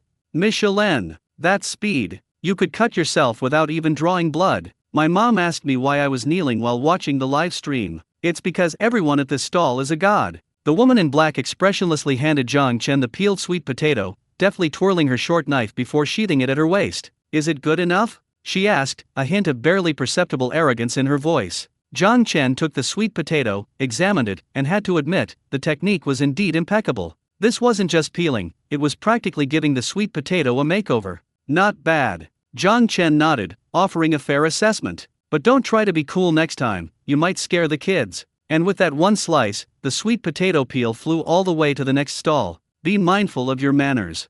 The woman in black paused, clearly not expecting the comment, "Be mindful of your manners." Then, "Can I eat?" She stared intently at the large iron pot, her throat bobbing slightly. She had been tracking her target for 3 days and 3 nights without sleep or food. Passing by just now, that soul-piercing aroma almost broke her spirit. It was a scent she had never smelled in her 20 years as an assassin, a scent that could make her dormant heart beat again. "Yes." Zhang Chen tossed the sweet potatoes into the pot and pointed to the small stool beside him. "Go sit over there and peel all these sweet potatoes. Remember, the skin should be thin, the flesh thick. If you damage one, you'll lose a mouthful of rice." "Okay." The woman in black didn't waste any words, not even haggling. She walked directly to the stool, placed the priceless weapon case on the ground, and sat down with an air of authority. Then, this top assassin, codenamed Yaksha, ranked #1 on the international dark web bounty list, began single-mindedly peeling sweet potatoes in a rundown alley in Jianhai City. The gleaming blade, the rapidly piling up of sweet potato peels, sent chills down the spines of those around, yet strangely, it was also somewhat captivating. "Daddy!" Tang Tang, who had been hiding behind Zhang Chen, peeked out. Unlike other children who would cry in fear, the little girl stared wide-eyed, curiously observing this cool-looking woman. She toddled up to the woman in black and poked the black box with her little hand. "Auntie, are you a magician?" Tang Tang asked in her childish voice. "Your knife is so fast. Faster than Daddy's razor." Yaksha paused in her actions. She looked up, her eyes, accustomed to indifference and killing, meeting a pair of clear, innocent, childlike eyes. In that instant, she felt a hard spot in her heart, as if gently scratched by a feather. "It's not magic." Yiksha, unusually, explained, his voice still stiff but softened as much as possible. It's technique. Can you teach me later? Tang Tang's eyes lit up, gesturing excitedly. I want to learn this. If anyone dares to bully Daddy, I'll slice them into sweet potatoes in a flash. Yiksha. Zhang Chen. Zhang Chen scooped up his daughter, whose thoughts were becoming increasingly dangerous, and gently patted her bottom. What are you learning? A girl like you should learn piano or painting, shouldn't you? All you do is think about beating people up. Who will dare marry you? I don't want to get married. Tang Tang hugged Zhang Chen's neck and acted spoiled. I want to support Daddy for life. With this auntie helping me, our stall will definitely be faster. Then, the little girl turned to Yasha, adopting the air of a little boss. Auntie, since you're my dad's employee, you have to listen to me from now on. I'm the little boss here. If you do a good job, I'll have Daddy give you extra chicken legs. Yasha looked at this little bean sprout, barely taller than her own leg, and her lips twitched stiffly. That was the first time in her life she had shown an expression that resembled a smile. Okay. She nodded, lowered her head to continue peeling sweet potatoes, the blade flashing even more sharply. I'll listen to the little boss.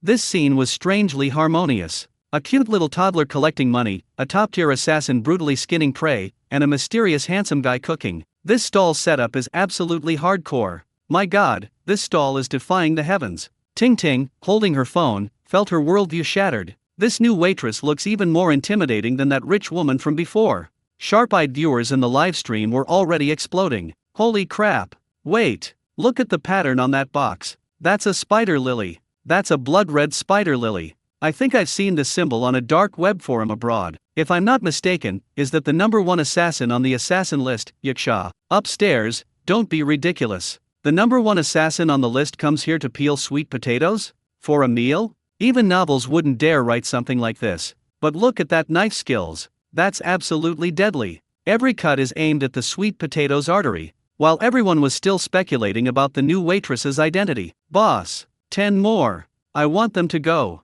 Zhao Yufan finally got up from the ground. He didn't care about the paparazzi who was half beaten to death anymore. Holding the bowl of peeled garlic, he approached Zhang Chen with a fawning expression. Godfather, how's my garlic peeling? Could you give me another bite to eat? Before Zhang Chen could speak, the woman in black who had been peeling sweet potatoes suddenly looked up. Her cold eyes swept over Zhao Yufan, and with a slight twist of her short knife, the tip pointed directly at Zhao Yufan's brow. So noisy. She coldly spat out 3 words, one more word and I'll peel you like a clove of garlic.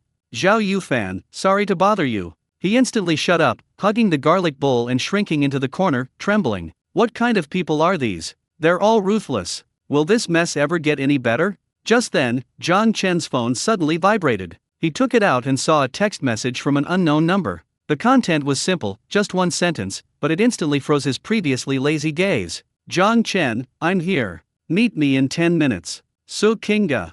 Staring at the exclamation mark on his phone screen, Zhang Chen felt a throbbing pain in his temples. That crazy woman, Su Kinga, was coming? 10 minutes? She must be arriving by rocket. Although they had been divorced for 5 years, the thought of the national diva's domineering and uncompromising nature, and the inevitable catastrophe that would ensue if they met, gave Zhang Chen a headache. No, I have to clear the area.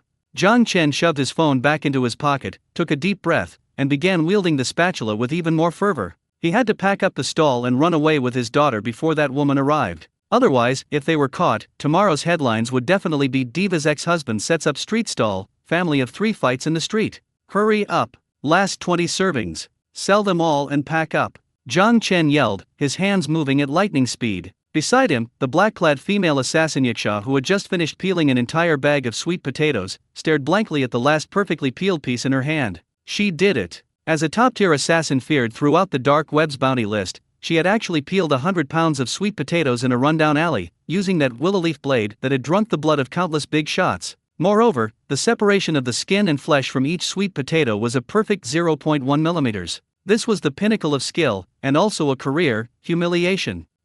Newcomer. Just as Yiksha was sinking into self-doubt, Zhang Chen's voice rang out like a death knell. He ladled out a steaming bowl of fried rice, didn't even glance at her, and shoved a greasy tray in front of her. Finished peeling the sweet potatoes, right? Don't just sit there, take these bowls of rice to the brothers squatting over there. That fat guy in the uniform, he wants extra spicy. Yiksha froze. She slowly raised her head, a flicker of disbelief and astonishment crossing her icy eyes. Me, deliver food? Deliver food to that burly, squatting city management officer who looked like a pig? Are you ordering me around? Yaksha's voice instantly turned cold, as if the surrounding temperature had dropped several degrees. She slowly stood up, her black, tight-fitting leather jacket outlining her powerful lines. Her right hand instinctively reached for her waist, and the willow leaf blade, which had just been sheathed, flashed again with a chilling glint. "Boss, I think you've misunderstood something." Yaksha stared at the back of Jiang Chen's head, her tone chilling, carrying the bloodthirsty aura of someone who had spent years teetering on the edge of life and death. "My name is Yaksha. In the Western underworld, this name means death. I'm here to kill, or to be hired to kill. I'm not here to serve you food." These words were spoken with murderous intent, brimming with arrogance. Several nearby diners felt a chill run down their spines, dropping their chopsticks in fright. Zhao Yufan shrank back, clutching the garlic bowl, fearing this madwoman might launch an indiscriminate attack at the slightest provocation. However, Jiang Chen, frantically tossing the wok, didn't even turn her head. "Oh, a demon, is it?" He casually slammed the rice from the pot into a bowl with a crisp smack, his tone as calm as if he were haggling with a market vendor. "So, do you want to eat rice, or do you want to eat air?" "What?" Yaksha was taken aback. "I said, if you want to eat, work." Jiang Chen finally turned around, holding the gleaming spatula, pointing at the tray, his eyes showing no fear, only a detached indifference. "I don't care if you're a yaksha or a female yaksha, I don't care if you're a murderer or a chicken killer. At my stall, there are only two identities, customer or employee. Want to be a customer? Line up and pay. Want to be an employee and get by? Serve me. Don't want to work? The door's over there, goodbye." Arrogant. Absolutely outrageous. Yaksha had lived for 30 years, and this was the first time anyone had dared to speak to her like that with a knife. She laughed coldly, her fingers gripping the knife hilt tightly, her murderous aura now barely contained, like a beast about to break free. "Do you believe I can slit your throat before you even swing that spatula down?" "No." The answer wasn't from Jiang Chen, but from a small, childlike voice, yet strangely resolute. Tang Tang had somehow appeared, clutching a slingshot, though without a rubber band, just a tree branch. The little girl stood in front of her father, head tilted back, looking seriously at the chilling ant. "Auntie, you can't beat my dad. And if you dare lay a hand on him, I'll have Dawang bite you." "Dawang?" Yasha instinctively looked around, but didn't see any vicious dogs. "Dawang is in my heart." Tang Tang pointed to her little chest. "It's the light of justice. It will punish you in the name of the moon." "Yasha, what the hell is this?" Just as she was starting to lose her composure, torn between this bizarre father and daughter, and contemplating whether to take direct action to establish her authority. Grumble. A loud thud echoed from her flat, firm stomach once more. It was louder and more pitiful than Su Jiao's earlier cry. It was the desperate scream of a stomach starved for 3 days and 3 nights. Immediately afterward, the bowl of extra spicy, divine fried rice that Jiang Chen had just cooked, its domineering, spicy, and intensely fragrant aroma, felt like an invisible hand, gripping the demon's throat. Killing intent? Faced with hunger that could destroy reason, killing intent was nothing. The demon's hand, gripping the knife, trembled. She looked at the bowl of rice, then at Jiang Chen's take it or leave it attitude, and a fierce internal struggle raged within her. Dignity, or survival? That is the question. 3. Jiang Chen began counting down. 2. "I'll carry it." Yaksha gritted her teeth, shoving her sword back into its sheath. "It's just carrying a tray? I've carried corpses' skulls, what's this?" She strode forward, grabbing the tray with a brute force as if she were about to blow up a bunker. "Where's that fat guy? Is he the one?" The female assassin, carrying a plate, strode with the ruthless gait of a killer, exuding an aura of murderous intent, and walked straight towards Zhao Tianba, who was squatting by the roadside. Zhao Tianba was enjoying his meal when he suddenly felt a chill on his head. Looking up, he saw the female assassin in black standing before him, a bowl of food in her hand, her eyes filled with a murderous glint. "Eat." The female assassin slammed the tray on the ground, coldly uttering a single word. Zhao Tianba trembled in fear, dropping his spoon. "Sister. Sister, I can do it myself, I wouldn't dare trouble you. Stop talking nonsense. Eat what I tell you to eat." The female assassin roared impatiently, "One more word and I'll cut your tongue out to eat with my drink." Zhao Tianba. Is this the legendary hardcore service? Although the waitress's attitude was extremely rude, even threatening, the surrounding diners watched with great interest. This stall is too interesting. Not only was the food delicious, but the show was entertaining too. For the next 10 minutes, an extremely eerie scene unfolded in the alley. A beautiful woman in black, exuding murderous intent, moved through the crowd like an emotionless food delivery machine, carrying a tray. "Get out of the way. Don't block the way if you don't want to die. Your food. Hold on tight. If you spill a single grain, I'll chop off your hand. Finish your food and get out. Don't hogging the space." She managed to make the most menial job of a waitress look like she was inspecting her territory with an air of domineering authority. Every customer who received their food received it with trembling hands, repeatedly saying thank you, as if afraid of being silenced if they were too slow. Finally, the last meal was delivered. The woman tossed the tray onto the tricycle and let out a long sigh. She turned around and walked up to Zhang Chen. Her once cold eyes now held only one emotion: hunger. Finished work. Yaksha held out her hand, her voice still hoarse, but less harsh, even carrying a hint of barely perceptible expectation. Where's my food? Zhang Chen smiled. He picked up a large bowl that had been prepared beforehand, piled high with golden fried rice, like a small mountain. Here. He handed her the bowl. Employee meal, extra portion. Yaksha took the bowl. The heavy portion, the scalding temperature, and the irresistible aroma. At that moment, her heart, hardened by 20 years in the assassin world, inexplicably trembled. Thank you. She mumbled softly, not even looking for a stool, but leaning against the tricycle, picking up a spoon, and scooping out a large spoonful. Without hesitation, without testing. One bite, and it was divine. Ugh! Yaksha's eyes widened suddenly, her pupils dilating to their maximum size in an instant. If Su Jiao felt like she was flying to the clouds while eating the sweet potato, Yaksha felt as if someone had punched her through her entire meridians. A hot, domineering, yet vibrant energy exploded in her mouth, rushing wildly down her esophagus into her stomach,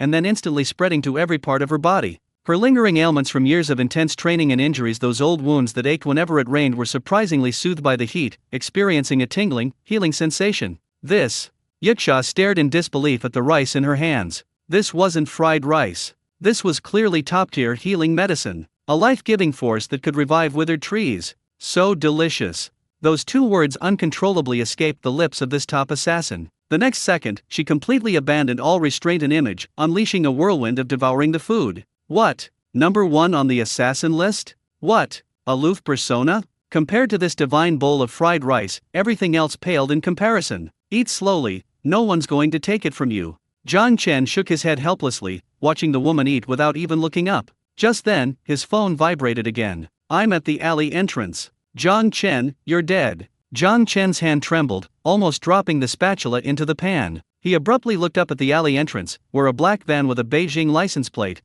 slowly pulled up to a stop on the outer edge of the crowd, like a silent behemoth. The car door slid open. A foot in a high heel stepped onto the land of Jianhai City, a place filled with the smell of sweet potatoes and a murderous aura.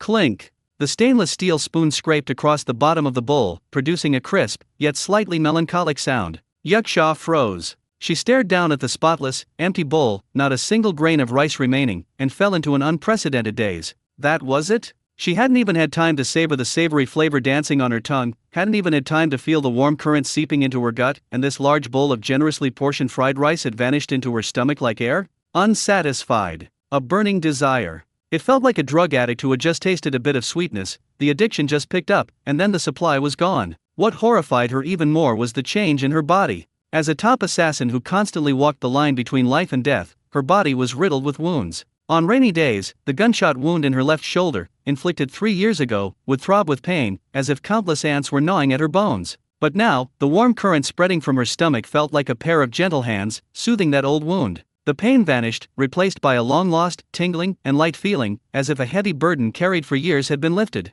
This is impossible. Yaksha clenched her fist in disbelief, her knuckles cracking, a surge of power coursing through her body. She abruptly looked up, her eyes, once cold and aloof, filled only with missions and killing intent, now burning with a raging fire of desire.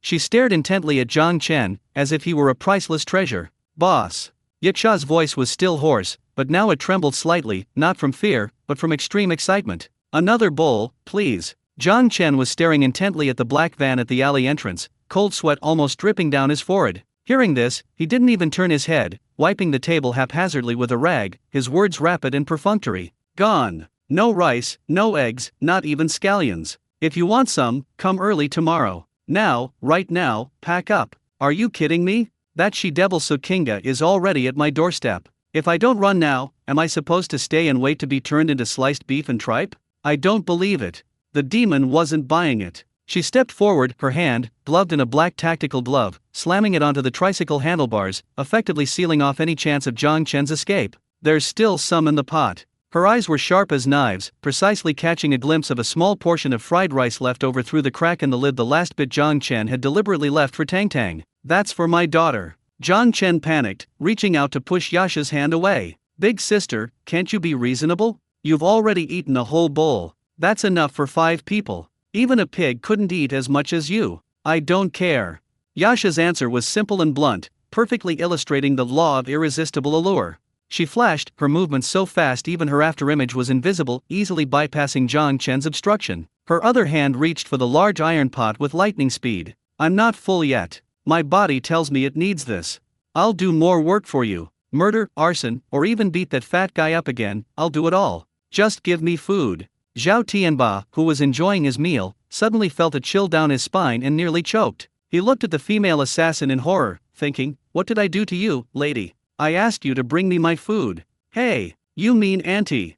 Tang Tang protested. That was her father's late-night snack, her spiritual sustenance. How could she let this gluttonous auntie take it away? The little girl spread her arms wide, like a protective hen guarding her food, blocking the pot and glaring angrily at Yasha. Don't take it. This is Tang Tang's. Aren't you ashamed? A grown-up like you're stealing a child's food. Who said they only killed and didn't serve food? Now you're eating more than anyone else. It smells so good, doesn't it? You've been proven wrong, haven't you? Yasha's movements froze, a rare hint of embarrassment flashing across her face. Indeed, 20 minutes ago she confidently declared herself the Grim Reaper of the night, and now she was fighting with a 5-year-old for a piece of fried rice. If this got back to the assassin world, her name Yasha would be a laughingstock. But embarrassment aside, she absolutely couldn't let go. Little one, move aside. The Yaksha tried to intimidate the little one with her last remaining authority. Auntie is very hungry, and when I'm hungry, I can't control my killing intent. No! Tang Tang stood her ground, her face flushed red. If you're hungry, go eat dirt. This is fried rice made by Daddy with love. I won't sell it for any price. Just as the two of them were locked in a stalemate over the last bite of food, and Zhang Chen was so desperate he was considering abandoning his pawn and running away, the crowd at the alley entrance suddenly parted like Moses parting the sea. A powerful aura, accompanied by the clatter of high heels on the ground, rapidly approached from afar. The oppressive feeling wasn't the coldness of an assassin, nor the vulgarity of a rich woman, but the aura of a queen who had long held a high position and was accustomed to giving orders. The air seemed to freeze in that instant. The two, Yaksha and Tang Tang, who were scrambling for the item, stopped simultaneously and instinctively turned to look. A woman in a black trench coat and sunglasses was striding towards them. She walked quickly, the hem of her trench coat billowing behind her. Although her face wasn't visible, her tightly pursed red lips and taut jawline clearly revealed her mood. She was angry. Very angry. Her anger was almost tangible, enough to set someone ablaze from a distance. Zhang Chen. The two words were uttered from those red lips, clear and forceful, through gritted teeth, carrying a chilling aura. Zhang Chen froze, closing his eyes in despair. It's over. He still couldn't escape. He knew that voice all too well. Even if it turned to ashes and was mixed in with the speakers of the square dancing aunties, he could still recognize it immediately. It was his ex-wife, Sukinga, whom he had divorced 5 years ago, the national diva. Although the surrounding diners hadn't yet recognized Sukinga's identity, they were all intimidated by her aura, which practically screamed, "I'm here for revenge," and held their breath, their eyes darting back and forth between Zhang Chen and this mysterious woman. There's juicy gossip. Definitely big gossip. Who are you? Yaksha narrowed her eyes. Her assassin's instincts instantly made her sense a threat from this woman. Not a threat of force, but a threat of territorial invasion. This woman, is she here for the owner? Is she also here to steal the food? Who am I? Sukinga sneered, finally reaching the stall. She stopped, her slender fingers resting on the edge of her sunglasses, slowly pulling them off, revealing a face that could drive every man in China crazy and make every woman in China envious. Although her face was now filled with anger and exhaustion, it was still breathtakingly beautiful, stunningly beautiful. Hiss! A collective gasp filled the room. Tingting's phone fell to the ground with a thud, her mouth agape, wide enough to fit an egg. Sukinga. The live stream chat vanished instantly, as if a server had been hit by a nuclear bomb, creating a 3-second vacuum. Then, a tsunami of comments erupted. Holy crap! The diva! Am I seeing things? The real Sukinga? What's she doing in a place like this? This script is off. The rich woman just left, and the diva shows up? Who is this boss? Sukinga completely ignored the shock around her. Her gaze, like a tangible sword, pierced through the demon, past Tang Tang, and fixed firmly on the man trying to shrink into the shadow of the tricycle. Zhang Chen, you're something else. Sukinga's voice trembled, her eyes instantly reddening. You've been hiding from me for 5 years, and here you are, selling fried rice? And you've brought my daughter along, hanging out with this kind of sleazy woman. Her gaze swept over the man in the tight leather jacket, exuding murderous intent, her eyes filled with contempt and hostility. Sleazy woman? The man's eyebrows shot up instantly. She was a respected figure in the assassin world. When had she ever been insulted like this? Watch your mouth. The man's short knife flashed half an inch from its sheath, a cold glint in its eye. If you dare disrespect your boss again, I'll shut you up forever. In her simple logic, Zhang Chen was now her long-term meal ticket, a miracle doctor who could heal her old wounds. Anyone who dared to cause trouble for Zhang Chen was cutting off her livelihood, ruining her life. You want me to shut up? So Kinga laughed angrily. She took a step forward, unfazed by the knife, and instead puffed out her chest, her queen-like aura exuding an instant burst. You can try. Let's see if your knife is faster, or my bodyguards. As soon as she finished speaking, 7 or 8 professional bodyguards in black suits and headsets rushed into the alleyway, their expressions solemn, quickly surrounding the stall. The scene instantly became tense, the air thick with the smell of gunpowder, ready to explode at the slightest spark. On one side, a cold-blooded assassin ranked number 1 on the hit list, on the other, a top-tier bodyguard team of a national superstar. This wasn't a roadside stall, it was a scene from a Hollywood blockbuster. Enough! Just as the two sides were about to clash, a sigh of utter helplessness suddenly rang out. Zhang Chen finally stepped out from behind the tricycle. He glanced at Sukinga, whose face was contorted with rage, then at the ready-to-strike Yiksha, and finally at the bewildered Tang Tang. Stop it, both of you. Zhang Chen rubbed his temples, feeling like he'd used up all the sighs he could muster in a lifetime today. He walked up to Sukinga, looking at that familiar yet unfamiliar face, at the barely suppressed tears in her eyes, his heart filled with mixed emotions. After a long silence, he finally spoke, his tone complex. Long time no see, Kinga. Sukinga looked at the man she had longed for day and night, the man she hated to the bone yet loved to the core. All her strength and domineering presence crumbled in that instant. She bit her lip, tears streaming down her face like broken beads. She raised her hand and slapped him hard across the face. Zhang Chen, you bastard! Slap! The crisp sound of the slap echoed sharply in the deathly quiet alley. Zhang Chen didn't dodge. He stood like a silent statue, letting the slap land squarely on his face. His cheek quickly flushed red, revealing several clear finger marks that stung with pain. But he didn't even flinch, simply staring silently at the woman before him, her face streaked with tears. In that instant, the air seemed to freeze. The surrounding diners were so frightened they barely dared to breathe, their melons nearly falling from their hands. This was the nation's queen. The usually aloof and elegant Sukinga, who rarely even raised her voice, had actually slapped someone in the street. What deep-seated grudge could she hold? Sukinga's hand froze in mid-air, a numb, tingling pain in her palm far less intense than the shock in her heart. Looking at the red handprint on Zhang Chen's face, her tears flowed even more fiercely. A torrent of emotions, a mixture of love, hate, grievance, and longing overwhelmed her like a burst dam. Why didn't you dodge? Her voice trembled, thick with a nasal tone, like a wronged little girl. You're so skilled, you could have easily dodged it. I owe you. Zhang Chen finally spoke. His voice was low and hoarse, his eyes filled with an unprecedented tenderness and guilt. This slap is what you deserve. If it's not enough, you can have the other half of your face. As he spoke, he actually brought his other cheek closer. You. Sukinga trembled with anger at his nonchalant attitude, her raised hand unable to fall. Just at this crucial moment, when the entire audience was on the verge of tears, a chilling, bone-chilling murderous intent suddenly poured like liquid nitrogen into this boiling emotional drama. Enough. The Yiksha, who had been standing to the side, had a terrifyingly grim expression. The willow leaf blade in her hand was unsheathed at some point, its cold light gleaming, the tip pointed directly at Sukinga's throat. Her eyes, which had previously only shown interest in food, now surged with a chilling killing intent. I don't hit women, but you can be an exception. The Yiksha took a step forward, her black leather jacket rustling softly, her entire being like a fully drawn bow. Dare to hit the boss? Do you want to die?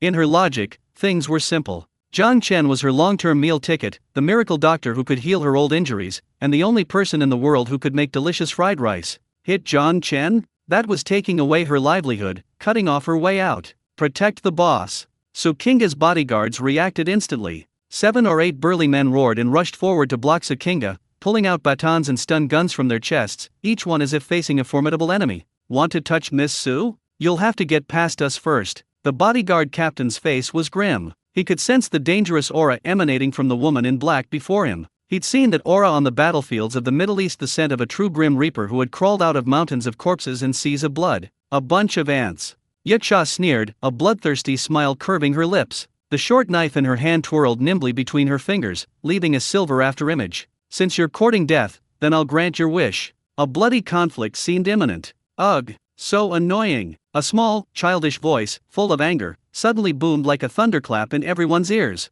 Tang Tang, who had been standing beside Zhang Chen's legs, tilted her head back, her big eyes darting around. She glanced at the beautiful auntie crying sadly, then at her guilty-looking father, and finally at the menacing auntie in black. A fierce internal struggle was raging in her little head. This beautiful auntie hit her father. Logically, Tang Tang should be angry. But why did seeing her cry make Tang Tang feel a pang of sadness, almost wanting to cry herself? And she looked like that auntie who often appeared on TV. But the most important issue right now wasn't that. The most important issue wasn't this fierce auntie in black acting a little too aggressively? Tang Tang released her grip on Zhang Chen's leg and, with determined little legs, walked directly between the auntie and the bodyguards. Stop! All of you, stop! The little girl, hands on her hips, exuded a presence no less imposing than the top assassin. With a stern face, she poked Yasha's thigh with a chubby finger, since it was the only part of her body she could reach. Auntie Black, what are you doing? Yasha was startled, looking down at the little bean sprout, whose murderous aura involuntarily lessened slightly.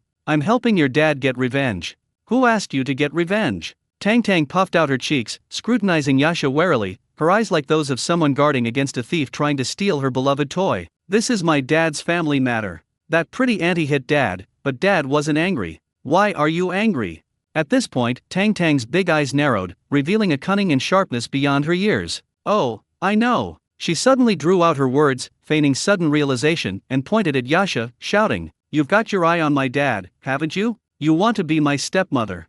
Cough cough cough. Zhao Yufan, who was watching the scene unfold, almost choked on his own saliva. Even the usually cold and aloof Yasha was stunned by the phrase want to be a stepmother, his hand gripping the knife trembling so much he nearly stabbed himself in the foot. Me? Stepmother? The shrew pointed to her own nose, a look of utter absurdity appearing on her usually expressionless face. Kids can eat whatever they want, but they can't say whatever they want. An explanation is just a cover-up. Tang Tang didn't give her a chance to explain, her little mouth chattering on, her logic frighteningly clear. Look, you even pulled out a knife for my dad. It's like that in TV dramas, that's called a hero's anger for a beauty, no, for a hero's beauty. And you just ate such a big bowl of dad's cooking, and you even tried to steal mine. The more the little girl talked, the more convinced she was of her own truth, her sense of crisis instantly surging. This black auntie, though a bit fierce, was quite pretty and had a good figure, and most importantly she ate a lot. If she became the stepmother, wouldn't she eat all the rice in the house? Would Tang Tang still have chicken legs to eat then? No way. Absolutely not. I'm telling you. Tang Tang puffed out her little chest like a little lion guarding its territory, standing in front of Zhang Chen and solemnly declaring to Yasha, although you're good at fighting and can peel sweet potatoes, you can't be my stepmother. My dad likes gentle women who can sing and won't steal my snacks. You don't fit any of those criteria. You're eliminated. After saying that, she turned to look at Sukinga, who was still crying. Although this pretty aunt had just hit her dad, for some reason, Tang Tang just found her much more pleasing to the eye than the dark-skinned aunt. And she had a wonderful scent, like her mother's scent from her dreams. Pretty aunt. Tang Tang hesitated for a moment, then reached into her pocket and pulled out a crumpled tissue, handing it to her. A tentative, cautious glint flickered in those large eyes that so closely resembled Zhang Chen's. Don't cry. Daddy said girls get ugly from crying too much. Even though you were wrong to hit Daddy, I'll forgive you this time because you're so pretty. Sukinga looked at the tissue offered to her, then at the small face so close to hers, a spitting image of her own as a child. Her heart clenched, the pain almost suffocating her. This was her daughter. The daughter she had longed for day and night for 5 years was now standing before her, offering her a tissue, calling her pretty auntie. Tears streamed down her face again. Sukinga could no longer hold back. She knelt down abruptly, pulling Tang Tang into a tight embrace, as if trying to meld her into her very bones. Tang Tang, my Tang Tang. Her voice choked with sobs, broken and fragmented, she buried her head in Tang Tang's small shoulder and wept uncontrollably. I'm sorry, Mommy's late. Mom, Mommy? Tang Tang was startled by the sudden hug, her little body stiffening for a moment. She instinctively tried to push it away, but the embrace was so warm and familiar, just like the one she had longed for countless times in her dreams. She looked up blankly at Zhang Chen standing beside her, her big eyes filled with doubt and a desire for confirmation. Daddy, is this pretty auntie really Mommy? Zhang Chen, watching this scene, also felt a lump in his throat. He took a deep breath and nodded, his voice slightly hoarse. Yes, she is Mommy. The entire room erupted in shock. The onlookers' jaws dropped to the floor. Although there had been various speculations online beforehand, hearing the person involved confirm it was a bombshell. That handsome street vendor, is he really the ex-husband of pop diva Sukinga? This penny pincher who lets people take his picture for 5 yuan is actually the diva's biological daughter. Holy crap. Big news. Breaking news. Ting Ting was so excited she could barely hold her phone. Family. Case closed. The mysterious ex-husband of the diva that everyone's been searching for is right here. However, right there at this deeply moving family reunion, a discordant voice, thick with jealousy and murderous intent, suddenly rang out. Oh, so it's the Empress here? Yaksha, arms crossed, leaned against the tricycle. His cold eyes swept over Sukinga, a mocking sneer playing on his lips. Abandoned her husband and daughter for 5 years, and now she's here pretending to be a loving mother? Does she think she can just come back and reap the benefits now that her boss's business is doing well? She might not understand emotions, but she understood human nature. In her view, how could a glamorous superstar like Sukinga genuinely care for a street vendor? Trying to steal my long-term meal ticket? The short knife in Yasha's hand slid out of her sleeve again, twirling lightly between her fingers, making a teeth-grinding scraping sound. She'll have to ask the knife in my hand if it agrees. Picking the peaches. Sukinga laughed coldly, her phoenix eyes narrowing slightly. Her queenly aura instantly surged, even overpowering the Yaksha's murderous intent. She didn't retreat a step, instead taking a step towards the gleaming short sword, her chin slightly raised, her tone as disdainful as if looking at a wildcat with its claws outstretched. What I, Sukinga, want, I never need to steal, because it's always been mine. Whether it's people, or this mess. You! The Yaksha's eyes flashed coldly, the willow leaf blade in his hand humming, his wrist about to exert force. Enough! 2 slender fingers effortlessly clamped down on the blade, sharp enough to cut through gold and jade. Zhang Chen had appeared between the two without anyone noticing. He didn't even look at the menacing Yaksha. With a slight exertion of his fingers, the deadly short sword was forcefully sheathed. A sharp click echoed, making one's teeth ache. Boss, Yaksha panicked, her eyes filled with grievance, like a wolfhound protecting its master but being scolded. Shut up. Zhang Chen released her, glancing at her indifferently. I hired you to work, not to scare my ex-wife with a knife. If you dare pull out a knife again, dinner is cancelled. The words dinner cancelled were a devastating blow to Yaksha. She instantly wilted, glaring at Sukinga, then hugged her arms and shrank back to the tricycle, muttering, not only is she an ex-wife, but she's also a troublemaker. Sukinga felt a sweet warmth welling up inside her as Zhang Chen defended her, but before she could speak, Zhang Chen turned to her and said in the same tone, and you, if you want to catch up, go to the back and line up. Don't block my business. Also, don't scare the children. Sukinga, this bastard, still so annoying. Just as this chaotic scene subsided, and the atmosphere was still a bit awkward, ding! Detected that the host has successfully resolved a family ethics crisis, and their mental state has improved. Random stall task triggered, miracles happen with great strength. Today's special, hand-beaten pissing beef balls, great strength version. Price, 2,888 yuan/skewer, 2 balls. Effect, instantly unleashes 10 times the strength, lasting for 10 minutes. Side effect, hunger. Zhang Chen raised an eyebrow. A miracle drug? Is this system trying to make things chaotic enough? Before he could even complain, the previously congested crowd at the alley entrance was violently parted again. This time, it wasn't luxury cars or bodyguards, but a group of mountains. That's right, a group of burly men moving like mountains. About 20 people, all dressed in identical red tracksuits, carrying enormous sports bags. Each one was over 1.8 meters tall, their necks thicker than an average person's thigh, and the ground trembled slightly with their footsteps. The leader, a middle-aged man, looked anxious, holding a crumpled map, shouting as he walked, "Quick! Keep up! According to intelligence, the miracle doctor who can bring the dead back to life is nearby. Coach, have we been tricked?" A burly young man, as strong as a bear, boomed, "This is clearly just a snack alley. Where would we find a miracle doctor? We chartered a plane overnight from the national team base. If we can't find that folk remedy for back injuries, our whole team is doomed in the Olympic qualifiers. Enough nonsense. We'll try anything." The middle-aged coach, his eyes red, said, "As long as there's a glimmer of hope, we can't give up. De Liu's back injury can't be delayed any longer." The appearance of these giants instantly filled the once spacious alley. The diners who had been watching the spectacle were forced to retreat by the heat and sweat emanating from these burly men. Holy crap, those physiques, weightlifting team. Look at the uniform. That's the national emblem. This is the national weightlifting team. My god, even the national team is here? Is this place going to take off? Zhao Yufan, trembling while clutching a garlic pot, suddenly felt his 4 bodyguards were utterly pathetic upon seeing this group. The middle-aged coach's sharp eyes scanned the alleyway, finally settling on Zhang Chen's newly installed large soup pot. Inside the pot, dozens of beef balls the size of ping-pong balls bobbed and tumbled in the boiling water, an intensely rich aroma of meat mixed with a peculiar herbal scent forcefully filling everyone's nostrils. Gulp! The group of burly men swallowed in unison, their voices ringing out like thunder. This is it.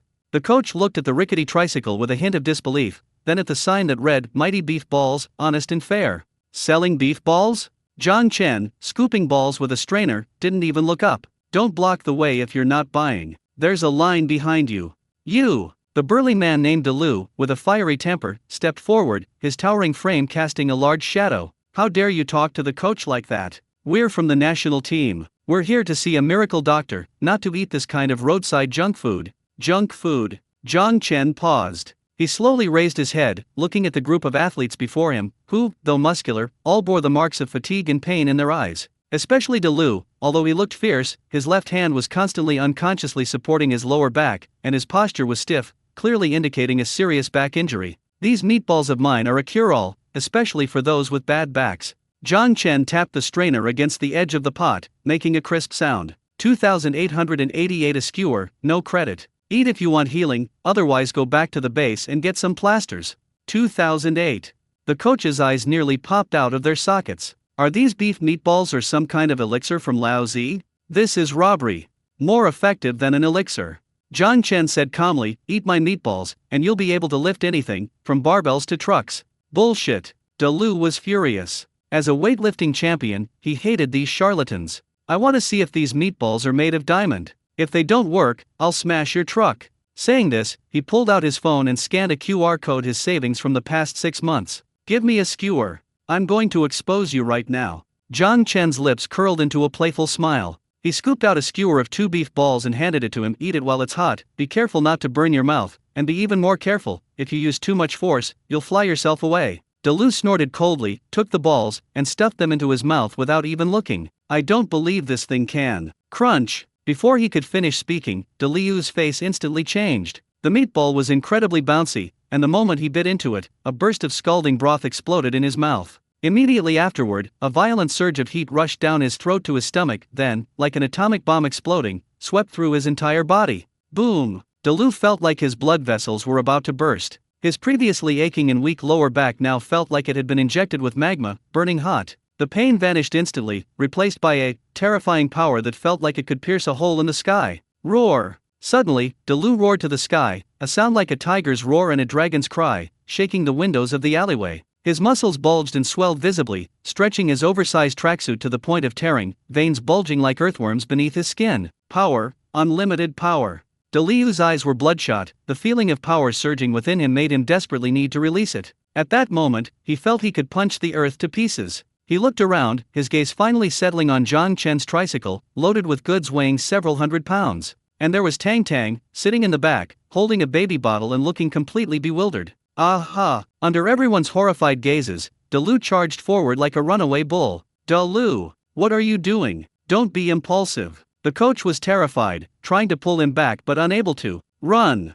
This man's gone mad. The onlookers screamed and scattered. Only Zhang Chen remained calm, standing still, even wiping his hands with a rag, a hint of mockery flashing in his eyes. Delu rushed to the tricycle, but didn't smash it. He suddenly crouched down, gripping the tricycle's chassis tightly with both hands, letting out a low roar. Lift it! Screech! A teeth-grinding metallic scraping sound rang out. The next second, the entire scene fell silent. The heavy tricycle, loaded with an iron pot, gas cylinder, ingredients, and a chubby little child, was actually lifted by Delu, and lifted it above his head. Like lifting the barbell, a symbol of honor, in the Olympic arena, perfectly steady, without budging an inch. Sitting in the back of the truck, Tang Tang was now 2 meters off the ground. The little girl didn't cry, instead, she excitedly waved her little milk bottle, looking down at the stunned adults below, and let out a clear cheer. Wow! Daddy! I'm flying! Is this uncle a big bear in disguise? He's so strong. The air seemed to have been sucked into a vacuum, plunging the entire alley into a suffocating silence. Only the heavy breathing of Delu echoed like a bellows. His thick, tree stump-like arms were raised high, muscles bulging like granite, veins protruding menacingly from his skin, as if they were about to burst. And above him, the electric tricycle, loaded with gas cylinders, a large iron pot, dozens of kilograms of groceries, and a human infant, hovered steadily in midair like a majestic mountain. The visual impact of this scene was more explosive than any Hollywood special effects. My God! Zhao Yufan dropped the garlic pot from his hand with a thud, hitting his instep but feeling no pain. He stared back, his mouth agape, a single thought swirling in his mind: is this something a human being could do? Delu. The national team coach was trembling, both from fear and excitement. He stared intently at De Liu's lower back, which had been wrapped in bandages, now standing ramrod straight, showing no sign of pain. You're back! You're back!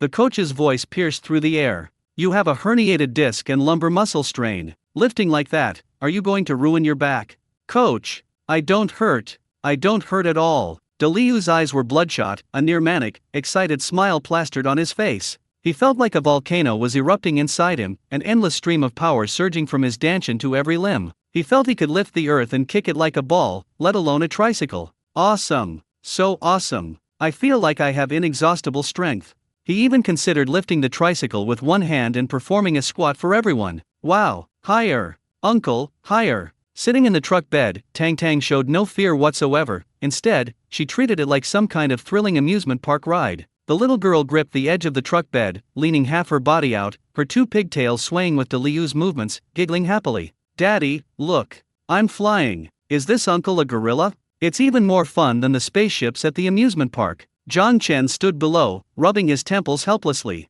He wasn't worried about De Liu dropping the child. The system-generated power pills were magical enough to uproot a willow tree, and right now De Liu was like a human crane, incredibly stable. But the problem was, this was the city center. Such a high-profile act would definitely make tomorrow's headlines shocking. National team member lifts truck in the street, suspected mutant invasion. Alright, put it down when you're done playing with it. Jiang Chen stepped forward, holding the oil-stained fire tongs, and gently tapped De Liu's calf, which was thicker than his thigh. Handle it gently, don't drop my tricycle. This is a limited edition, one of a kind in the world. The god-level tricycle rewarded by the system was indeed unique. De Liu's frenzied enthusiasm subsided slightly after the tap. He glanced down at Jiang Chen, then at the big thing he was holding, and realized what shocking thing he had just done. Okay. He took a deep breath, his arm muscles slowly contracting, and with extremely gentle movements, he carefully placed the tricycle back on the ground. His care was as if he were placing a fragile piece of porcelain. Thump!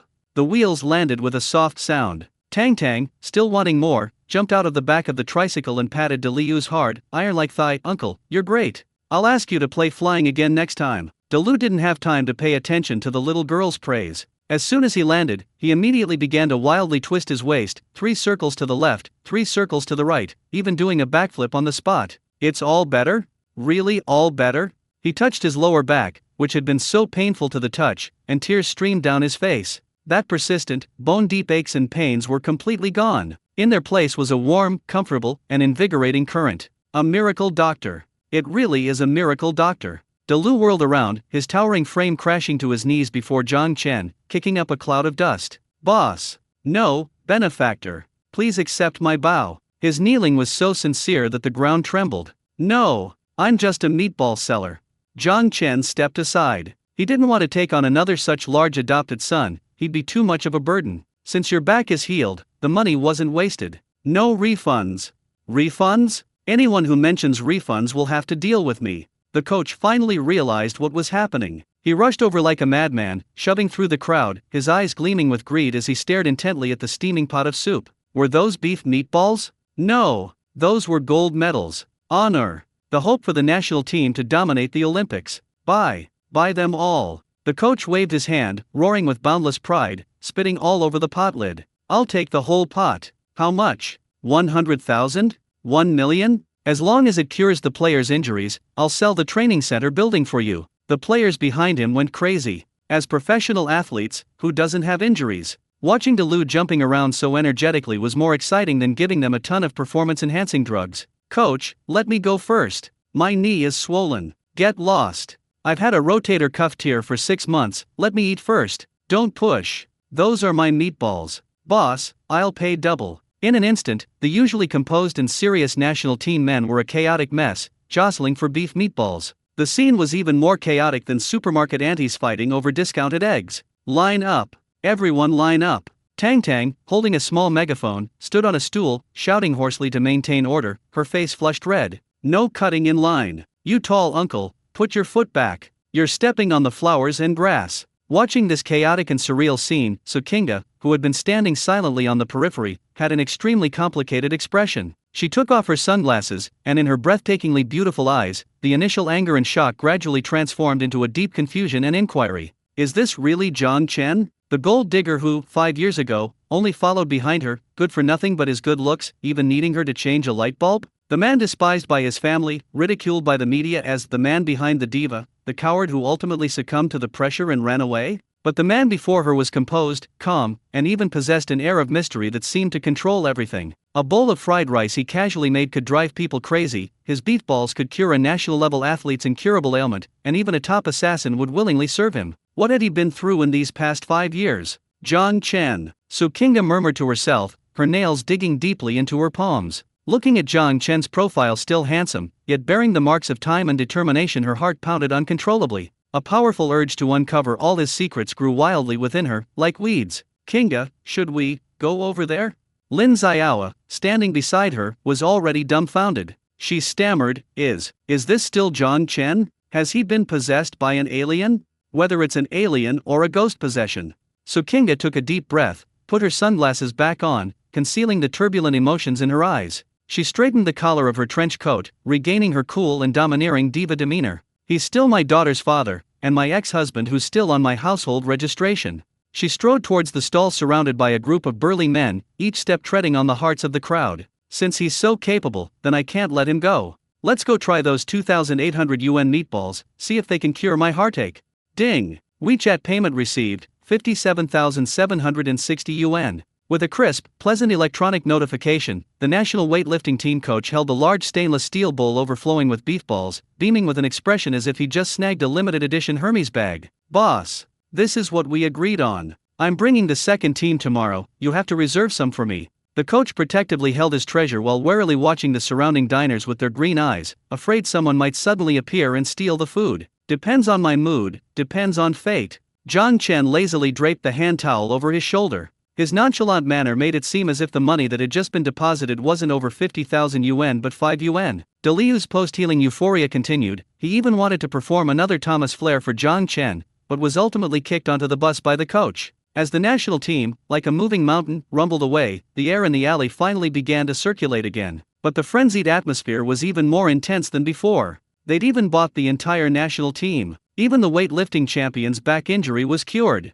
These weren't just beef balls, they were elixirs rolled out of Lao Zi's furnace. Boss, I want some too. I have a herniated disc. I want 2 skewers. I have money. I'll pay 3,000. The crowd stirred again, waving their phones like they were waving banknotes. Just then, a chilling aura, like a bucket of ice water, abruptly extinguished the boiling oil. Make way. The voice wasn't loud, but it was cold and imposing, carrying an undeniable authority. The crowd instinctively turned around. A woman in a black trench coat and large sunglasses was walking with the imposing presence of a runway model, her 10-centimeter heels swaying confidently. Behind her, her always timid agent, Lin Xiaoa, was now nervously fending off passers-by trying to take photos, carrying her Hermes bag. This aura. He looks familiar? The passers-by, intimidated by her presence, unconsciously made way for her. So Qingda walked straight to the tricycle without looking to either side. Through the thin layer of steam, she stared intently at the man who was counting slips of paper. 5 years.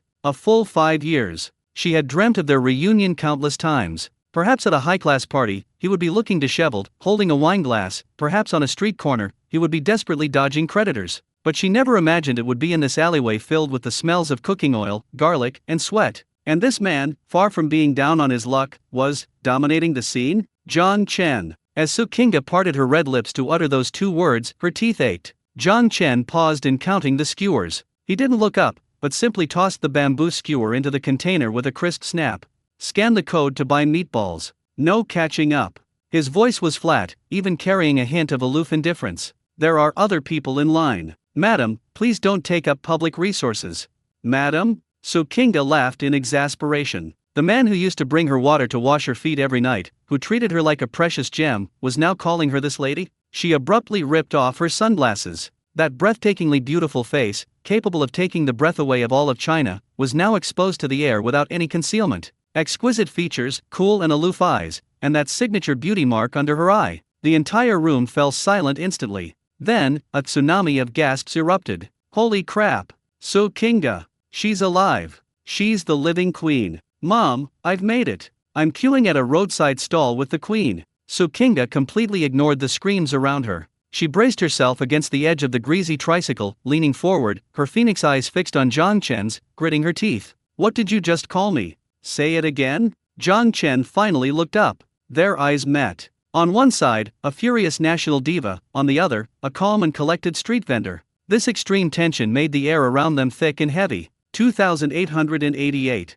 Zhang Chen looked at the face so close to his eyes completely unmoved, as if looking at an ordinary customer. How many skewers? You. Sukinga felt like she had punched a pillow, so frustrated she wanted to vomit blood. This bastard, was he pretending to be stupid or was he really? Fine, very well. Sukinga took a deep breath, forcefully suppressing the urge to throw the pot of soup in his face. She pulled out her phone and jabbed the screen several times with such force that it felt like she wanted to pierce it. Ding! WeChat transfer received, 28,880 yuan. 10 skewers.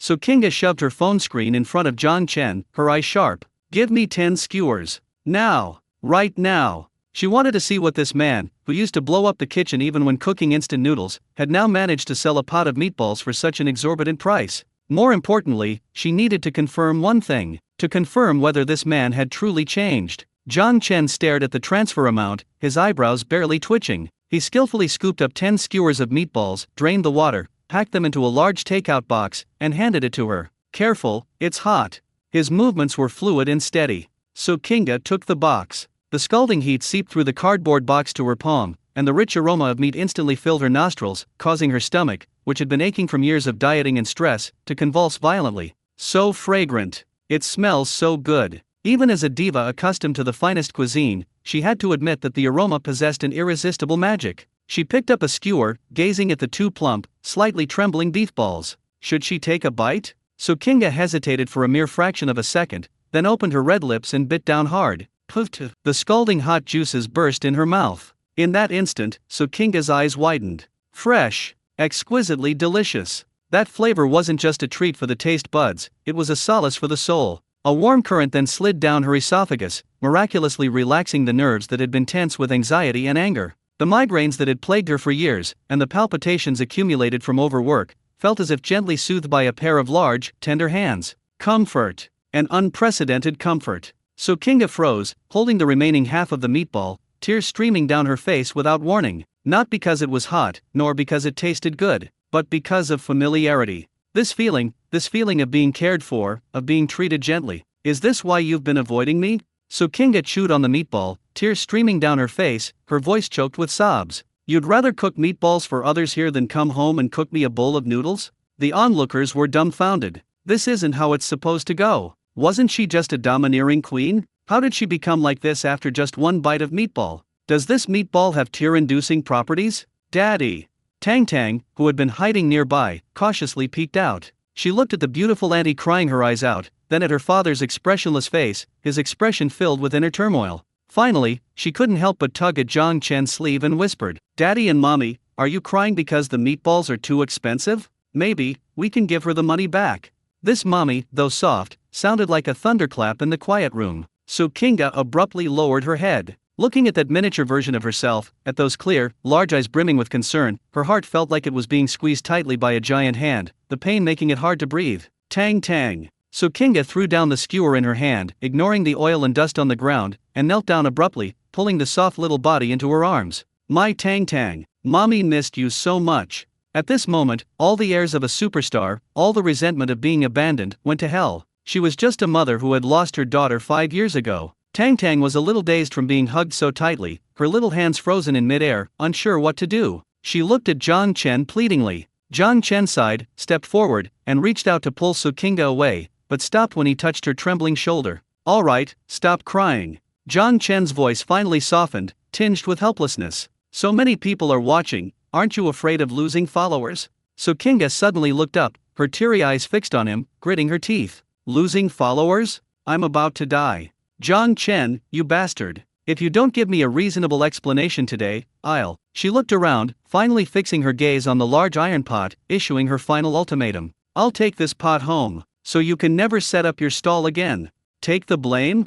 Zhang Chen, looking at his ex-wife, a superstar trembling with anger and exuding stubbornness even in her hair, couldn't help but smirk in an extremely irritating way. He reached out to help Sukinga tidy her messy bangs, but seeing the grease from the beef balls on his hands, he awkwardly wiped them on his apron and instead gently touched her forehead with the back of his hand. No fever.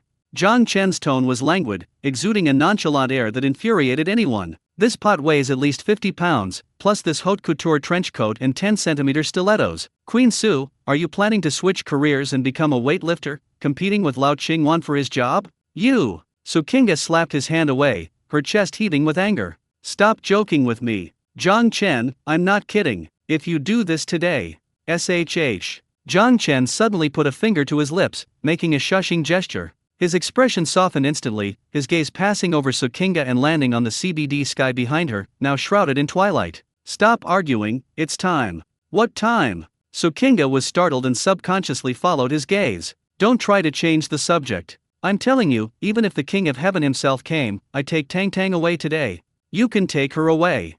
Jiang Chen bent down and scooped up Tang Tang, who was still licking her lips, and held her securely in his arms. But at least until after our daughter's birthday. Birthday? Those two words struck Su Kinga's heart like a hammer blow. She gasped, her pupils contracting sharply. Yes, today is July 7th. It's Tang Tang's 5th birthday. For the past 5 years, every year on this day, she would lock herself in her room, staring blankly at a photo of her when she was just born, buying an uneaten cake, lighting candles, and wishing to see her daughter again. But today, when her daughter stood right in front of her, she had completely forgotten this important day because of anger and jealousy.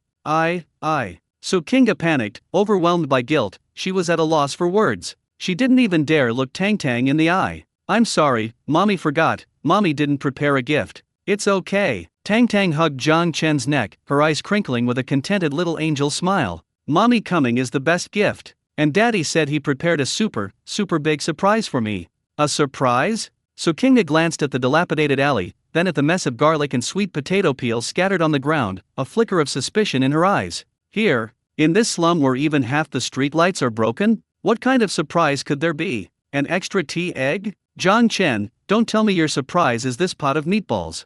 Su Kinga frowned, her tone tinged with exasperation. Tang Tang is a girl, she needs a sense of ritual, not. Before she finished speaking, snap! A crisp snap of fingers rang out from Jiang Chen's fingertips. As if signaling some mysterious event, the once bustling, crowded alleyway, brimming with the atmosphere of the marketplace, along with the main road outside, fell silent for a moment. Then, whoosh, whoosh, whoosh, countless sharp whooshing sounds rang out simultaneously from all directions. Su Kinga subconsciously looked up. Before she could see, the once pitch-black night sky was suddenly illuminated by countless stars. These points of light, densely packed like a reversed Milky Way, rose from every corner of Jianhai City and converged directly above the CBD plaza. Red, blue, green, purple, countless points of light intertwined and swirled under the night sky, illuminating half of Jianhai City as bright as day. Those are drones. From the crowd, Ting Ting held up her phone and screamed in a piercing voice. Holy crap! How many are there? 1,000? 2,000? No, it's 5,000. A full-scale formation of 5,000 drones. A knowledgeable photographer's hands trembled so much he almost dropped his camera. This scale was about the same as last year's National Day celebrations, right? What kind of big company is doing this for publicity? Amidst the stunned gazes of the crowd, the 5,000 drones rapidly changed formation in the air. Amidst the shifting light and shadow, a gigantic 3D face, occupying half the sky, slowly emerged. It was a little girl with pigtails, her eyes crinkling with a smile, holding a roasted sweet potato, a cute ring of sauce around her lips. Lifelike, incredibly lifelike. Even the steam rising from the sweet potato was simulated perfectly by the lighting. Tang Tang. Su Kinga covered her mouth, tears instantly welling up in her eyes. That was her daughter. Enlarged thousands of meters in the sky, it was the object of admiration for millions of people across the city. Then, the scene changed again. The drone swarm quickly dispersed and then regrouped. This time, a huge line of Chinese characters, shimmering with pink light, stretched across the entire skyline of Jianhai City. Happy 5th birthday, Princess Jiang Tang Tang. Daddy will always love you. But that wasn't all. As the characters appeared, countless drones began to unleash dazzling cold fireworks, exploding in the air like shimmering roses. The entire CBD, even the entire city of Jianhai, was transformed into a dreamlike ocean. Cars on the road stopped, pedestrians paused to look up, and office workers pressed against the glass facades. Everyone was stunned by this sudden, grand spectacle. My God! Su Jiao dropped the sweet potato in her hand. Qin Ian's hand, adjusting her glasses, froze. Zhao Yufan knelt on the ground, head tilted back, mouth agape enough to fit a durian. Godfather, is this something you can earn by setting up a stall?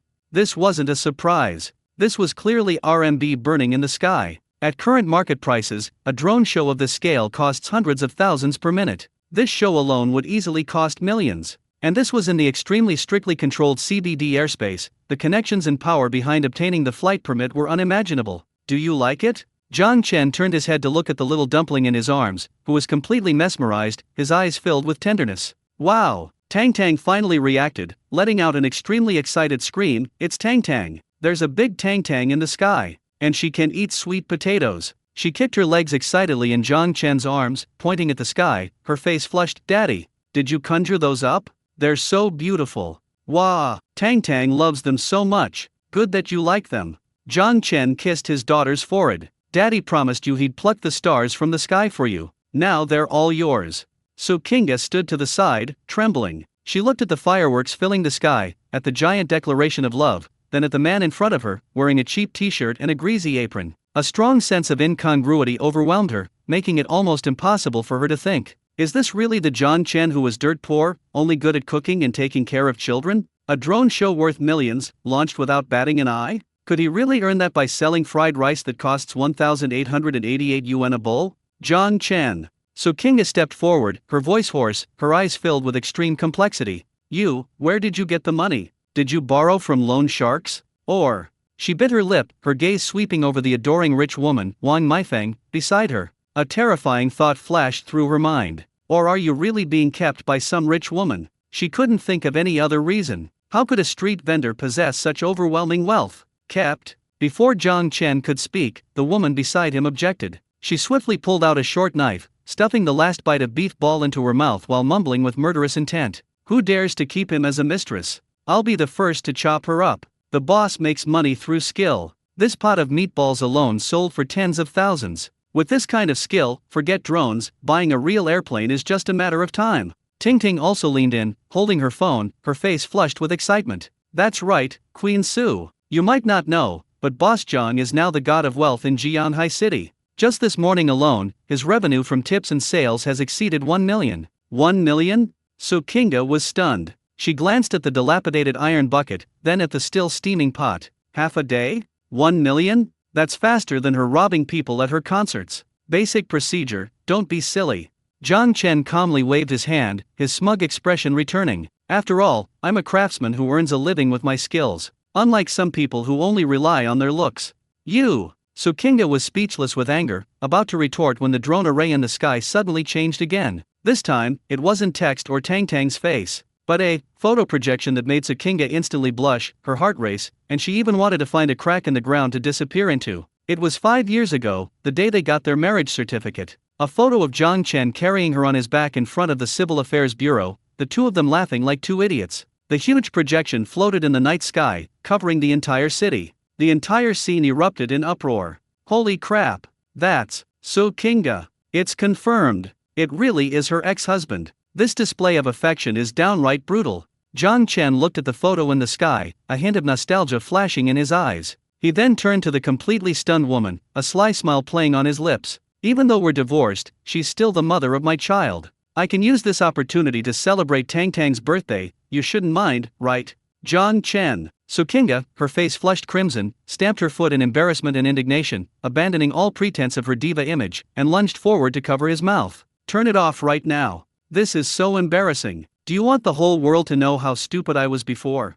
Jiang Chen's mouth was covered by a soft hand carrying a faint scent of perfume. Her wide, round phoenix eyes were inches from his, burning with shame and anger. Turn it off. Turn it off right now. So Kinga whispered, gritting her teeth, threatening in his ear, if you let this photo stay up there, I'll bite you to death. Jiang Chen blinked, innocently spreading his hands to indicate he didn't have a remote. That was a program set by the system, it would only stop after it finished playing. He wasn't a god, how could he turn it off so easily? Just as the two were in an ambiguous position, seemingly flirting in public, the Rolls-Royce Phantom at the alley entrance, the one that had just exuded domineering power but which Tang Tang had dismissed as a fake car, suddenly emitted a deep roar again. However, this time, the roar sounded a little urgent. Beep beep beep. The car door opened even faster than before, practically kicked open. To everyone's astonishment, Li Wangkaiu, the billionaire CEO who had just been begging Jiang Chen to do her dishes, suddenly appeared as if she'd just robbed a bank. Her hair was disheveled, her six-figure bespoke suit jacket was gone,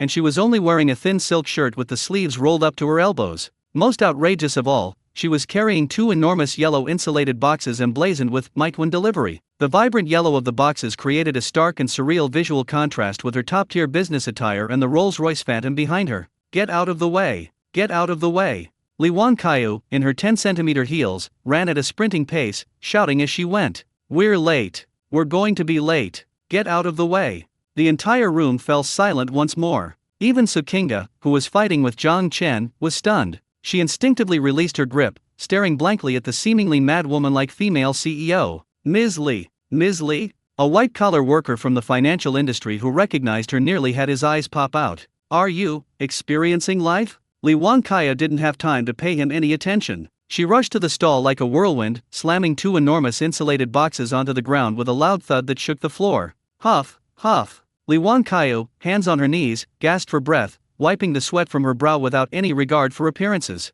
She then abruptly looked up, her eyes burning with fervor as she stared at Zhang Chen. Boss! Hurry! The 50 servings of fried rice and 30 skewers of beef balls we ordered, are they ready yet? Zhang Chen, busy ladling out the last pot of rice, didn't even look up. What's the rush? It's not ready yet. Are you going to be reborn or delivering food? Delivering food. More urgent than being reborn. Lee Wan-kyu stamped her foot in frustration, glancing at the Patek Philippe on her wrist. 15 minutes left. Those old men on the board said if I don't get this before midnight, they'll fire me. They'll dump all the stock tonight. And that tycoon client from the Middle East, he even had the pen in his hand, but he kept saying he couldn't smell the aroma and his hand was shaking, so he couldn't sign. Boss, my entire fortune and my life are in this pot. Hurry up. The surrounding crowd was stunned. Ting Ting held up her phone, feeling like her CPU was about to overheat. Family, did I hear that right? A female CEO worth billions, driving a Rolls-Royce, is delivering takeout to the board of directors.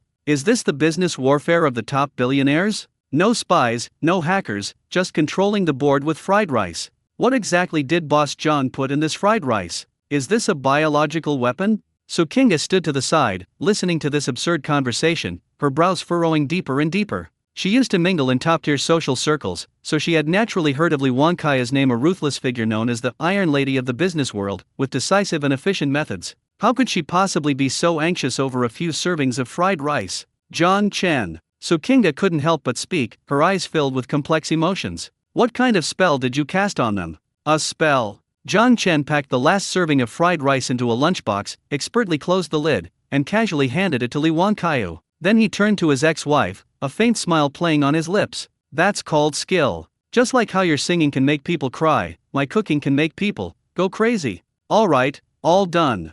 Zhang Chen clapped his hands. Lee Wan-kyu, overjoyed, quickly stuffed dozens of servings of fried rice and beef balls into the insulated box, her careful movements making it seem as if it contained not food, but billions of dollars worth of business secrets. Carrying two heavy suitcases, she turned and ran towards the Rolls-Royce, shouting back as she ran. Boss! I'll bring a convoy tomorrow. Remember to reserve 100 orders for me. I'll double the delivery fee. Boom! The Rolls-Royce Phantom roared away again, leaving behind exhaust fumes and a group of bewildered onlookers. That night, a terrifying legend circulated in Jianhai City. If you see a Rolls-Royce speeding through the streets late at night, don't assume it's some rich kid racing. It's very likely a billionaire female CEO racing against time for her fried rice delivery. Crazy, everyone's gone mad. Zhao Yufan, clutching his garlic pot, stared blankly at the departing taillights, feeling his worldview being rebuilt. Godfather, I want to deliver food too. I have a Ferrari, I can definitely deliver faster than her. Zhang Chen ignored his adopted son. He glanced at the time, it was almost midnight. Clothes ready. Zhang Chen took off his apron and tossed it onto the tricycle. He'd exceeded his quota for the day, not only making money but also using a drone to celebrate his daughter's birthday. Although the last photo was a bit awkward, overall, it went well. Calling out already? Boss, make some more. I'm still in line. I'll pay 3 times the price. Please, boss. The customers who hadn't gotten any groans wailed, but seeing Zhang Chen's "I wouldn't work overtime even if the king of heaven himself came" expression, they could only give up reluctantly. Zhang Chen bent down and picked up Tang Tang, who was yawning from playing. Let's go home. He glanced at Sukinga standing beside him, her expression complex, his tone as natural as on countless ordinary nights 5 years ago. I made cola chicken wings tonight, want to try some? Sukinga froze. Reason told her she should turn and leave now, take her daughter back to Beijing, and completely escape this magical alleyway, escape this man who was causing her so much distress. But her feet seemed rooted to the ground. The warmth from the beef balls in her stomach hadn't dissipated, and her mind was filled with that photo taken under the starry sky. Sukinga bit her lip, about to say something. Suddenly, a commotion arose outside the crowd. Several burly men in black uniforms and sunglasses roughly pushed through the crowd, escorting a young man in a white suit with slick back hair into the room. The man held a large bouquet of bright red roses, a confident but greasy smile on his face, and walked straight up to Sukinga. "Kinga, I've finally found you." The man knelt on one knee, holding the roses high, and said affectionately, "I knew you'd come to Jianghai. Tonight, I booked the entire Cloud Top restaurant to celebrate our long-awaited reunion."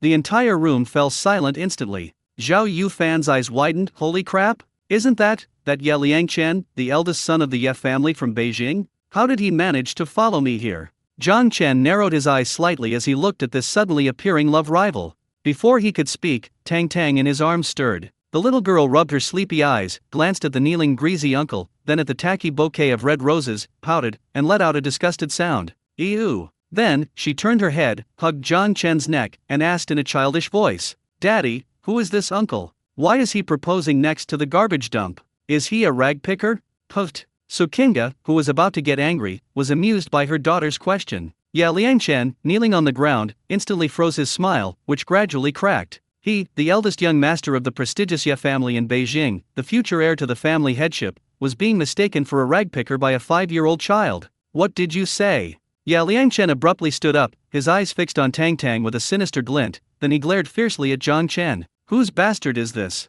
So ill-mannered. Bastard." Zhang Chen's previously gentle gaze froze completely the moment the word left his lips. The surrounding temperature seemed to drop 10 degrees instantly. The short knife in Yasha's hand slid out with a whoosh, while Zhao Yufan grabbed the stainless steel basin full of garlic. Zhang Chen gently handed Tang Tang to Sukinga beside him. Then, he slowly stretched his wrists, looked at Ye Liangchen, and a chilling smirk curled at the corner of his mouth. "Young master, yeah, is it? Looks like you're not only a bit dimwit, but your mouth isn't exactly clean either. Perfect, I just closed my stall and need someone to clean the toilets. I think your white suit would be perfect as a rag." Before Ye Liangchen could react, everything blurred before his eyes. The next second, snap! A slap that was 10 times louder than the one Sukinga had just made to Zhang Chen rang out in the alley. This slap not only shattered Ye Liangchen's face but also shattered the dignity of the entire Beijing social circle. Ye Liangchen was stunned. He clutched his rapidly swollen cheek, his eyes, which usually looked down on everyone, now filled with disbelief and blank stare. He, who had never been hit or even spoken to harshly before, had actually been slapped by a street vendor in a smoky, greasy alley. You dare hit me?" Ye Liangchen's voice trembled, a choked sob born of extreme anger. "Do you know who I am? I'm from the Ye family." Slap. Another slap followed. This time, Zhang Chen didn't even bother to reply, simply silencing him with his actions. "I don't care if you're from the Ye family or the Shu family." Zhang Chen took the wet wipe Sukinga handed him and slowly wiped his fingers, his eyes as cold as if he were looking at a fly casually swatted. "If your mouth is dirty, you need to be taught a lesson. These 2 slaps are to teach you a lesson. If I hear the word bastard again, I'll cut your tongue out and feed it to the dogs."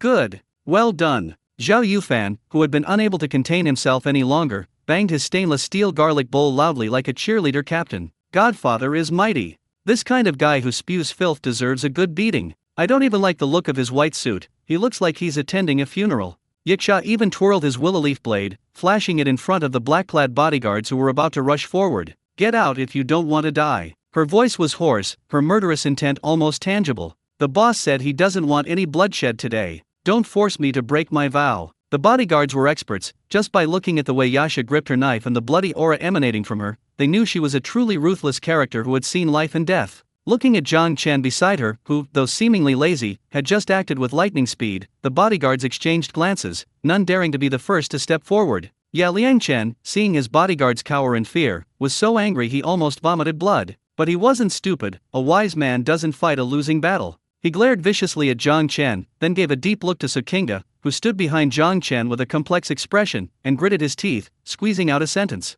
"So, Zhang Chen, is that it? I'll remember you. You just wait, this isn't over." After uttering his threat, he sheepishly picked up the roses from the ground and, amidst a chorus of boos, slunk into his car. A cheer erupted from the alley as the luxury car sped away. "All right, stop yelling." Zhang Chen kicked Zhao Yufan, who was still banging on the pot. "Sweep up the floor and prepare the ingredients for tomorrow. Tomorrow, let's try something new." The next day, just as dawn was breaking, After last night's drone show and the double bombardment of trending topics about the Queen of Pop's ex-husband, Zhang Chen's stall had become a sensation. Before he even set up his stall, the alley entrance was already packed. Besides customers wanting fried rice, there were many internet celebrities live streaming on their phones, and onlookers eager to catch a glimpse of the gold digger.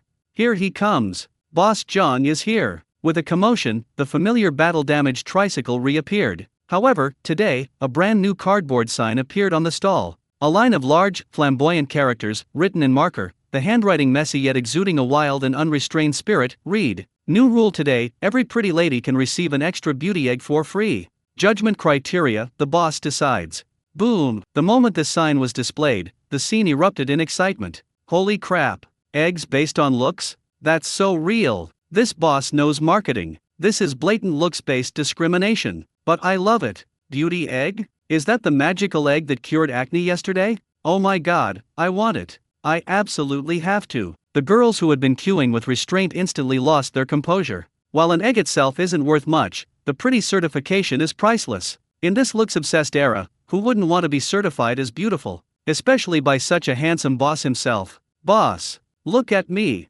Look at me. A girl in a JK uniform pushed her way forward, standing on tiptoe and pointing to her face. This is all natural, my face is natural, I haven't had any work done. Can I have an egg? Zhang Chen, wearing an apron, lazily glanced at her.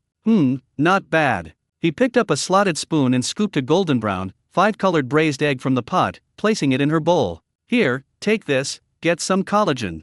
Yay! Thank you, boss. Boss is the most handsome. The girl almost jumped for joy, holding the egg like it was an Oscar statuette, immediately attracting envious and jealous glances from those around her. This was the first time the scene completely spiraled out of control. Boss, look at me. I'm the most beautiful girl in our department at Jianghai University. Get out of the way. You dare call yourself the most beautiful girl in the department? Boss, look at my legs. Can I trade these legs for an egg? Boss, I may not be the best looking guy, but I have a kind heart. Doesn't inner beauty count as beauty? Countless hands reached out to Zhang Chen, countless faces crowded in front of him. The smell of perfume, foundation, and the aroma of braised eggs made Zhang Chen sneeze repeatedly. This was the dirty trick he'd come up with yesterday. Since that woman, Sukinga, insisted on pestering him, and since the whole internet said he'd climbed the social ladder by relying on women, he might as well stick with that womanizer label. He wanted to annoy her. He wanted to make her back down. Everyone's here,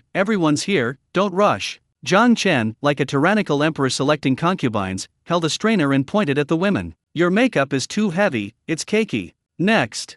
Your contact lenses are too big, you look like a husky. Next. Hey, this one's not bad, looks great even with a bare face. Give her two. The girl who was singled out for criticism stomped her feet in anger, while the girl being praised beamed. The entire alleyway had turned into a giant beauty pageant. Meanwhile, at the very back of the line, in a discreet van, Sukinga, wearing sunglasses, stared intently at the man selecting concubines in the distance, her water bottle crumpled in her hand. That bastard. Sukinga gritted her teeth, trembling with anger. What is he doing? Does he think this place is a spider's den? Openly harassing an innocent woman in front of his daughter? Lin Xiaoa, standing beside her, shrank back and whispered, Kinga, calm down, maybe this is just a marketing tactic. Marketing my ass. Sukinga laughed angrily. He did it on purpose. Deliberately trying to annoy me. He thinks I interfered with him yesterday, right? Fine, Zhang Chen, you just wait. She shoved open the car door, slammed on her high heels, and rushed out. Get out of the way. With her superstar aura fully unleashed, she removed her sunglasses, and her stunningly beautiful face instantly silenced the surrounding noise. The girls who had been vying for attention paled in comparison the moment they saw Sukinga. If they were wildflowers by the roadside, Sukinga was a red rose blooming on a throne, outshining all others, unmatched. Sukinga walked straight to the stall, placed her hands on the table, leaned forward, and stared intently at Zhang Chen with her phoenix eyes filled with venom. Boss Zhang, how many eggs do you think my face is worth? The entire room fell silent. Everyone held their breath, their eyes darting back and forth between the two. A battleground. This is the Empress herself, here to cause trouble. Zhang Chen paused, staring at the familiar yet breathtakingly beautiful face before him, especially those eyes that were even more lively with anger. His heart skipped a beat, but his expression remained as composed as a rock. Oh, isn't this the Queen Sue? Zhang Chen tapped the rim of the pot lightly with a slotted spoon, his tone playful. Even a big star like you're short of an egg? Whether I'm short or not is unimportant. Sukinga sneered, pointing to the cardboard sign. I'm just asking you, according to your rules, can my face buy you all the eggs in this pot? So domineering. The surrounding fans almost screamed. This is a true queen. Jiang Chen looked at her and suddenly smiled. He put down the slotted spoon, scooped out the smallest, slightly cracked braised egg from the bottom of the pot, and gently placed it on the plate in front of Sukinga. Sorry. Jiang Chen shrugged, feigning innocence. Although you're quite good looking, in my eyes, an ex-wife's looks are discounted. I can only give you half a egg, take it or leave it. You! Sukinga stared at the cracked hard-boiled egg, so angry she almost overturned the stall on the spot. Just as the tension was about to explode, Tang Tang, who had been sitting nearby collecting money, suddenly sighed. The little girl jumped off the stool, shook her head helplessly like a worried old mother, and toddled between the two. She first glanced at her mother, who was fuming, then at her father, who was putting on an act. Then, she did something that shocked everyone. Tang Tang stretched out her little hand and tore the cardboard sign that read "New Rules" to shreds. Rip! The cardboard split in two. Stop arguing. Tang Tang, hands on her hips, shouted fiercely in her cute but fierce expression. Daddy, are you stupid? Mommy is the prettiest in the world. How could you only give me half an egg? And those aunties? The little girl turned around, pointed at the group of girls queuing behind her, and announced seriously, today's new rules are void. Daddy belongs to Tang Tang, and the egg belongs to Tang Tang. No one is allowed to bribe my daddy with their looks. Otherwise, she pulled out her slingshot from her pocket, pulled back the rubber band, and aimed at the crowd. Otherwise, I'll show you what Tang Tang's anti-wolf technique is all about.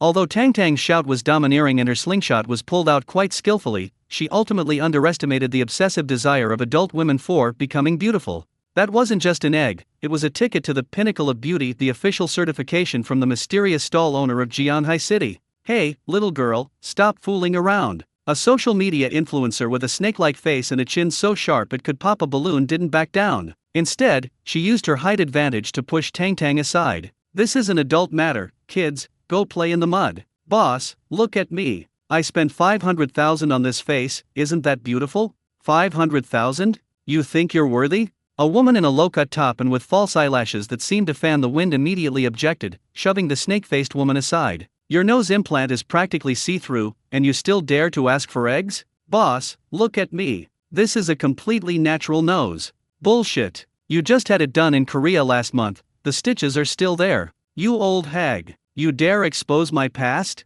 Like a drop of cold water in boiling oil, the scene instantly exploded. The previously orderly queue completely collapsed under the double temptation of free beauty eggs and the boss's personal certification. Dozens of gaudily dressed, tech-savvy internet celebrities completely abandoned their usual sweet, fake family personas when calling out to the camera. They shoved, screamed, and some even pulled each other's hair to get a better spot in the front row. Ah, my contact lenses. Who stepped on my contact lenses? Stop pushing. I just got my hyaluronic acid injections done. Can you afford to pay if you mess it up? Hey, you in the red shirt. You stepped on my Air Jordans. They're limited edition. The scene spiraled out of control, resembling a large-scale zombie apocalypse. Except these zombies, adorned with expensive perfumes and meticulously applied makeup, were wielding selfie sticks and designer bags instead of claws. The air was thick with a suffocatingly strong odor of cosmetics, mixed with sweat and gunpowder, making Jiang Chen frown. They're all crazy, completely crazy. Zhao Yufan huddled in a corner, trembling, clutching his garlic basin. Watching the group of women fighting over a braised egg, he felt his worldview shatter.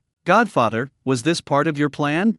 Jiang Chen, protecting Tang Tang from being crushed with one hand, pressed his other hand firmly against the rickety iron pot, his face as black as the bottom of the pot. Plan my ass. He just wanted to annoy Sukinga, who knew these women's fighting power would be so terrifying. Daddy. Tang Tang's face was pale from being squeezed, her slingshot knocked from her hand. She clung tightly to Jiang Chen's leg, her big eyes filled with terror. These aunties are so scary. Are they monsters? Why are their noses crooked? Jiang Chen looked down and almost burst out laughing. The snake-faced woman at the forefront, caught in the chaos, had her once perfect nose slapped across the face, now positioned at a bizarre 45-degree angle, a sight both comical and horrifying. Jiang Chen, what have you done? Sukinga, protected by Lin Xiaoa and pushed to the perimeter, trembled with rage at the scene that was rapidly escalating into a full-blown fight. Pointing at the frenzied women, she roared at Jiang Chen. Look at this. Is this your so-called marketing? You're creating social unrest. If Tang Tang gets hurt, I'll never forgive you.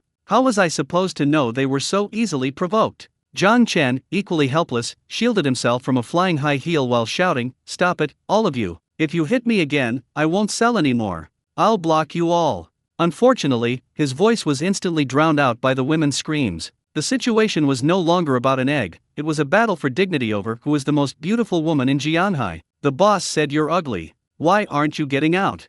You're ugly. Your whole family is ugly. I had my face done to look like Fan Bingbing. Pa, I think you had your face done to look like Fan Wei. I'm going to tear your mouth apart." Two internet celebrities were locked in a brawl, wigs flying everywhere, foundation smeared all over the place. Ting Ting, holding her phone, hid behind a lamppost. The livestream's viewership had already surpassed 3 million, the barrage of comments so fast it was impossible to see the after images. Holy crap! Is this something I can watch without paying? They're fighting. They're really fighting. Over an egg? Hey girl in the green shirt, your fake breast pads fell out.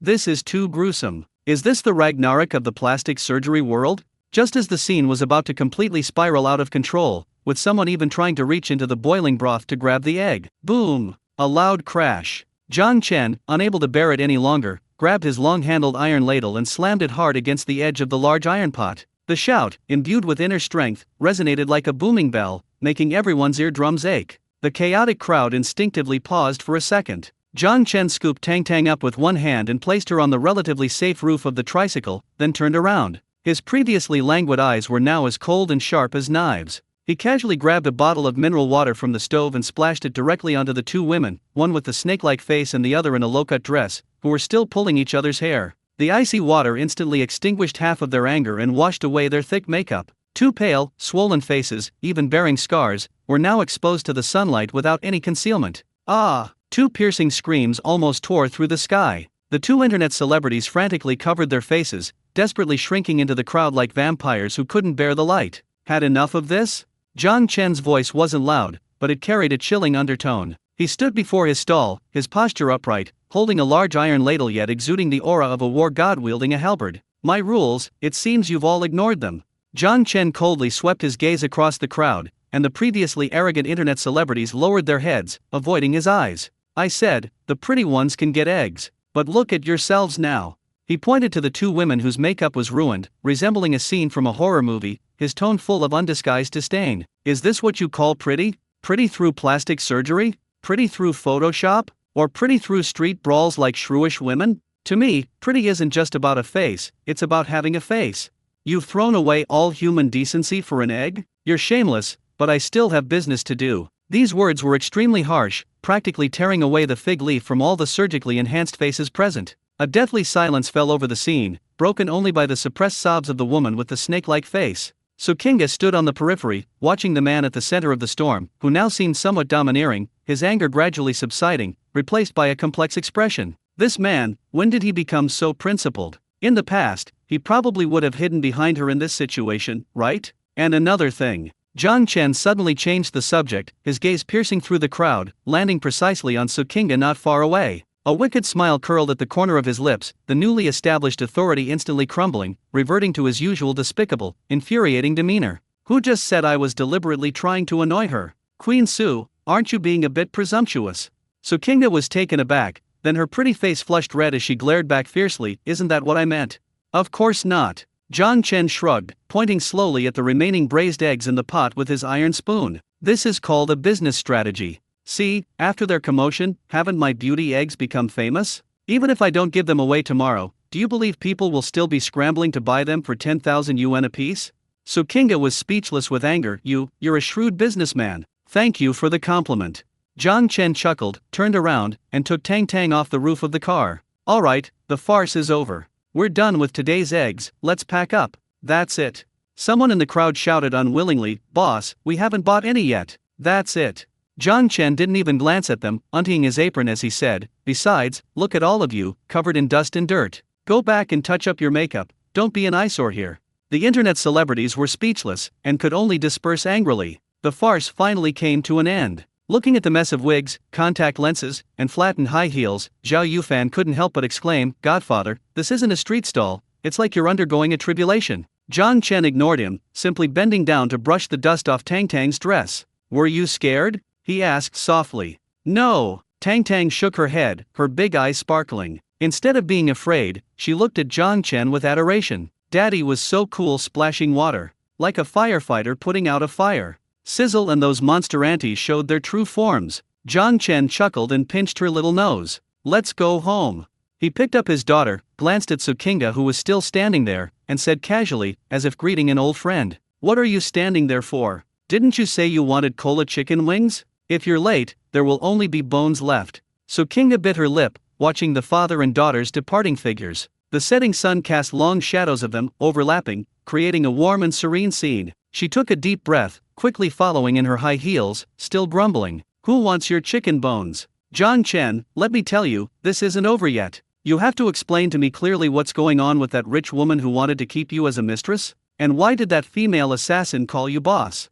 Zhang Chen didn't turn around, his voice drifting lazily over. "No comment. Want to know? Go peel that bowl of garlic for me first." "Zhang Chen, you dare make me peel garlic? Peel it or not, no food if you don't." I want extra spicy. Extra spicy."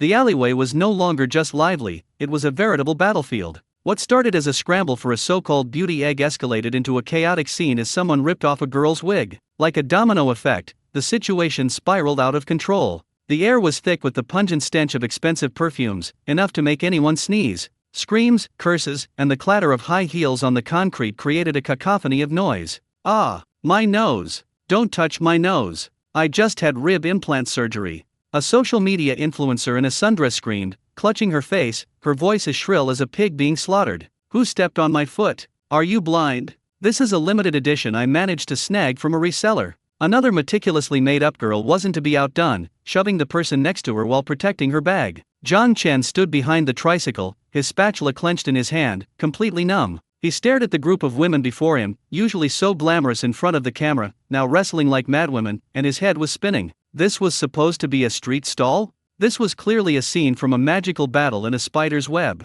"Stop fighting! All of you, stop!"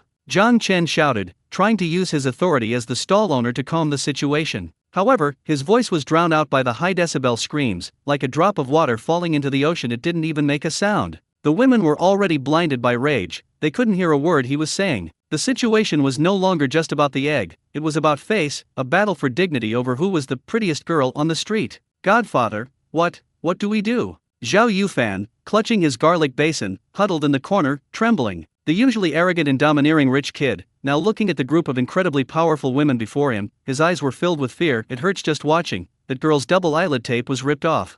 "What are we going to do? Just let it be." Zhang Chen replied irritably. He glanced at Tang Tang, who was hiding behind him, her face pale with fright at the scene, and his anger flared up instantly. Fun is one thing, but scaring a child is another. Bang! A loud crash, like a thunderclap from a clear sky. Zhang Chen suddenly grabbed the large iron ladle in his hand and slammed it hard against the rim of the thick iron pot. He used a clever touch, the sound loud and penetrating, making the surrounding air seem to tremble. This loud bang finally drowned out the women's screams. The chaotic crowd seemed to be paused, all movements frozen in an instant. The woman with the snake-like face who was about to pull someone's hair froze in mid-air. The woman in the low-cut dress who was about to stomp on someone with her high heels also stopped in her tracks. Dozens of pairs of eyes, adorned with exquisite eye makeup, all turned to the man standing behind the stall. Zhang Chen's face was grim, all traces of his usual languid demeanor gone. He leaned against his tricycle with one hand, his gaze coldly sweeping across the crowd. His voice wasn't loud, but it carried an undeniable sense of oppression. "Have you made enough of a scene?" No one dared to utter a sound. The women, who had been fighting like cocks just moments before, now lowered their heads guiltily under Zhang Chen's icy gaze, frantically tidying their disheveled hair and clothes. "I'll say it one last time." Zhang Chen picked up a rag and slowly wiped the grease from his hands, his tone as indifferent as if discussing a trivial matter. "If anyone dares to lay a hand on me again, or let out another scream, I'm not doing business today.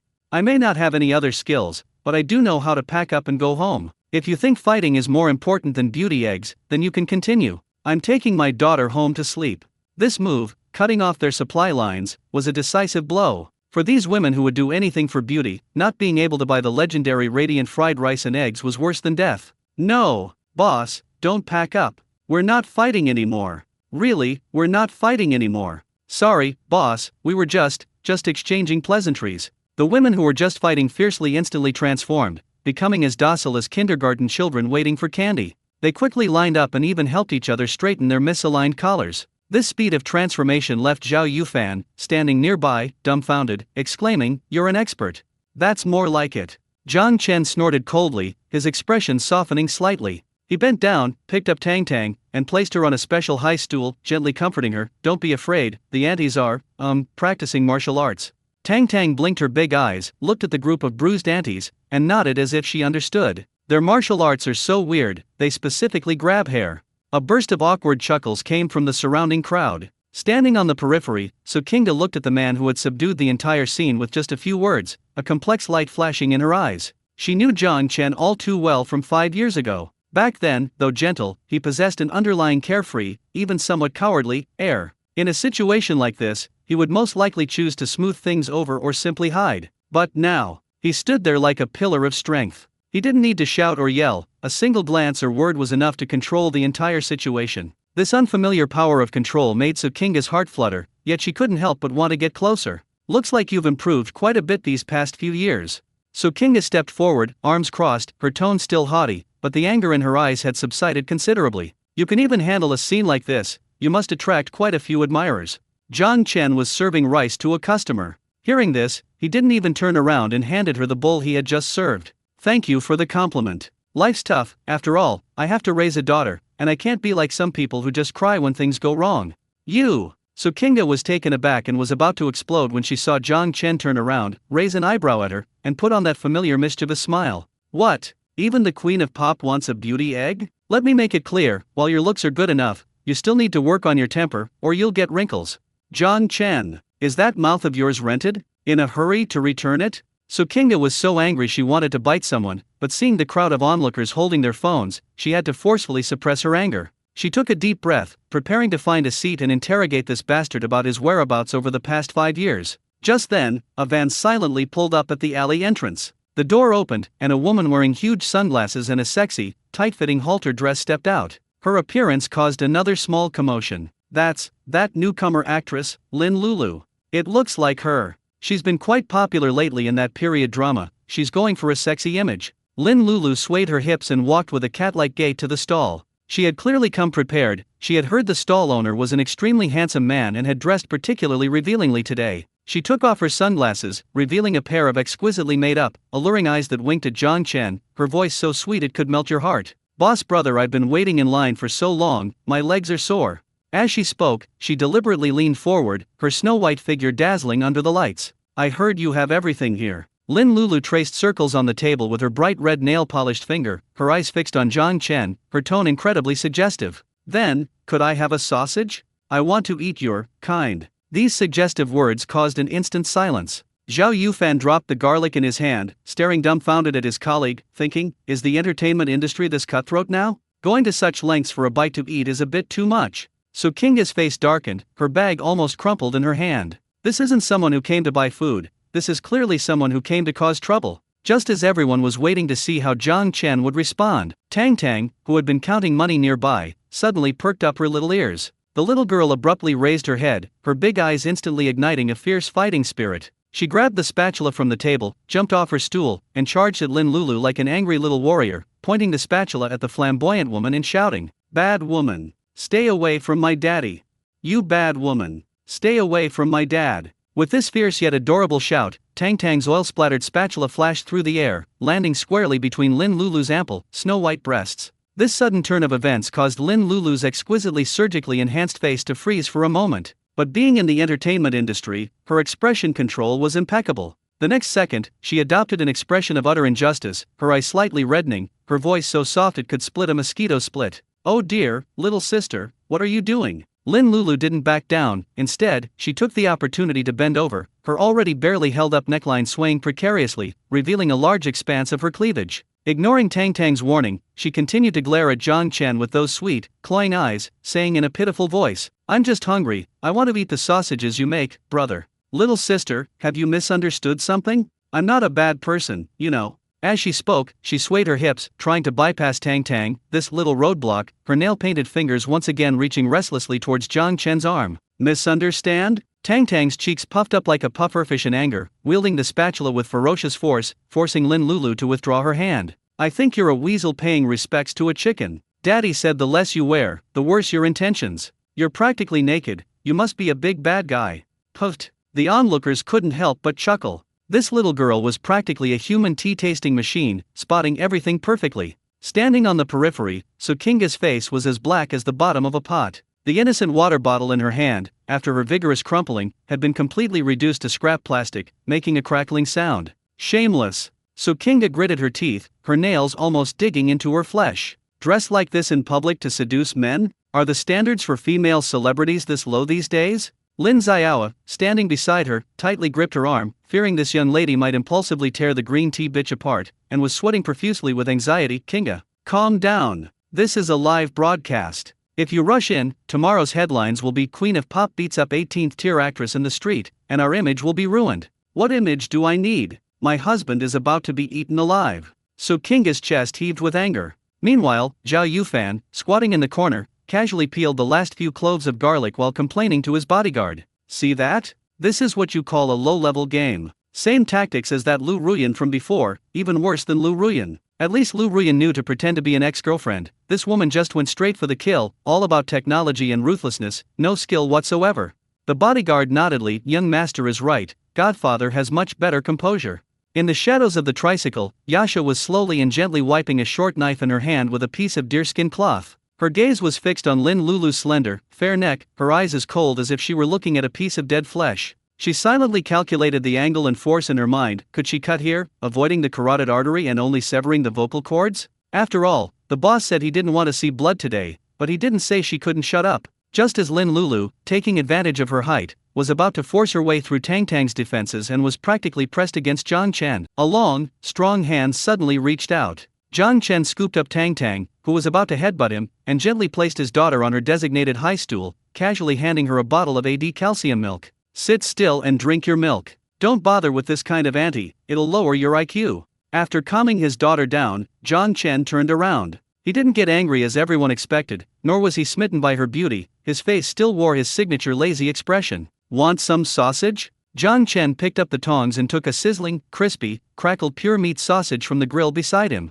The aroma of meat mixed with black pepper instantly filled the air. It was indeed tempting. Yes, brother Zhang. Lin Lulu was overjoyed that Zhang Chen had finally acknowledged her, thinking her charm had worked. She immediately puffed out her chest, her voice becoming even more seductive, her eyes fixed on the sausage as if she were staring at Zhang Chen himself, not the food. I love eating these thick, hot sausages the most. Will you feed me? Ugh. A collective retching sound filled the room. Zhang Chen, however, seemed oblivious to her hint, simply thrusting the metal tongs holding the sausage between them, coldly blocking Lin Lulu's attempt to get closer. Want some? Scan the code.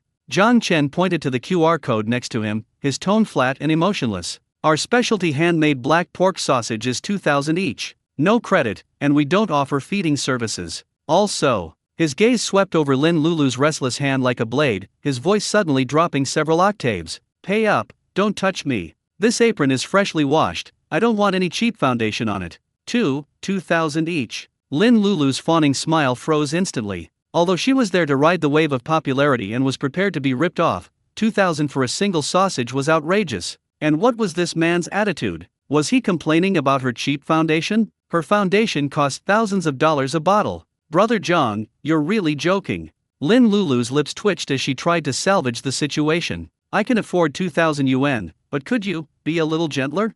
As she spoke, she took out her phone, pretending to scan a QR code, but then used the momentum to lean forward as if she'd lost her footing, letting out a soft cry as she lunged into Zhang Chen's arms. This throwing herself into his arms tactic had always worked on set. She didn't believe this hot-blooded man could dodge it. However, she underestimated Zhang Chen. Or rather, she underestimated the little radar beside Zhang Chen, who had been drinking milk but was actually keeping a close eye on the situation. Hey, shameless. Just as Lin Lulu was about to touch Zhang Chen's clothes, Tang Tang, who had been sitting on a high stool, suddenly slammed her milk bottle on the table and reached for the storage box under the tricycle. Crash! As if by magic, she pulled out a huge inflatable plastic hammer, about half the height of a person, that she usually used to pat someone's back. The hammer was entirely golden, with the words a hair's breadth emblazoned on it. Tang Tang, with her short legs pushing off the stool, leaped up like a little Nezha descending from the sky, smashing the hammer down on Lin Lulu's face, which was covered in hyaluronic acid, letting out a deafening roar. Demon!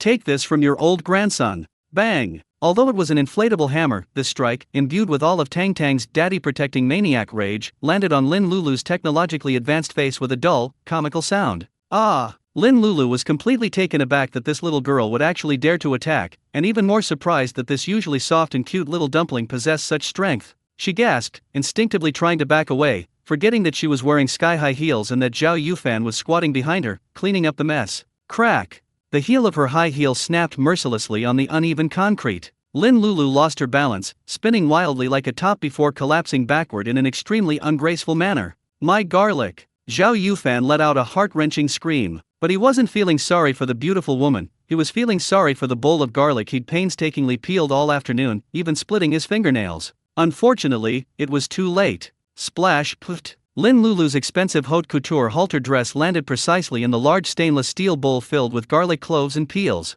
Her fair thighs and sexy back instantly came into intimate contact with the pungent garlic. A strong, suffocating garlic odor, mixed with her expensive perfume, instantly fermented in the air, forming a biological weapon capable of killing someone on the spot. The entire room fell into a deathly silence. Even the ruthless Yiksha, who had been menacingly ready to draw his knife, silently sheathed it and even subtly pinched his nose. This is awful. It's worse than death. What is this smell? I'm going to throw up.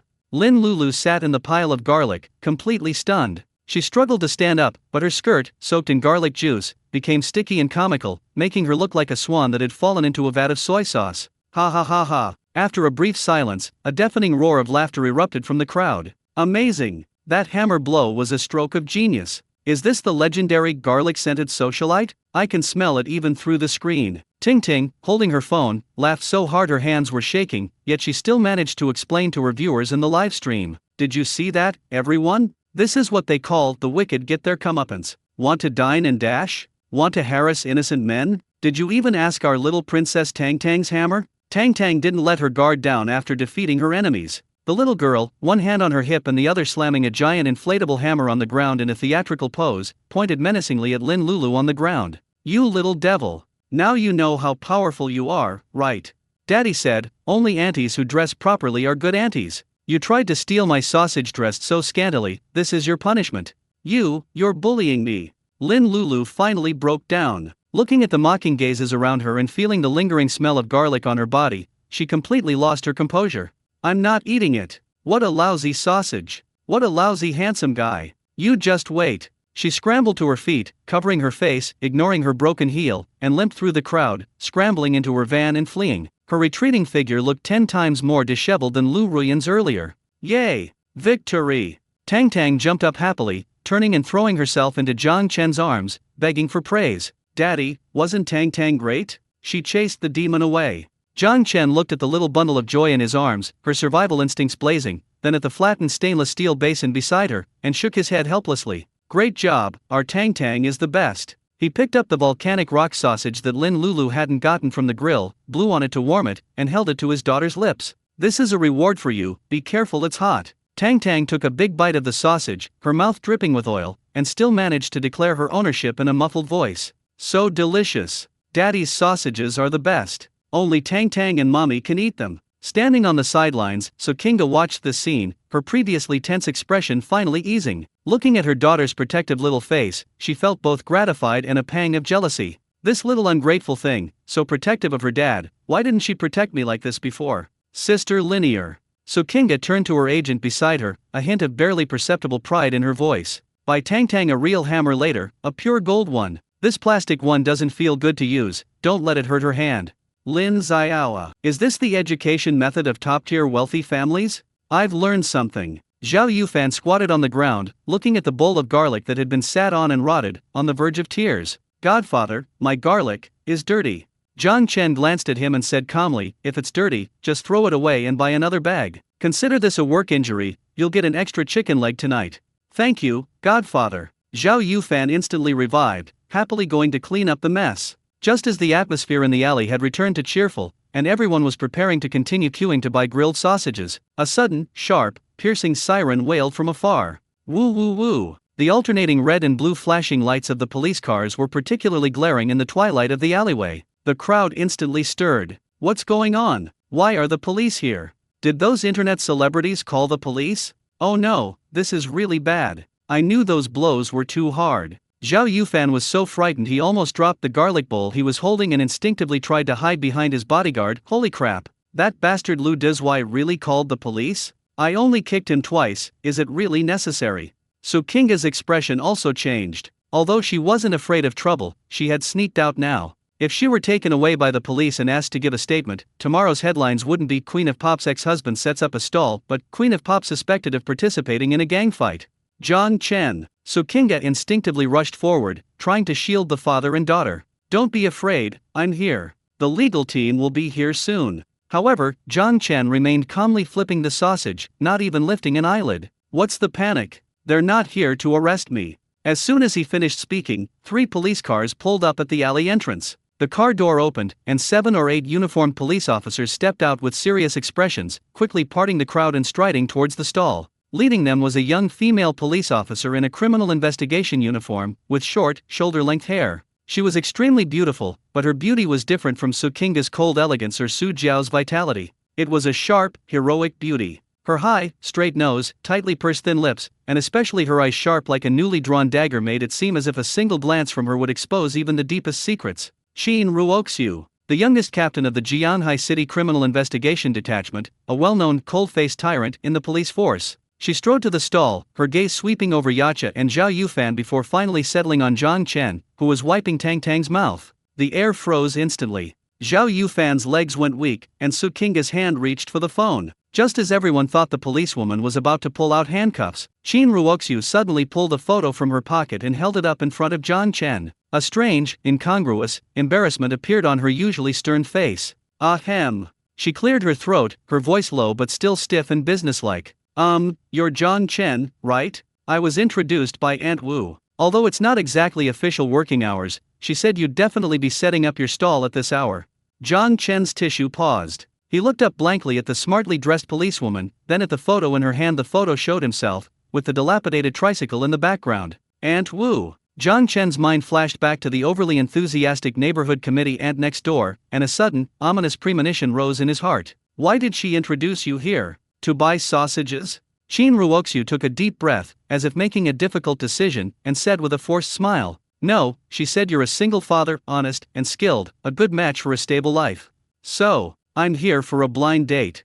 The siren still echoed at the alley entrance, and the flashing red and blue lights cast flickering shadows on everyone's faces. The oppressive atmosphere in the air was even more pungent than the burnt sweet potato peels from that pot. We're doomed. Zhao Yufan clutched his stainless steel garlic pot, his legs trembling like a leaf, wishing he could shrink into a crack in the wall. His face, which had been so arrogant just moments before, was now deathly pale. Godfather, did I get into trouble? Did I kick too hard? Why is even the Criminal Investigation Division here? If it were just ordinary police officers from the local station, he, Zhao Yufan, could probably manage with his family connections. But that was the Criminal Investigation Division. Those guys specialize in catching serious criminals. If they're on your radar, you're guaranteed to suffer a terrible fate. Shut up.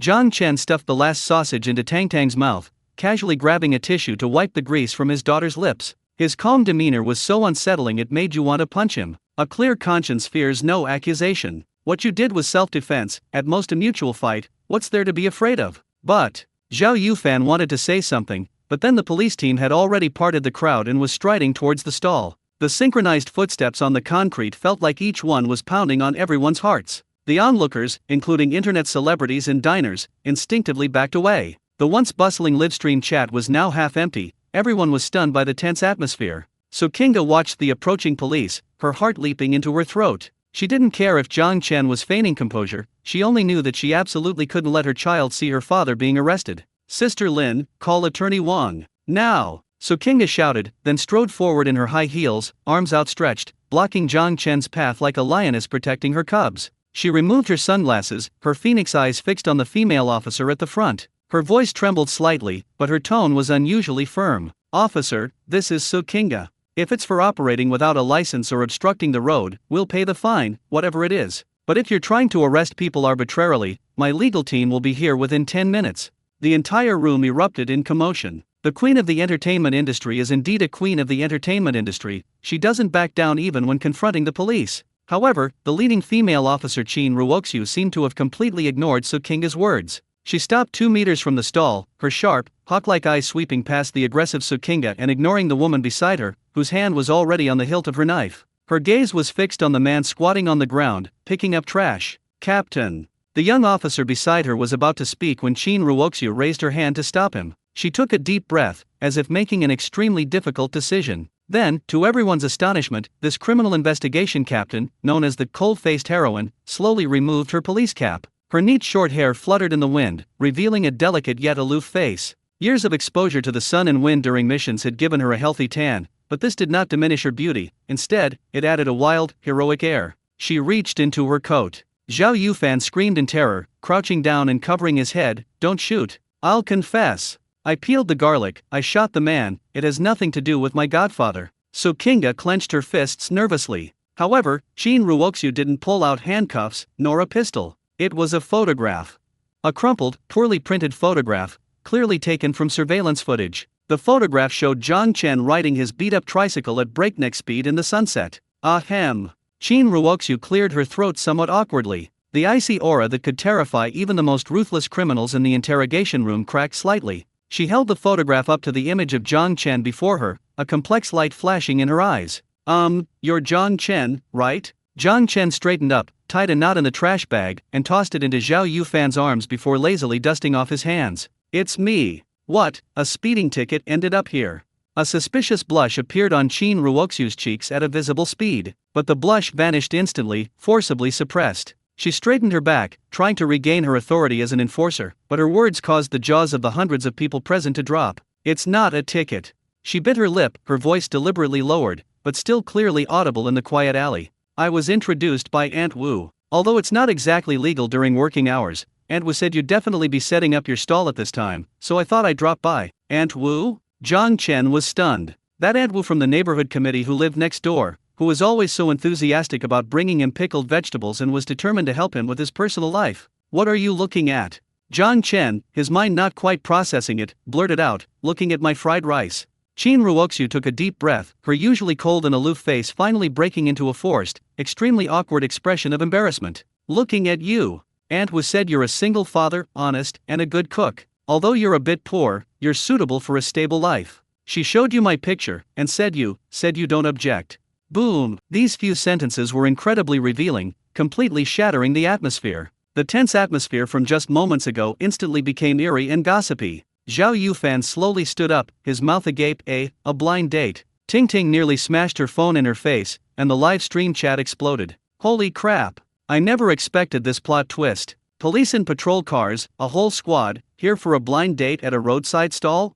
This is a blind date? This setup looks like a bandit raid. Who is Aunt Wu? She actually managed to introduce the criminal investigation captain to a street vendor? Su Tianho, who am I? Where am I? Am I being cuckolded?" So Kinga froze completely. She remained in her defensive posture, but her stunningly beautiful face was now filled with bewilderment and shock. She had considered countless possibilities. Zhang Chen had committed a crime, someone had reported him, even enemies had come knocking, but she never imagined this was a blind date, and with such a high-quality policewoman. Zhang Chen. So Kinga whirled around, her eyes like knives, fixed on the innocent-looking man. Her voice was dripping with a sour, gunpowdery tone. "Wow, quite the multifaceted business, huh? Selling fried rice and running blind dates at the same time? Who's Aunt Wu? When did you agree to this?"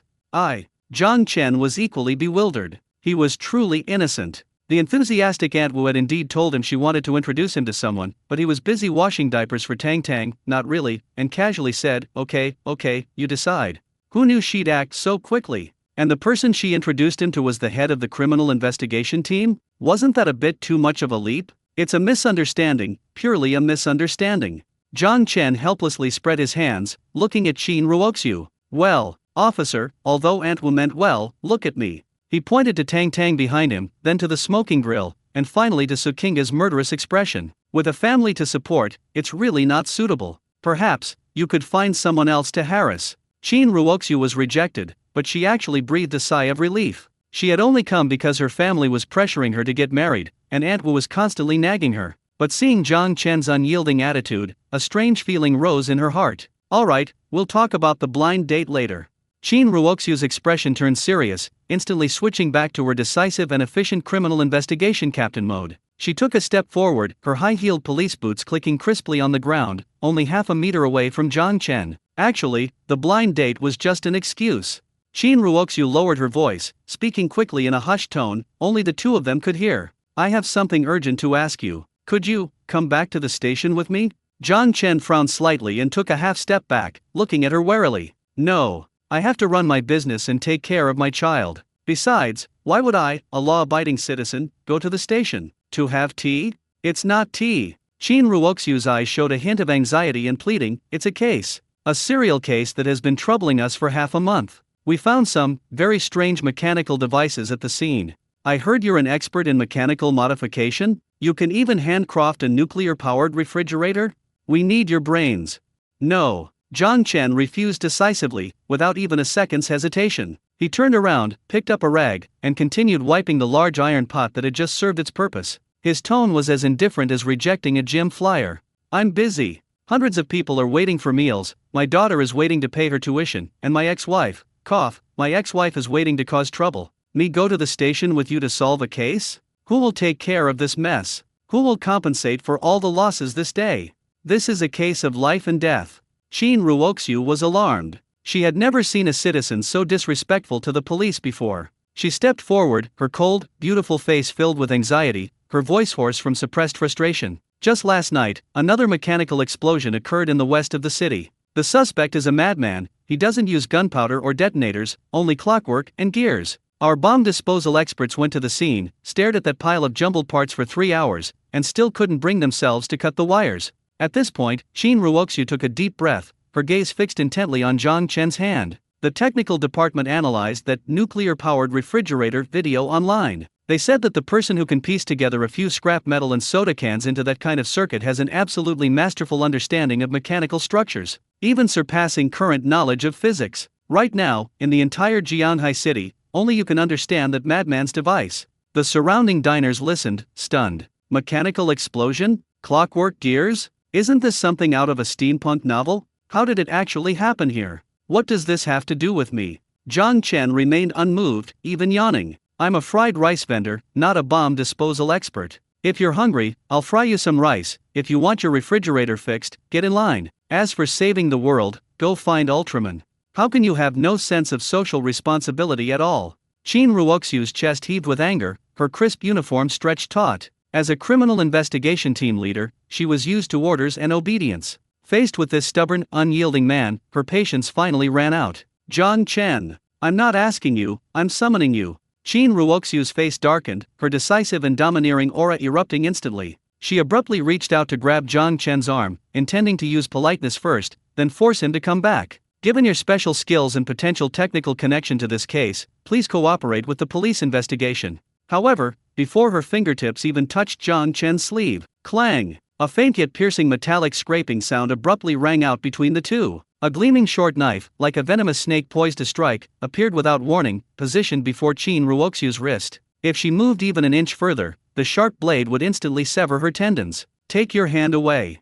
Yuxia emerged from the shadows at some point. She was still wearing that black, tight-fitting leather outfit, holding a willow leaf blade, her eyes as cold as if she were looking at a dead man. For this ruthless assassin ranked number 1 on the assassins list, police? What were those? In her eyes, there were only two kinds of people, the dead and the living. Those who dared to lay a hand on her long-term meal ticket usually fell into the first category. Trying to take the boss away? Yuxia tilted her head, a bloodthirsty smirk playing on her lips. Did you ask about the knife in my hand? Chin Ruoxu's pupils contracted sharply. A master's skill is evident from the first move. With just the motion of drawing her knife, she felt an intense, suffocating stench of blood. This woman was definitely not an ordinary bodyguard. Who are you? How dare you openly assault a police officer? Chin Ruoxu's hand swiftly reached for her sidearm at her waist. Although she was on an undercover blind date, she always carried a gun. I'm a waitress here. Yuxia said calmly, her knife remaining perfectly still. My duties include serving dishes, washing dishes, and cleaning up the trash. Waitress? What waitress carries a controlled weapon? What waitress exudes more murderous intent than a wanted criminal? The two sides were instantly locked in a stalemate, the tension so high it seemed a single spark could ignite an explosion. The surrounding onlookers retreated hastily, fearing blood would splatter on them. Wow, what a display of official arrogance. Just then, a mocking voice broke in. Sukinga, arms crossed and wearing high heels, gracefully walked to John Chen's other side. Although she carried no knife, her queenly aura was in no way inferior to Chin Ruoxu's. Captain Chin, is it? I've heard the Jianhai City Criminal Investigation Detachment is notorious for its domineering approach to cases. Seeing it for myself today, it's certainly true. So Kinga removed her sunglasses, revealing a pair of sharp phoenix eyes. She sized up Chin Ruoxiu, a cold smile playing on her lips. What? Your blind date fell through, so you're resorting to abduction? Are police now only interested in kidnapping men? Or are you after my ex-husband and want to use your position to arrest him and interrogate him later? What nonsense are you spouting? Chin Ruoxiu, her sore spot touched, though it was fake, blushed crimson. I'm doing this for the sake of the case. Does handling a case mean you can disregard the wishes of the parties involved? So Kinga stood firmly in front of John Chen. He's my daughter's father, he's my ex-husband. No one can take him away from here without my permission. Not even if you're the king of heaven. One was a top-tier female assassin radiating murderous intent. The other was a national superstar exuding an aura of dominance. Two women, one on each side, stood like guardian deities, protecting John Chen and forcing Chin Ruoxiu, the criminal investigation captain, into a difficult situation. John Chen stood in the middle, watching the three women, on the verge of exchanging blows for him, and helplessly rubbed his temples. What the hell was going on? He just wanted to set up his stall quietly. How did it turn into this melodramatic soap opera of family feuds and police standoff? Alright, calm down. John Chen sighed, put the knife back on the sword, and pulled Sukinga behind him. Captain Chin, don't try to intimidate me. I'm not one for force. If you insist on arresting me, then I'll have to have my lawyer talk to you. He pointed to the manila file folder that Chin Ruoxiu was clutching tightly in her hand. But if you just want to solve the case, not arrest people. John Chen paused, extending his palm upwards, his tone lazy yet exuding an undeniable confidence. Give me the thing. Chin Ruoxiu was taken aback. What? Photos, or clues left by that madman? John Chen pointed to the file folder, a faint smile playing on his lips. No need to go back to the station or use any equipment. It's right here. Give me a minute. I'll crack it for you.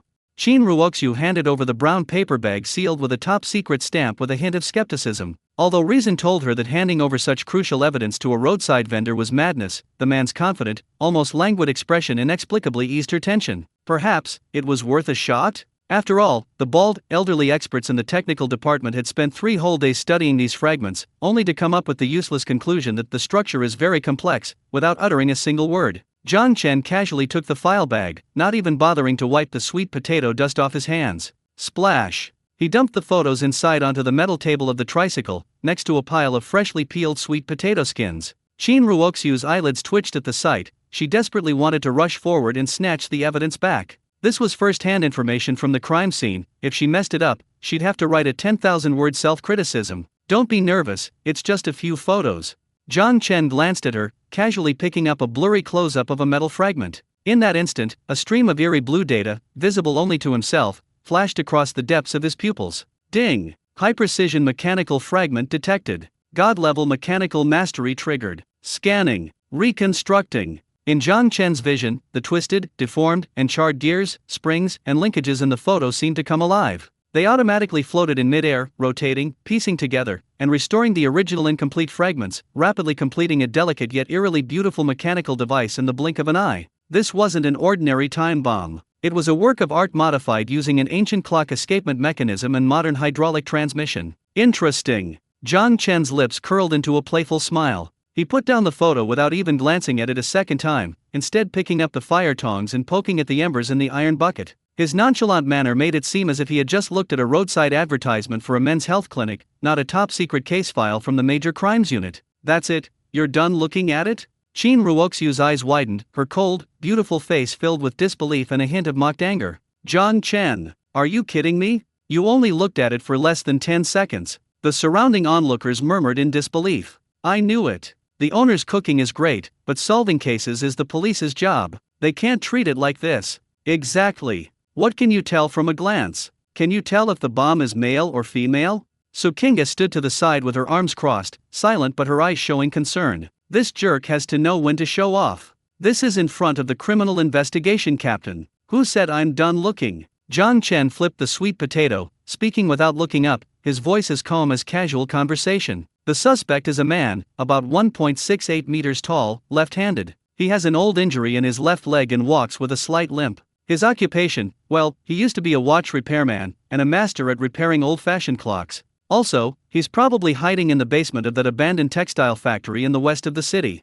It's damp there, but he has rheumatism, so he'll definitely be stealing electricity to turn on the heater. Check for abnormal electricity usage in that area, you'll catch him red-handed.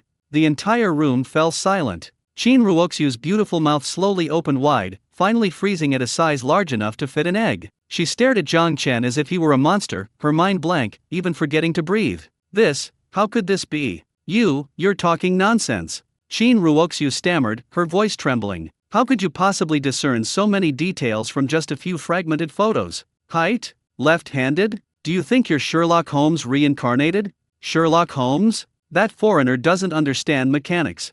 Zhang Chen picked up a roasted sweet potato and tossed it into the paper bag. The left-leaning cut of the fragments indicates the force was applied to the left side, meaning he's left-handed. The grinding marks on the escapement fork are a unique technique used on Seagull brand clocks from 30 years ago. Who among young watch repairmen knows how to do that now? As for the height and leg injury, he pointed to an inconspicuous footprint in the corner of one of the photos. This is a footprint of uneven depth. The left forefoot bears more weight than the heel, indicating he didn't dare put full weight on his left leg. Based on his stride, that's 1.68 meters, with an error of no more than 2 centimeters. As Zhang Chen explained, Shin Ruoxu's face grew paler and paler, until it was completely bloodless. Perfect. Although the police hadn't yet grasped some details, the profiler's conclusions regarding height and left-handedness were exactly the same as Zhang Chen's. But these were conclusions the profiler had reached after 3 days and nights of analyzing countless data points. This man only took 10 seconds? A deep sense of fear washed over her. Shin Ruoxu instinctively took a step back, her hand reaching for her waist, her eyes instantly turning sharp as knives. Who exactly are you? How do you know so much? Could it be, you're his accomplice? The logic was sound. Besides an accomplice, who could know so much about the murder weapon and the suspect's characteristics? The atmosphere instantly became extremely tense. Yiksha's eyes turned cold, and the short knife in his hand silently slid out. Sukinga also nervously took half a step forward, wanting to shield Zhang Chen. Zhang Chen sighed helplessly and slammed the fire tongs on the ground with a crisp clang. Hey Captain Shin, it's a shame you're not writing novels with that kind of imagination. He straightened up, his deep eyes fixed on Shin Ruoxu, a hint of mockery and helplessness in his gaze. Is it so hard to admit someone else is better? I'm just a street vendor, my eyesight's just a little better than the average person's, and my brain works a little faster. You don't believe me? Zhang Chen took a half step forward, his intense masculine aura instantly drawing Shin Ruoxu in. She instinctively wanted to back away, but his next words froze her in place. I can not only see the suspect's features, I can also see. Zhang Chen's gaze slowly moved downwards, finally settling on Shin Ruoxu's straight, slender legs, or rather, the hem of her trousers, a wicked smile playing on his lips. You were in such a rush this morning, you didn't even turn on the lights? The left sock is pure black, and the right sock is dark blue. Although the two colors are very similar, in sunlight. He pointed to the ankle that was slightly exposed due to the large movement. The color difference is still quite obvious. Captain Shin, as a criminal investigator, not paying attention to details like this will get you points deducted. Socks. Shin Ruoxu subconsciously looked down, her gaze passing over the crisp cuffs of her uniform trousers and landing on the edge of her gleaming police boots. Sure enough, her excited movements had slightly lifted the trouser legs, revealing a section of her ankle. The left leg was pure charcoal black, while the right was a deep navy blue. It might not be noticeable in the dim light of the room, but under the scorching midday sun, the subtle color difference was as obvious as a louse on a bald man's head. Shin Ruoxu's mind went blank. She, the captain of the criminal investigation team, known for her meticulousness and ruthlessness, the goddess of the police force who wouldn't even let a single hair out of place during an arrest, had been caught wearing the wrong socks in front of hundreds of people by a street vendor? Shameful. It was a complete social disaster. Wow. The surrounding onlookers didn't care about the captain's dignity. The reversal had come too fast, and everyone instantly erupted in a frenzy. Amazing. Boss, your eyesight is incredible. What's this called? This is called having a keen eye. He can spot the color difference in socks from 2 meters away, which means. A lecherous fat man winked and whispered to the person next to him, "Hee, do you think the boss can even tell what color underwear the policewoman is wearing? Cough cough? SHH. Are you crazy? That's a policewoman." Although the voice wasn't loud, Shin Ruoxu had incredible hearing. These words were like barbed whips, stinging her face. Her face instantly flushed red, a blush not of girlish shyness, but a complex mix of embarrassment, anger, and utter shame that spread all the way to the roots of her neck. You pervert. Before Shin Ruoxu could even react, Sukinga exploded first. The national diva stomped her foot angrily, her sky-high heels making a cracking sound on the ground. She rushed to Zhang Chen, reaching out to cover his eyes, her tone dripping with venomous sarcasm. John Chen, have you no shame? Staring at that girl's ankles in public. You're a pervert. I knew you hadn't learned your lesson in the last 5 years. You used to be a blockhead, but now you have X-ray vision, huh? Why didn't you ever stare at me this closely before? So Kinga was furious. This bastard ignores his ex-wife, but he's incredibly observant of a policewoman he just met. He even noticed the color of her socks was off. Wasn't he deliberately trying to provoke her? John Chen shoved So Kinga's hand away, rolling his eyes in exasperation. I'm helping you solve the case. What are you doing messing around? This is to prove my observation skills, understand? Observation skills? So Kinga sneered, I think yours is observation skills honed by lust. Enough. Chin Ruoxiu suddenly raised her head. Her pretty face was still as red as an apple, but her eyes had become sharp again. She stared intently at Zhang Chen, as if trying to see through this man who inspired both hatred and anger. Zhang Chen, don't change the subject. Even if you have good eyesight, it doesn't prove that the characteristics of the suspects you just mentioned are correct. Unless… Ring ring. A rapid, piercing cell phone ring suddenly interrupted Chin Ruoxiu's questioning. It was her personal police mobile phone on her waist. Chin Ruoxiu frowned, glaring at Zhang Chen as if to say, I'll deal with you later, before quickly answering the phone, her tone instantly switching back to work mode. This is Chin Ruoxiu, speak. From the other end of the line came the deputy captain's panting, yet barely suppressed excitement, voice so loud even Zhang Chen standing beside him could hear. Boss. We caught him. We caught him. He's in the basement of that abandoned textile factory in the west of the city you mentioned. We just broke down the door, and that bastard was secretly using an electric heater. He was freezing like a baby. Chin Ruoxiu's hand trembled slightly, her eyes instinctively glancing at Zhang Chen. The report continued on the other end of the phone, each word like a hammer blow to Chin Ruoxiu's sanity. Incredible. Absolutely incredible. The suspect is 1.69 meters tall and left-handed. When we arrested him, he was using his left hand to take apart a watch with a screwdriver. The room was full of parts from those old-fashioned clocks. Boss, this intelligence is incredibly accurate. It's like we've installed a surveillance camera on the suspect. Our technical team's old academics are going crazy, asking you where you got the tip? Beep. Chin Ruoxiu mechanically hung up the phone. At this moment, the alley was silent. Many people around had heard the deputy captain's loud voice. All eyes were once again focused on the man casually wiping the stove with a rag. But this time, there was no mockery, no doubt. Only a deep, ghost-like shock and awe. Really caught him? Zhao Yufan swallowed hard, shrinking back while clutching the garlic pot. Godfather, you can tell fortunes? Didn't you hear the 2 curses I mentally hurled at you just now? So Kinga was also stunned. Looking at Zhang Chen's familiar profile, she suddenly felt this man had become so unfamiliar that it both frightened her and fascinated her even more. Just how many more abilities did he possess that she didn't know about? Chin Ruoxiu took a deep breath, trying to calm her wildly beating heart. She strode towards Zhang Chen. This time, she didn't reach for handcuffs, nor did she adopt that scrutinizing stance. Looking into Zhang Chen's eyes, which had been as cold as ice, only one emotion remained. Admiration. It was absolute obedience and reverence for the strong. Mr. Zhang. Chin Ruoxiu's voice was a little dry, even carrying a hint of barely perceptible respect. I was rude just now. Your deductions were all correct. Zhang Chen tossed the rag into the basin, splashing a few water droplets, and said without looking up, Oh, good that you caught him. Remember to transfer the reward money to my card. Although I'm not short of money, it's for my daughter's milk powder.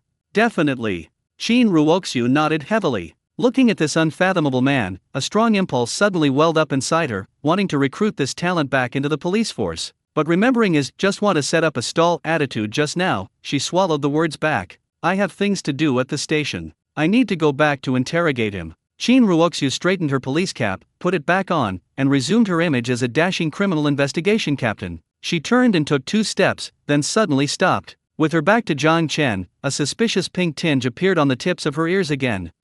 Consider this a favor I owe you. Chin Ruoxiu's voice became somewhat hesitant, completely unlike the decisive and assertive woman she usually was. Next time I'm on vacation, I'll come by your fried rice again. Then, I won't be wearing my uniform, so, don't keep staring at my feet. After saying this, as if afraid of being ridiculed by Zhang Chen, she fled as if escaping, jumping into the police car with sirens blaring. Tisk tisk tisk. Ting Ting, holding her phone nearby, smiled like a doting ant. Family, why do I smell the sour stench of love? Has the policewoman fallen for him? Definitely fallen for him. Who could resist a man with such superior intelligence, good looks, and excellent cooking skills? Empress Sue's face turned green. Ha ha ha. Ex-wife vs policewoman, I love this love triangle. So Kinga's face did indeed turn green. She watched the police car drive away, then glanced at Zhang Chen beside her, who looked completely innocent, her teeth itching with anger. Zhang Chen, you're something else. You even dare to flirt with a police officer? Who did I flirt with? Zhang Chen looked helpless. I just told the truth. Who knew she had such a weak mentality? You! Just as Sukinga was about to explode, a crisp notification sound rang in Zhang Chen's mind. Ding! Congratulations, host! Assisted the police in solving a major case, promoting positive energy. Extra reward, 500 justice points. Current profession, home appliance repair proficiency is full, triggering profession advancement. Congratulations, host, on unlocking a new branch profession, God-level screen protector. Obtained profession exclusive items, nano repair fluid, quantum film, beginner, skill description, everything can be covered. Whether it's a phone screen, a precision instrument, or even certain indescribable high-tech devices, once your film is applied, their performance increases by 500% and their defense explodes. Zhang Chen's eyes lit up. Screen protector? That's great. Low cost, high profit, and no smoke or fire. The key is everything can be covered, which gives you a lot of room for maneuver. He was just about to examine what the quantum film in the system space actually looked like. Suddenly, he felt a weight on his thigh. Zhang Chen looked down and saw an old man in a Zhongshan suit, with gray hair and thick-rimmed glasses, who had somehow squeezed into the stall. This old man looked at least 70 years old, but his movements were as agile as a monkey. Ignoring the oil stains on the ground, he pounced on Zhang Chen's leg, his actions even more exaggerated than when Zhao Yufan had recognized him as his godfather. The old man looked up, his wrinkled face trembling, a near-fanatical thirst for knowledge and hope after despair flickering behind his glasses. Boss! Help! The old man's voice was choked with sobs, clinging tightly to Zhang Chen's trouser leg as if grasping at a last straw. I'm from the Chinese Academy of Sciences. I've been watching from behind for ages. Your refrigerator repair technique, that wiring layout, only you can save my project. Please, come with me. The country needs you. Zhang Chen, another one? Is setting up a stall this hard these days? Grandpa, please let go. Zhang Chen tried to pull his leg out, but the old man, though thin, possessed astonishing strength, almost as if he had practiced grappling techniques. I'm just a screen protector applicator, I can't save the country. Screen protector applicator?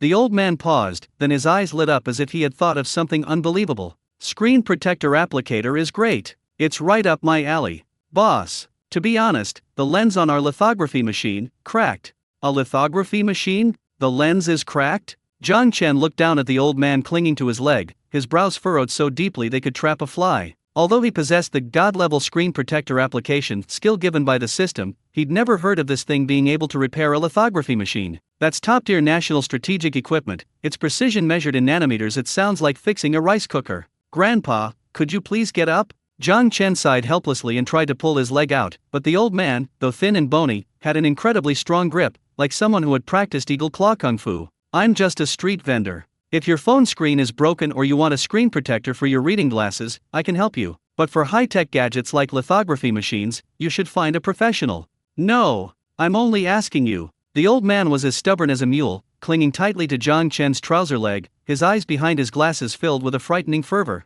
I just saw it. The wiring layout you used to fix the refrigerator, only someone with an unparalleled understanding of materials science and energy conduction could do that. You can definitely do it. The surrounding diners were completely bewildered and began whispering amongst themselves. Who's that old man? Trying to scam someone? Doesn't look like it. He's dressed quite decently, but his mental state seems a bit off. A lithography machine? Isn't that for making chips? How can you bring that up to a roadside stall?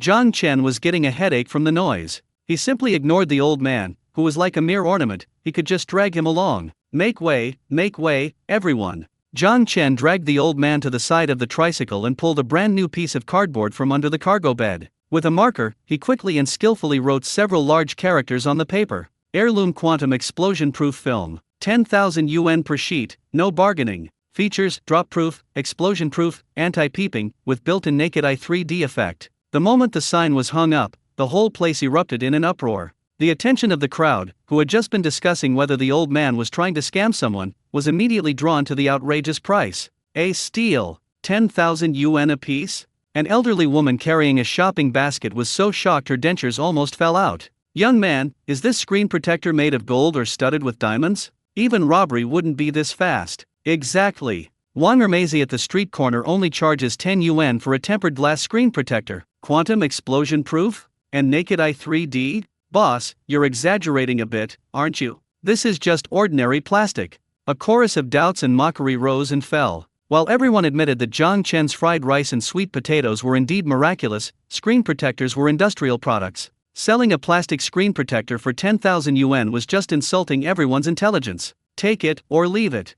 Zhang Chen lazily tossed aside a marker and pulled out a seemingly ordinary black toolbox from his system space. This screen protector is only for those with a destined connection. I'll get it. I'm destined. Just as everyone was still observing and mocking, a hoarse voice suddenly howled excitedly. Zhao Yufan, clutching his garlic basin, rushed over like a lapdog eager for praise. He'd been thoroughly bullied by Su Jiao and Lin Lulu's group of women earlier, and now he finally had a chance to impress his godfather. Godfather, your son supports you. Zhao Yufan pulled out his limited edition phone, its screen shattered into a spiderweb pattern, and scanned the QR code with an air of extravagance. 10,000, right? Transferred. Give me one. I want the most expensive quantum screen protector. You're the only one. Zhang Chen gave his adopted son an appreciative look. Though not the brightest, his speed in paying was certainly gratifying. Put the phone down. Zhang Chen opened his toolbox and took out a thin, transparent film, as thin as a cicada's wing, that shimmered faintly blue in the sunlight. Without any unnecessary movements. No need for alcohol, no need for dust remover. Zhang Chen flicked the film with his finger, and it seemed to come alive, landing lightly on Zhao Yufan's shattered phone. Whoosh! He gently blew on it. A miraculous scene unfolded. The moment the film touched the screen, it melted like water, rapidly seeping into every crack. The screen, previously shattered like a spider web, began to heal, smooth out, and finally become as clean as new at a visible speed. And that wasn't all. Once the film was fully adhered, the entire phone screen suddenly lit up. It wasn't a glaring backlight, but a soft, translucent, deep light that seemed to draw your gaze in. Holy crap! Zhao Yufan's eyes widened, and he instinctively picked up his phone. What he saw made him freeze. The wallpaper on the screen was a selfie of his. The otherwise ordinary photo now seemed to come alive. The three-dimensionality, the color saturation, it was as if a miniature version of a real person was breathing inside the screen. This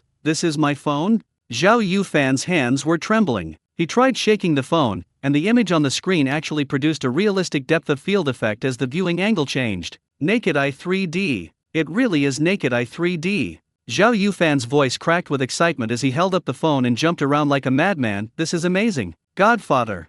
This is simply black technology. It even fixed the screen crack. This isn't just a screen protector, it's like getting a new phone. The surrounding crowd, who had initially been watching with amusement, craned their necks at Zhao Yufan's exclamations. When they saw the effect on the screen clearly, gasps filled the air. My God, this clarity is clearer than seeing the world without my glasses. You can even see the pores. This display blows away all the flagship phones on the market. 10,000 yuan? Worth it. Absolutely worth it. Give me one. The diners who had just complained about the price instantly changed their tune, waving their phones to scan the code. However, even more intense was the reaction of the old man who had been clinging to Zhang Chen's leg. Academician Wang had only intended to shamelessly beg Zhang Chen to repair the lithography machine, and hadn't cared about the screen protector at all. But the moment that bluish film appeared, his cloudy old eyes widened in shock. This refractive index. Academician Wang, trembling, released Zhang Chen's leg and scrambled towards Zhao Yufan, snatching his phone. His hands trembled as he pulled a high-powered magnifying glass from his pocket and pressed it tightly against the screen to examine it.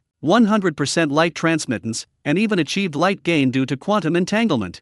This molecular structure, this nanoscale self-healing ability. Academician Wang abruptly raised his head, his wrinkled face now a mixture of horror and ecstasy. This wasn't just a screen protector. This was clearly the superlens material that had plagued the optics world for 20 years, hailed as the holy grail of optics. With this, what's a lithography machine lens compared to this? If this were used in a telescope, we could even see aliens taking a bath. What a waste! What a waste! Academician Wang held Zhao Yufan's phone with heartbreaking grief, as if it were a ruined national treasure. You used such top-tier strategic material to stick on a phone. This is a crime. A grave crime. He abruptly turned and lunged at Zhang Chen again. This time, he didn't try to curry favor. Instead, like an old wolf guarding its prey, it spread its arms wide, fiercely protecting the black toolbox in Zhang Chen's hands. Don't sell. Not a single piece.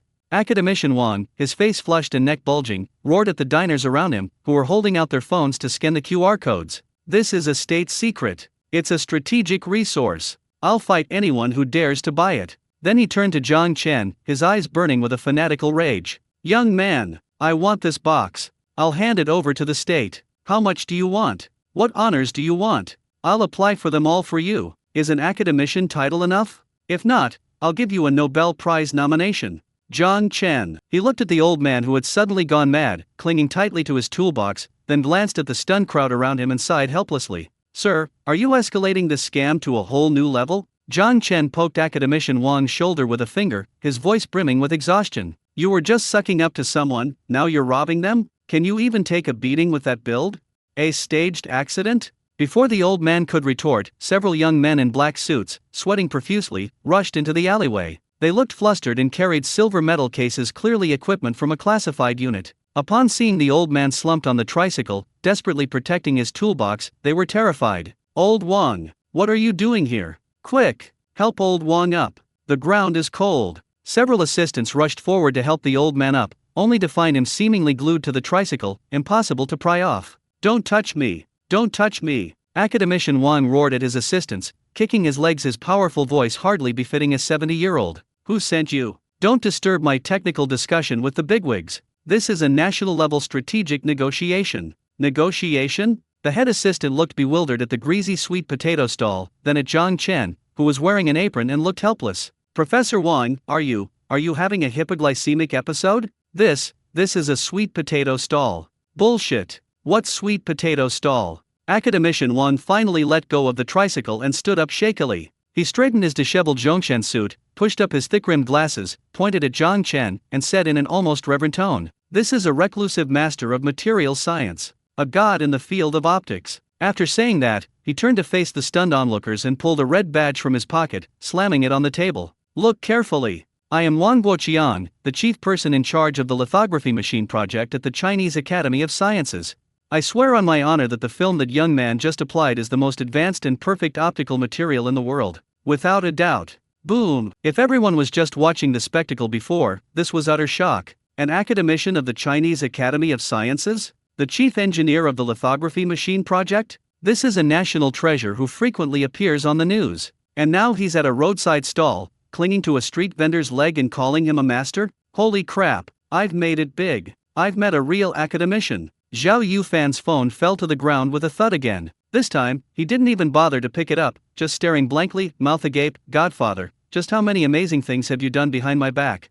Zhang Chen glanced at the ID, not particularly surprised. After all, anything produced by the system is guaranteed to be top-notch. It would be a miracle if this quantum film couldn't even impress an academician. All right, stop bragging.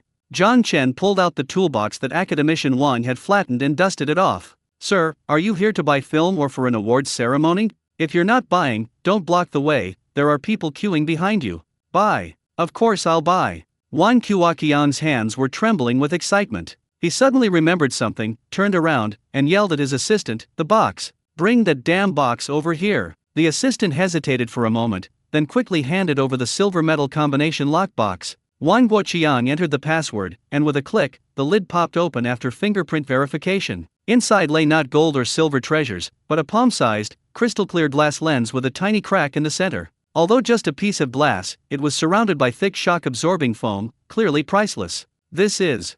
Qin Lan, who had somehow squeezed in, gasped upon seeing the lens. ASML's top-of-the-line EUV lithography machine core objective lens.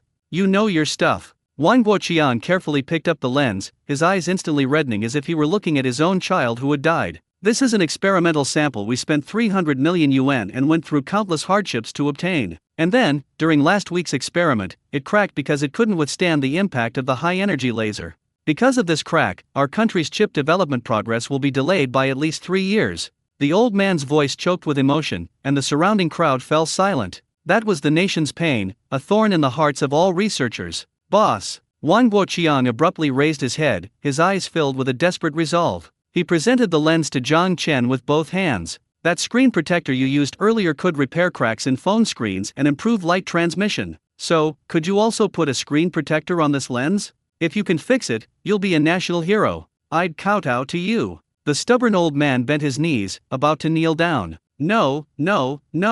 That'll shorten your lifespan." Zhang Chen reacted quickly, catching Wang Guoqiang's arm. Looking into the old man's cloudy yet hopeful eyes, he sighed inwardly. Although he only wanted to earn money to support his daughter, as a Chinese person, seeing an old scientist so devoted to the country was undeniably moving. It's just applying a screen protector, no big deal.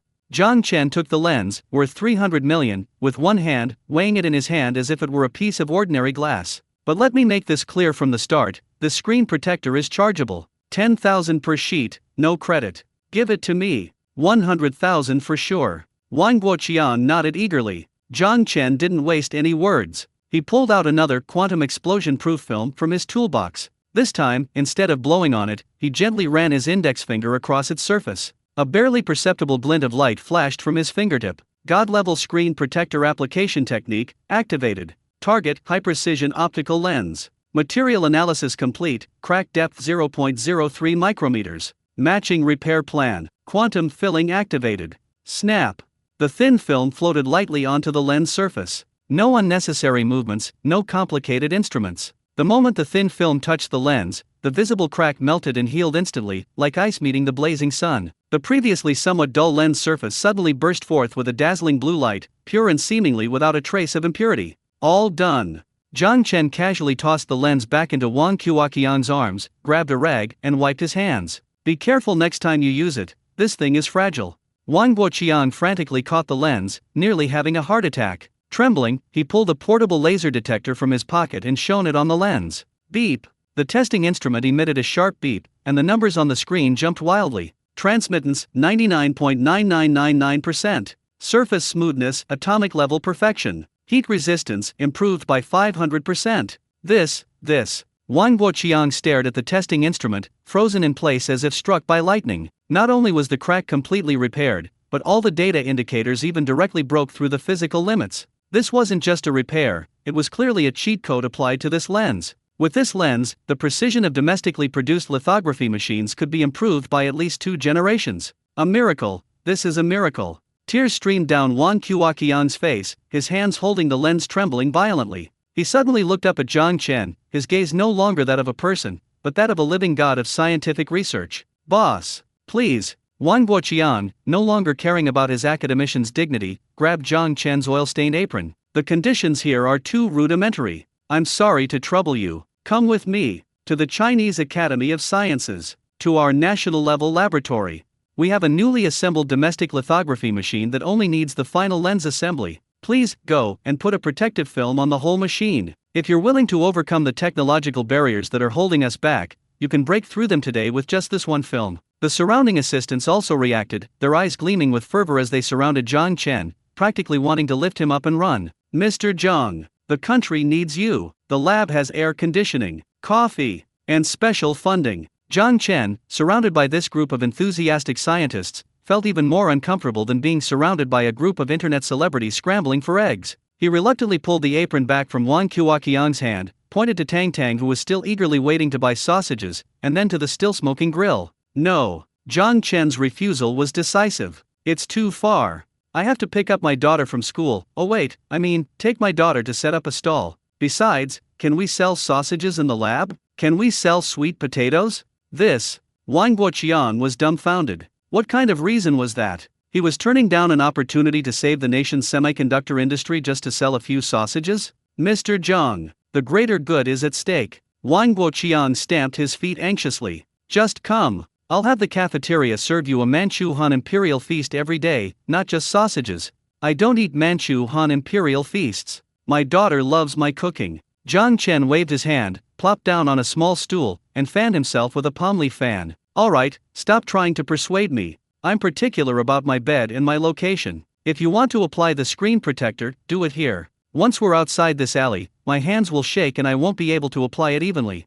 This excuse was utterly perfunctory. But looking at Zhang Chen's I'd rather die than move attitude, Wang Guoqian knew this expert had a temper. What to do? The lithography machine is such a huge thing, it can't just stay in the lab, can it? Wang Guoqian gritted his teeth, a sudden flash of madness appearing in his cloudy old eyes. If the mountain won't come to me, I'll go to the mountain. For the country, 4 chips, I'll fight. He yanked out his phone and dialed a red, encrypted number, yelling hoarsely into the other end. Hello, this is Wang Maiqiang. Initiate level 1 response procedures. Don't ask why. Immediately. Right now. Mobilize transport planes and heavy trucks. Take down the core components of that lithography machine in the lab. Yes, that huge thing that's not even fully assembled yet. Transport it here. Transport it all here. Address? Liu's sweet potato stall in the back alley of Jianhai City CBD. No, it's Jian's god-level stall. I need to see it within half an hour. Anyone who dares to stop me, have them call me directly.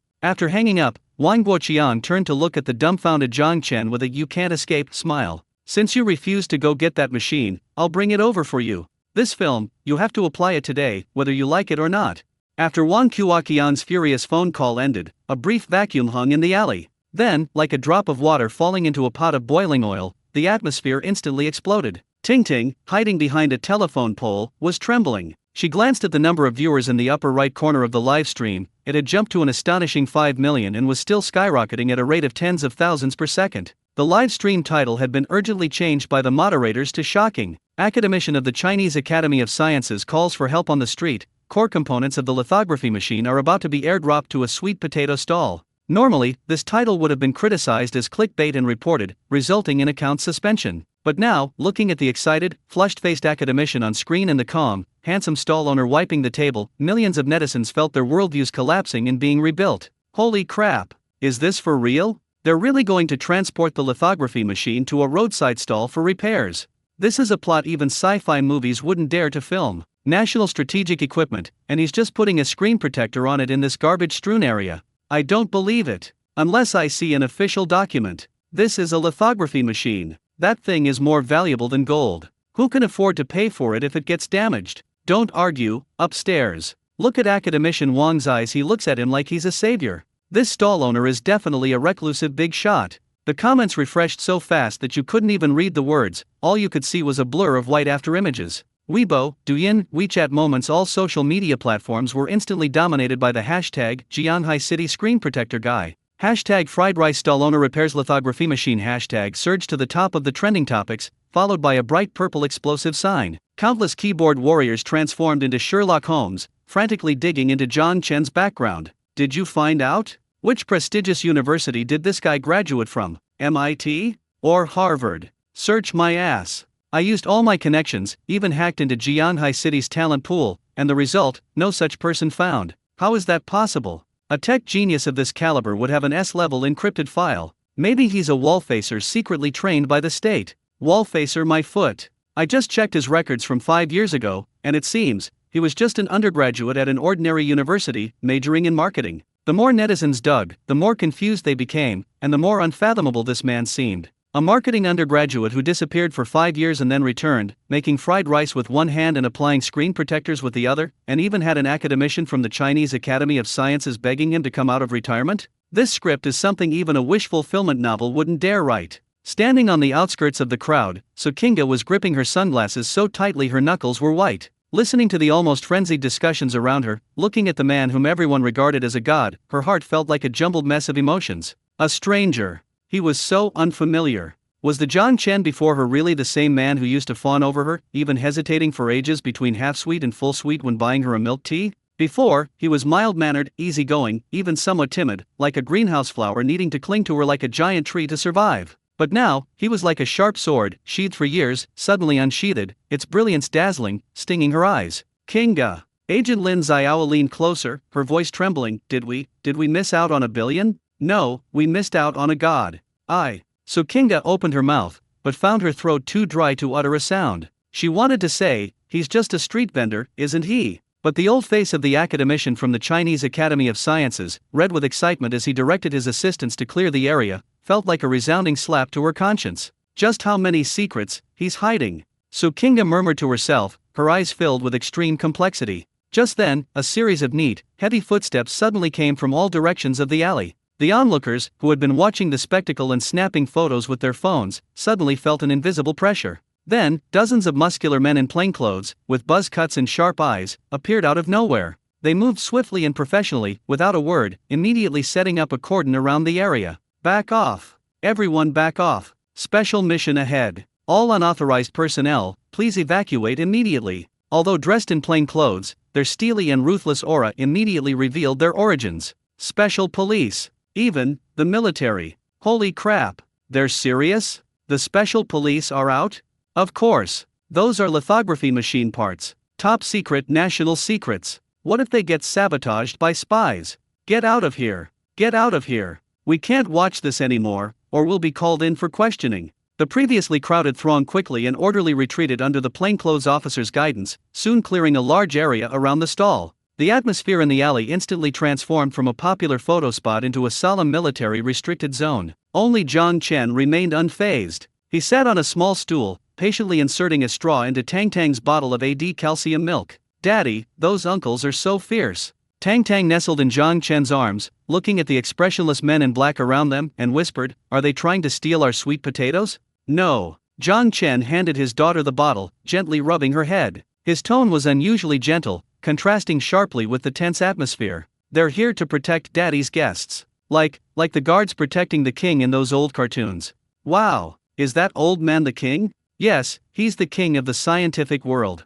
Jiang Chen smiled and looked up at Wang Guoqian, who stood nervously beside him. "Mr. Wang, isn't this a bit too much? I'm trying to do business here, you've scared away my guests." Wang Guoqian wiped the cold sweat from his forehead and smiled wryly. "Mr. Jiang, please don't tease me. This is too important, we can't afford any mistakes. When the convoy arrives, you'll have to cooperate with the security check." His words had barely left his lips. Suddenly, an unusual engine sound rang out from the alleyway entrance. It wasn't the rough roar of a heavy truck, nor the loud blaring of a sports car, but a deep, resonant sound that exuded an air of refinement. Everyone instinctively turned to look. A convoy of luxury cars, bearing black diplomatic license plates and foreign flags on their hoods, slowly drove into the dilapidated alley like a long black dragon. All were extended Lincoln limousines, escorted by police cars at both ends. This is a lithography machine transport vehicle.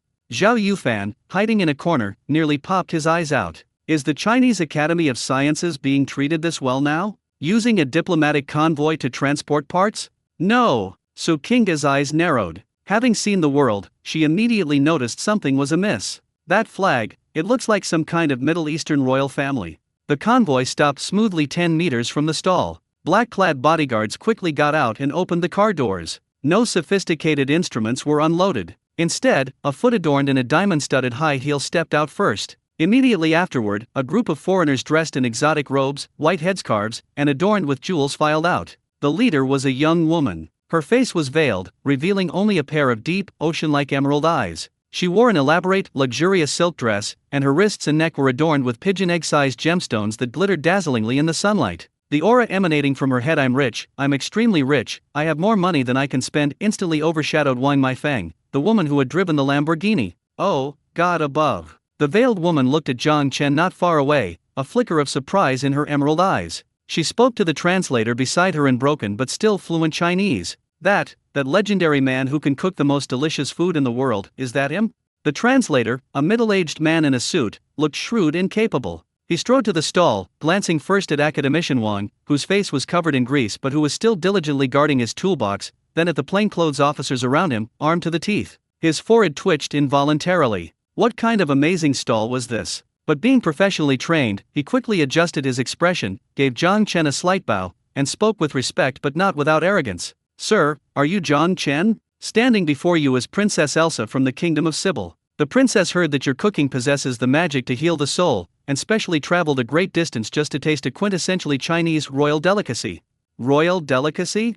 Jiang Chen put down his AD calcium milk and raised an eyebrow. The surrounding onlookers were also dumbfounded. "Do we have any royal cuisine here? Does roasted sweet potato count? Could it be that mighty beef ball? Those things make you able to lift a cauldron after eating them. They do look like what ancient generals ate." "Stop kidding, what delicacies hasn't this princess tasted? Are you here to cause trouble?" Jiang Chen looked at the princess, whose only visible feature was a pair of emerald green eyes. Those eyes were filled with expectation and a kind of pickiness cultivated by a long-term privileged life. The system notification sounded at the opportune moment. Ding! Temporary quest triggered, the taste challenge of an exotic princess. Quest description: using the simplest ingredients, create a commoner's imperial meal that will leave even the royal family in awe. Temporary recipe unlocked, Divine Jianbing Qiwazi, Royal Special Edition. Ingredient bonuses: premium mung bean flour, family inherited crispy crisps, and Wallong spicy strips. Jiang Chen's lips curled into a playful smile. Jianbing Qiwazi with spicy strips? This system understands royalty. Alright, since it's a princess graced us with her presence, then a genuine royal special will do. Jiang Chen stood up, clapped his hands, and pulled a pre-prepared griddle, pancake pan, from a treasure chest under the tricycle, placing it on the stove. But let me make this clear, whether you're a princess or a queen, it's 2000 a set here, no credit. Also, even though you're a foreign guest, you still have to queue. Oh, you're on the diplomatic route, fine, I'll give you special privileges. The translator frowned at Jiang Chen's nonchalant attitude, about to say something, but Princess Elsa raised her hand to stop him. Her emerald green eyes were fixed on Jiang Chen's hands as she spoke in broken Chinese. As long as it tastes good, money is no problem. Alright, just watch. Jiang Chen called out, lightly dipping his bamboo dragonfly into the batter bowl. Sizzle. A spoonful of golden, smooth mung bean batter was poured onto the scalding griddle. Jiang Chen's wrist nimbly twirled the bamboo dragonfly like a sprite dancing on ice, instantly spreading the batter into a thin, perfectly round circle. His movements were fluid and rhythmic, dazzling to behold. Then, he cracked an egg with one hand. Snap! 2 multicolored eggs landed on the pancake, their golden and red yolks translucent. Jiang Chen casually spread the egg wash evenly, instantly releasing a rich egg aroma. He sprinkled scallions, cilantro, and black sesame seeds. Red, green, and black hues created a stunning visual spectacle on the golden brown pancake. This is royal cuisine? Princess Elsa, though bewildered, was unexpectedly awakened by the irresistible aroma of caramel, a stirring in her stomach that had been accustomed to the finest French cuisine and caviar for years. Don't rush, the moment of soul-stirring has arrived. Jiang Chen smiled mysteriously, pulling out a bright red, glistening packet of spicy strips from beside him. To the astonishment of the crowd, he tore open the packaging, generously slapping several strips onto the pancake, then adding 2 crispy, golden brown fried dough sticks, and finally brushing on his secret sweet bean sauce and fermented bean curd juice. Up! With a flick of his spatula, Jiang Chen sent the massive pancake tracing a graceful arc through the air, deftly folding it to envelop all the delicious flavors.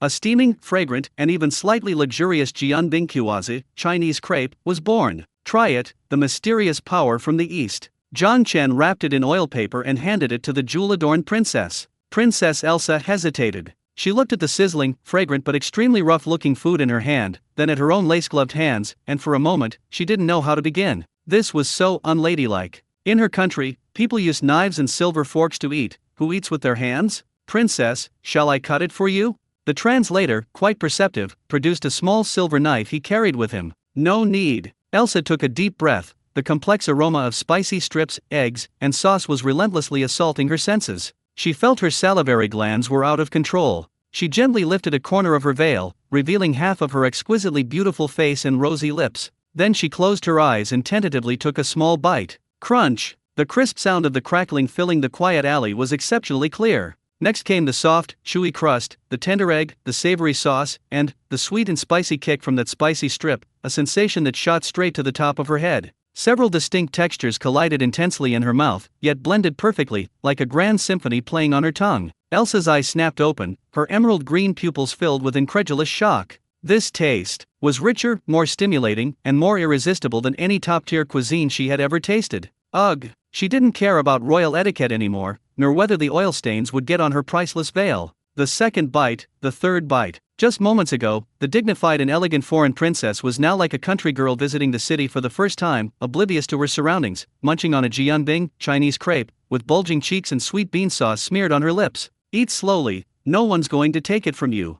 Jiang Chen watched this scene and couldn't help but laugh. Indeed, everyone is equal before spicy strips. In less than 2 minutes, the enormous jianbing was completely devoured by this delicate princess. She even licked the sauce off the oil paper with lingering relish. Phew! Elsa let out a long breath, her face flushed from the chili peppers, making her look vibrant and alluring. She took the handkerchief offered by the translator, hastily wiped her mouth, then abruptly looked up, her eyes burning as she stared at Jiang Chen, exclaiming in extremely broken yet deeply affectionate Chinese. Delicious! So delicious! This is the greatest food I've ever eaten, it's a gift from God. The surrounding crowd, though used to such sights, couldn't help but laugh at seeing a real princess act this way over a jianbing, Chinese crepe. Looks like our jianbing is going global. Wouldn't this count as cultural export? Spicy strips have done a great job. Just when everyone thought this was just an ordinary food encounter, Princess Elsa suddenly made a surprising move. She slowly removed the enormous, dazzling pink diamond ring from her right hand. The diamond, the size of a quail egg, refracted the sunlight with dazzling brilliance,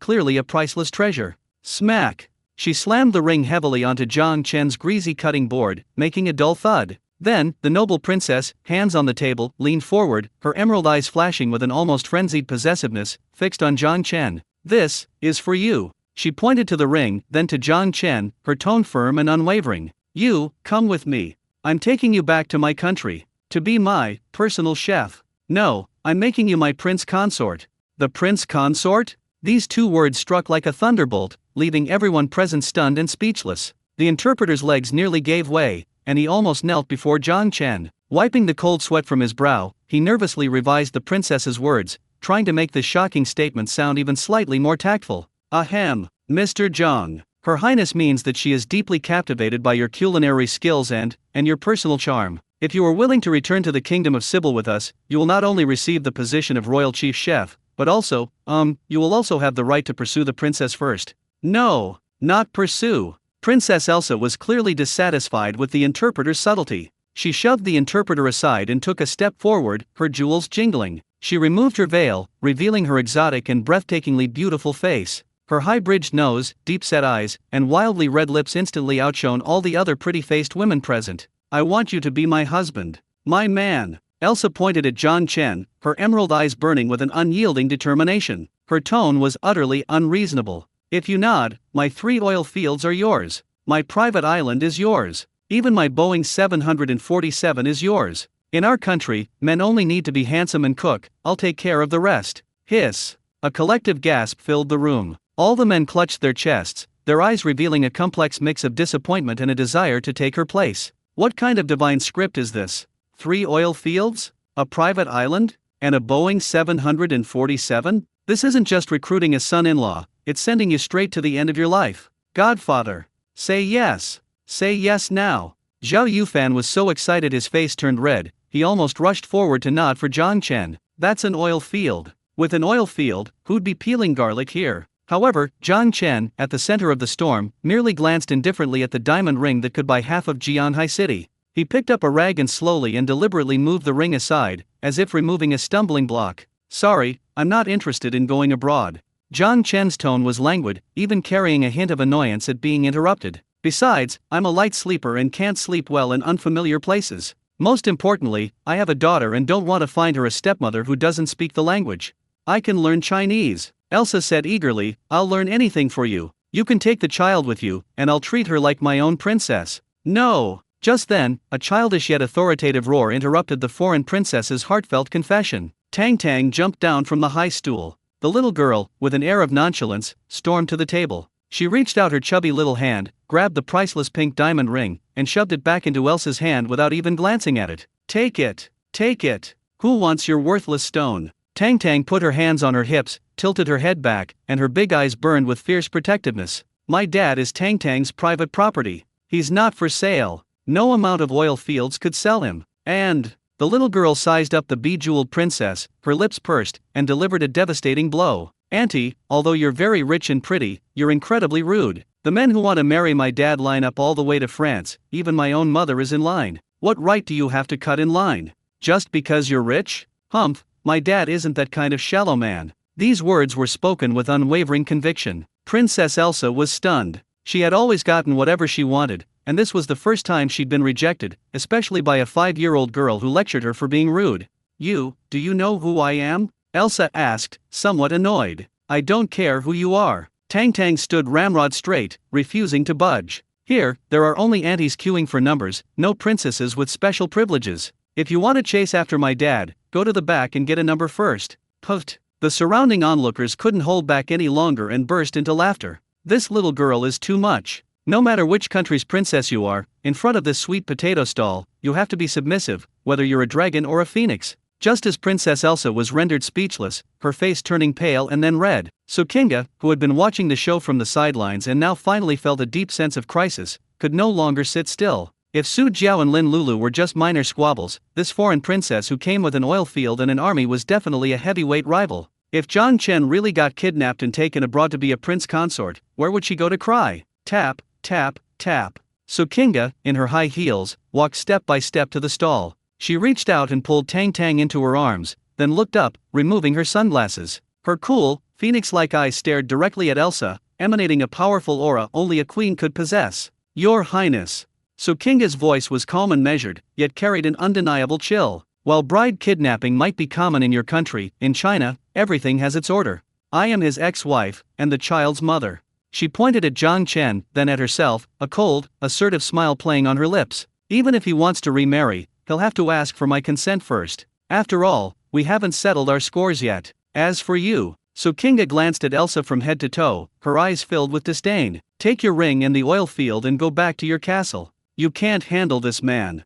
You! Elsa trembled with rage. Two equally beautiful and equally powerful women faced off silently across a greasy sweet potato stand. Sparks seemed to crackle and pop in the air. Zhang Chen was caught in the middle, with his ex-wife on his left, his princess on his right, and his daughter eyeing him menacingly in front of him. He sighed helplessly, feeling like his head was about to explode. Is this supposed to be a street stall? This is clearly the fuse for a world war. Meanwhile, outside the alley, because of the foreign princess's motorcade, along with the Chinese Academy of Sciences transport vehicles that had arrived earlier, and various internet celebrities, fans, and media vehicles that had come after hearing the news, the already narrow backstreets of the CBD were completely paralyzed. Even the main roads outside were jammed, a sea of red taillights, and horns blaring deafeningly. On the traffic radio, the host was reporting the traffic situation in a frantic voice. Attention listeners! Severe traffic congestion has occurred in the CBD area of Jianhai City. The cause is unknown. It's said to be because, a sweet potato stall.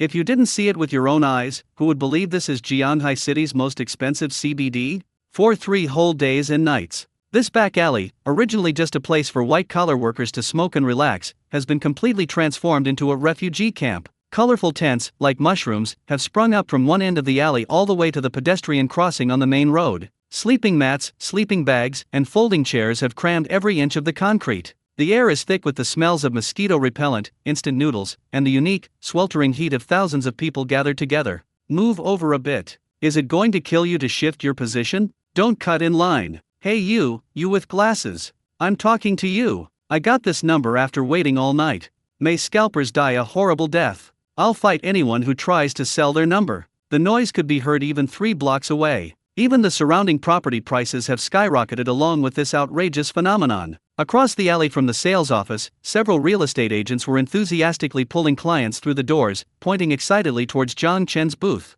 See that? This is our development's biggest selling point. Top-tier school district housing is nothing. This is top-tier dining district housing. Buy this unit and you'll smell the divine aroma of fried rice as soon as you open the window. Every morning, what wakes you up isn't an alarm clock, but your appetite. This is an unbeatable hidden benefit that money can't buy. One unit sold yesterday at a 20% premium. A client took a deep breath, gazing at the intoxicating aroma of meat wafting through the air, his eyes glazed over, and he actually nodded and pulled out his bank card. Meanwhile, at the booth in the eye of the storm, Zhao Yufan felt like he was about to collapse. This usually pampered young Master Zhao was now completely devoid of any semblance of composure. His overpriced bespoke suit, worth hundreds of thousands, was nowhere to be found. He was wearing a fluorescent green vest with the word public security emblazoned on it, holding a megaphone, his voice hoarse as if he'd swallowed 2 pounds of sand. Back off. All of you, back off. Zhao Yufan stood on a tattered table, waving his arms, his eyes dark with panda eyes. Hey fans over there, stop holding up your light sticks.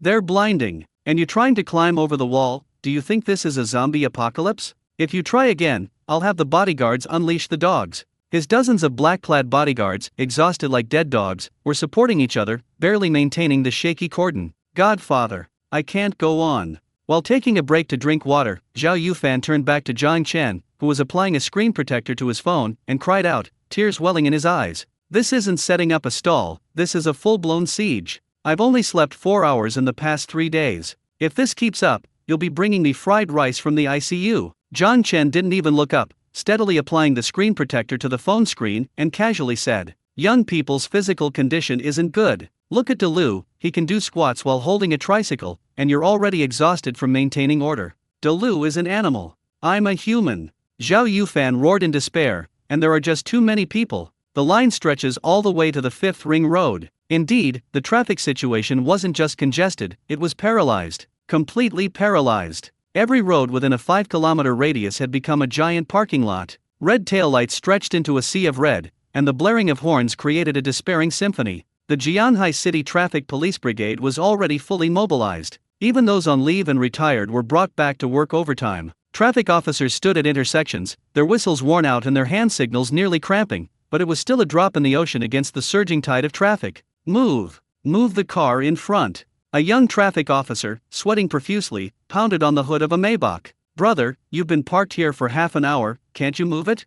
The Maybach's window rolled down, revealing a helpless face. Officer, it's not that I don't want to move, but that Ferrari in front has stalled. The owner went to line up to buy sweet potatoes. Where am I supposed to move it? Fly over? The young officer covered his face in despair, feeling his career had turned utterly bleak. In this situation, forget about traffic control. Even if the road were blown up, these people would probably still be queuing on the rubble. Meanwhile, the mayor's hotline was inundated with calls. Hello? Mayor's hotline? I have a complaint. We've been stuck in traffic in the CBD for 3 days. I was late for work and lost my perfect attendance bonus. I have a complaint too. Who is that street vendor? Why isn't anyone doing anything? Even ambulances can't get in. Please do something. If this isn't addressed, the city will be paralyzed. Complaint calls poured into the city hall like snowflakes. Finally, on the afternoon of the third day of chaos, things took a turn for the better, or rather, a trial. A strange commotion suddenly appeared on the previously noisy and congested main road.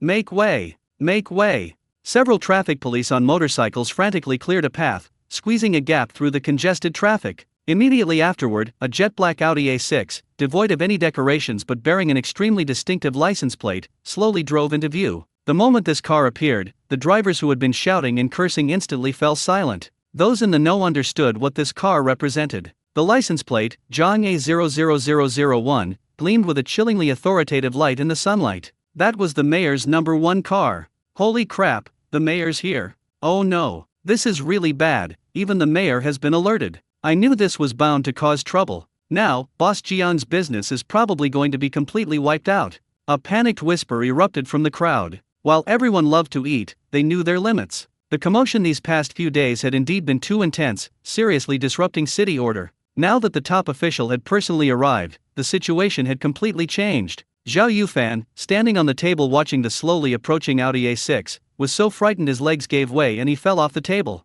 Godfather, Godfather. He scrambled to Zhang Chen's side, his face deathly pale. Run! Car #1 is here. This is serious. If we don't run, we'll be working as sewing machines. Even the usually composed Su Kinga's expression changed slightly. Although she was a superstar, she knew the principle that the common people couldn't fight against officials. With a leader of this caliber personally involved, even if she used all her connections, she probably couldn't save Zhang Chen's situation. Zhang Chen, let's get out of here. Su Kinga grabbed Zhang Chen's arm, her voice urgent. Leave the car and the pot, get out of here. I'll have someone go to the station to bail you out. No, to explain. However, Zhang Chen remained seated on the small stool. He held a freshly cut screen protector in his hand, carefully checking the edges against the light before slowly and deliberately sticking it onto the phone. Why run? Zhang Chen blew the dust off the screen, his tone as calm as if he were asking, what's for dinner tonight? I didn't kill anyone, I didn't cheat on anything. So what if it's the mayor? Even the mayor has to reason with people. You! Su Kinga stamped her foot in exasperation. What are you doing, being so stubborn? Just then, the Audi A6 finally stopped at the alley entrance. The car door opened. A suffocating sense of oppression instantly enveloped the entire alley. Everyone held their breath, staring intently at the car door, awaiting the moment that would decide the fate of the small stall. A middle-aged man, dressed in a white shirt and black trousers, his hair meticulously combed, slowly stepped out of the car. His face was stern, his eyes sharp, and his every move exuded the aura of someone accustomed to a high position. It was Mayor Zhang, the top official of Jianhai City. After getting out of the car, Mayor Zhang first frowned, glancing at the chaotic scene of people and the throng around him. Then, his gaze, sharp as lightning, pierced through the crowd and locked onto Zhang Chen. He didn't speak, but simply strode steadily and powerfully towards the stall. With each step, the surrounding crowd instinctively stepped back, making way for him. The atmosphere was so heavy, as if the air itself was about to freeze. It's over, that look is murderous. Zhao Yufan closed his eyes in despair. Su Kinga's palms were sweaty, and she stood in front of Zhang Chen, ready to plead for him at any moment. Finally, Mayor Zhang reached the stall. He stopped, looking down at Zhang Chen, who was still sitting on the bench. His imposing face was expressionless. Silence. Deathly silence. Just when everyone thought they were about to hear orders like seize the property or take him away, Mayor Zhang suddenly bent down, and his tense face actually produced an extremely gentle, even slightly ingratiating smile. He took a small pink notebook from his briefcase and handed it to Jiang Chen with both hands, his voice so gentle it made one question reality. Mr. Jiang, is that right? Sorry to disturb your business. Actually, I'm here to ask for an autograph for my daughter. She's a die-hard fan of yours, and I heard you insisted I come here for a special autograph. Is this convenient for you? The pink notebook with Hello Kitty printed on it looked particularly comical and jarring in Mayor Zhang's large, rough hands. A deathly silence fell over the room, broken only by the rustling of sweet potato peels in the wind. Sukinga's hand, which had been reaching for her phone to call for help, froze in midair. She even wondered if she was hallucinating from lack of sleep these past 2 days. Was the mayor, the stern and imposing leader on television news, now bowing down like a humble old father begging for an autograph? Zhao Yufan was even more exaggerated. His legs had given way from kneeling on the ground, and now he couldn't even get up. He opened and closed his mouth several times, but couldn't utter a sound. An signature? Jiang Chen was also stunned. He was still holding the screen protector he was about to apply to his phone, looking at the smiling high-ranking official before him, his lips twitching involuntarily. Mayor Jiang, your sudden change of topic almost caught me off guard. Jiang Chen put down his work and reluctantly took the small pink notebook. I thought you were here to seal off my property, since I've certainly caused a lot of trouble for the city's appearance these past few days.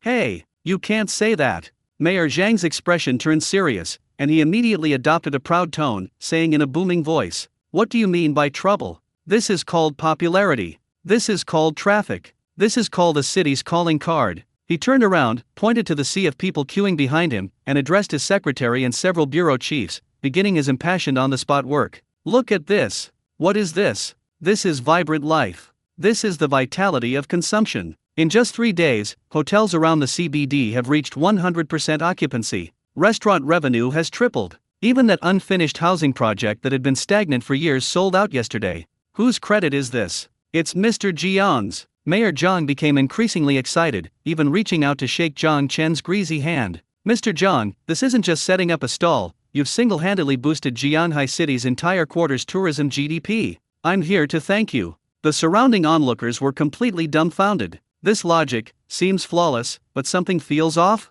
So, causing this much traffic congestion is considered a meritorious act? And Mayor Jiang suddenly lowered his voice, a fatherly helplessness and doting expression returning to his stern face. My daughter is a senior in high school, and she's really rebellious. She used to ignore everyone, but ever since she watched your livestream, she's been refusing to eat or sleep, insisting I come here for a special visa. She said if you don't sign it, she won't take the college entrance exam. Mr. Jiang, are you going to all this trouble for the sake of the nation's future? Jiang Chen was both amused and exasperated. Well, another father tricked by his own bratty kid. Alright, for the sake of the child. Jiang Chen picked up a marker and signed his name in a flourish on the pink notebook, adding a simple sketch of a sweet potato. Wishing you academic success and a speedy end to your single life. Oh wait, I mean, a quick and successful exam. Thank you so much. Mayor Jiang treasured the notebook, carefully tucking it into his pocket, his expression more joyful than if he had signed a multi-billion-dollar investment contract. Just when everyone thought the matter was over, Mayor Jiang suddenly turned around, his expression instantly turning stern as he switched back to his decisive and ruthless top-level mode. Looking at his secretary behind him, who had been taking notes, he said in a deep voice, "Write it down. Given the unique commercial atmosphere and internet celebrity effect that has developed here, in order to regulate management and better serve the citizens." He gestured with his hand towards the dilapidated and crowded alley, his tone forceful. I propose that this alley be officially named Jianhai Specialty Food Culture Street from this day forward.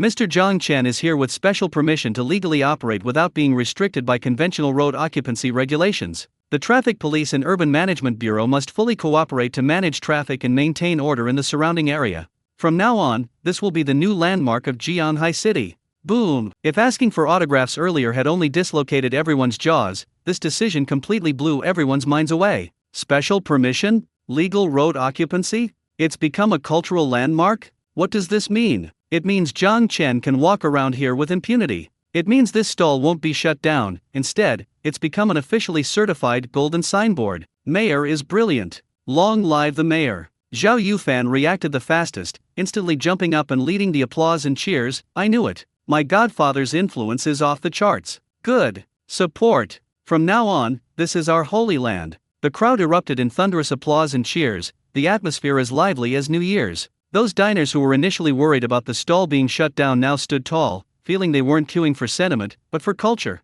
Jiang Chen watched this scene and shook his head helplessly. Now it's too late to keep a low profile. From now on, even going to the toilet will likely be met with a crowd. Mr. John, then I won't disturb your business any longer. Mayor John, having finished both his personal and official business, was in a good mood. He proactively extended his hand to shake John Chen's. I'll bring my family to try your cooking another day. Please save me a seat then. Of course, of course. John Chen responded politely. As the mayor and his entourage got into the Audi and drove away, the previously restricted traffic